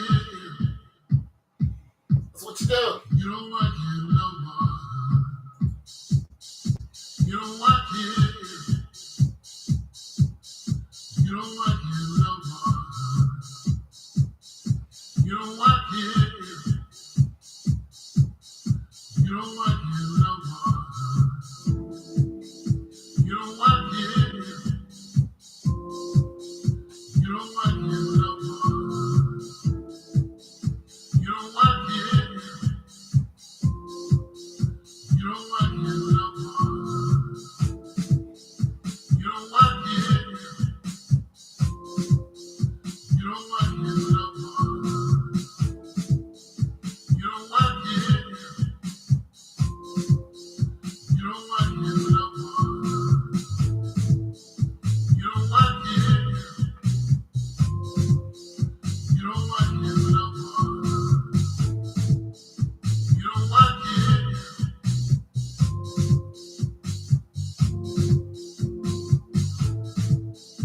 You don't like it.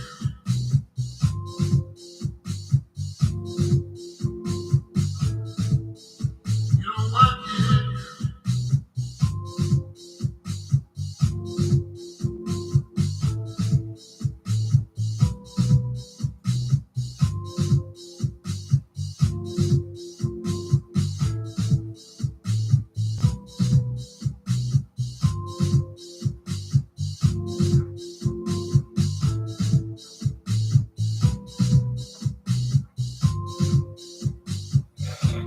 I know you didn't tell her she gonna pop out babies.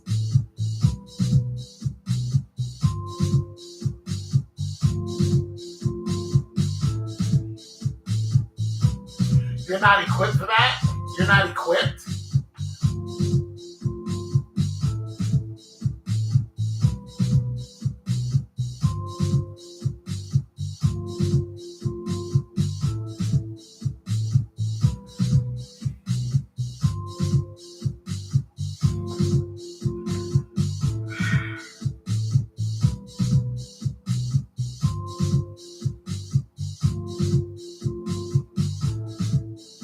You don't like it.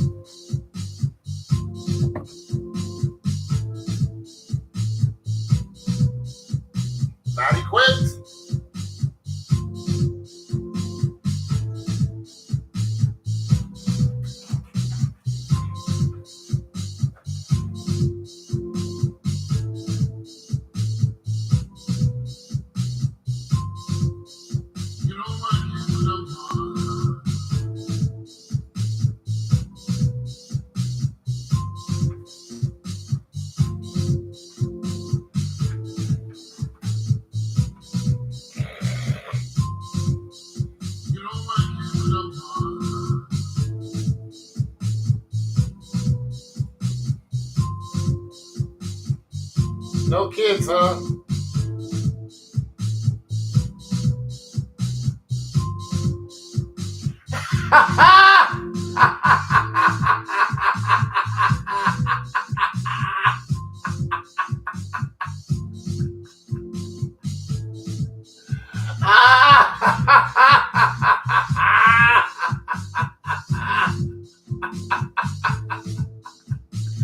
Oh, oh, no, you didn't.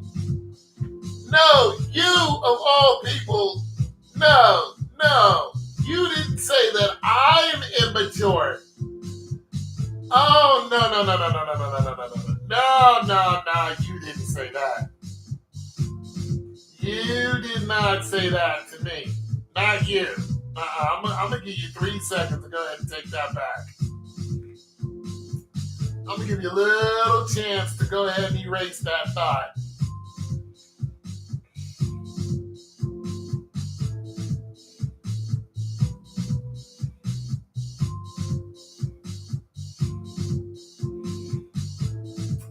I'm immature? I'm not mature? Wait a minute. You're the mature one here? You you are the emotionally stable one here?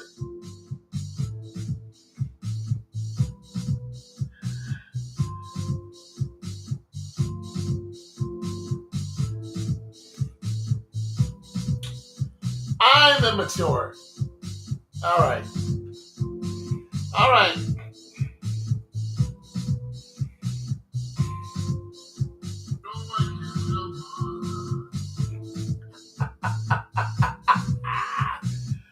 Oh, I love that. That's good right there. You don't like it. You don't like it. That's good one. That's a good one. You don't like it. I'm immature. All right.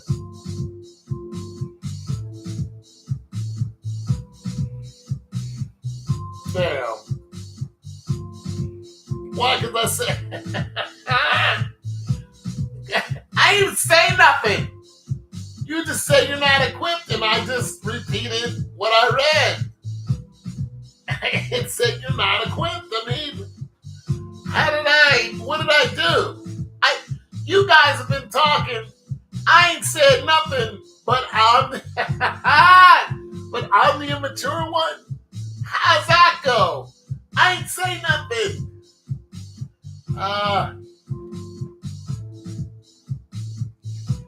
How's that go?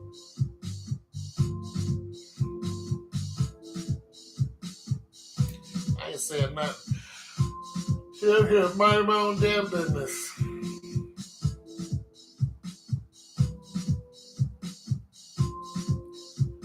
Mind my own business.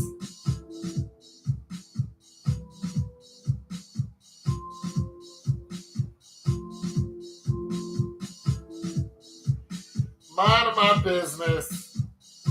And now I'm immature. Because you said you say you're not equipped. I was just wondering about the equipment. What? What equipment? What equipment? What equipment do you have?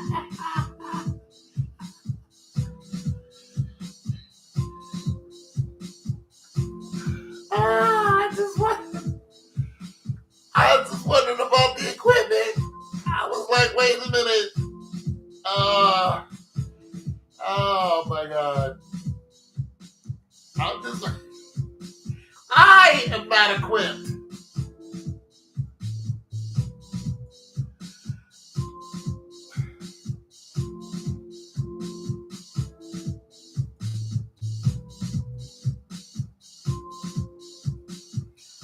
I'm not equipped.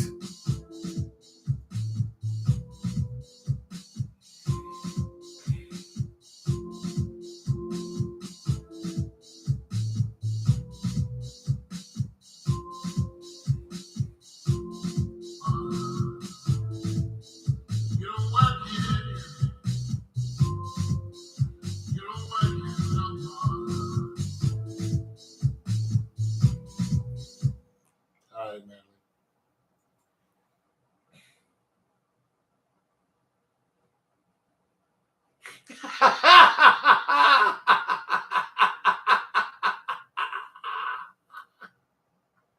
Okay, that's better. That's better. Oh my God.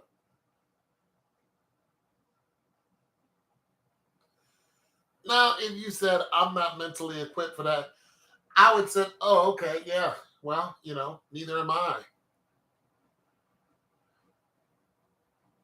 Neither am I.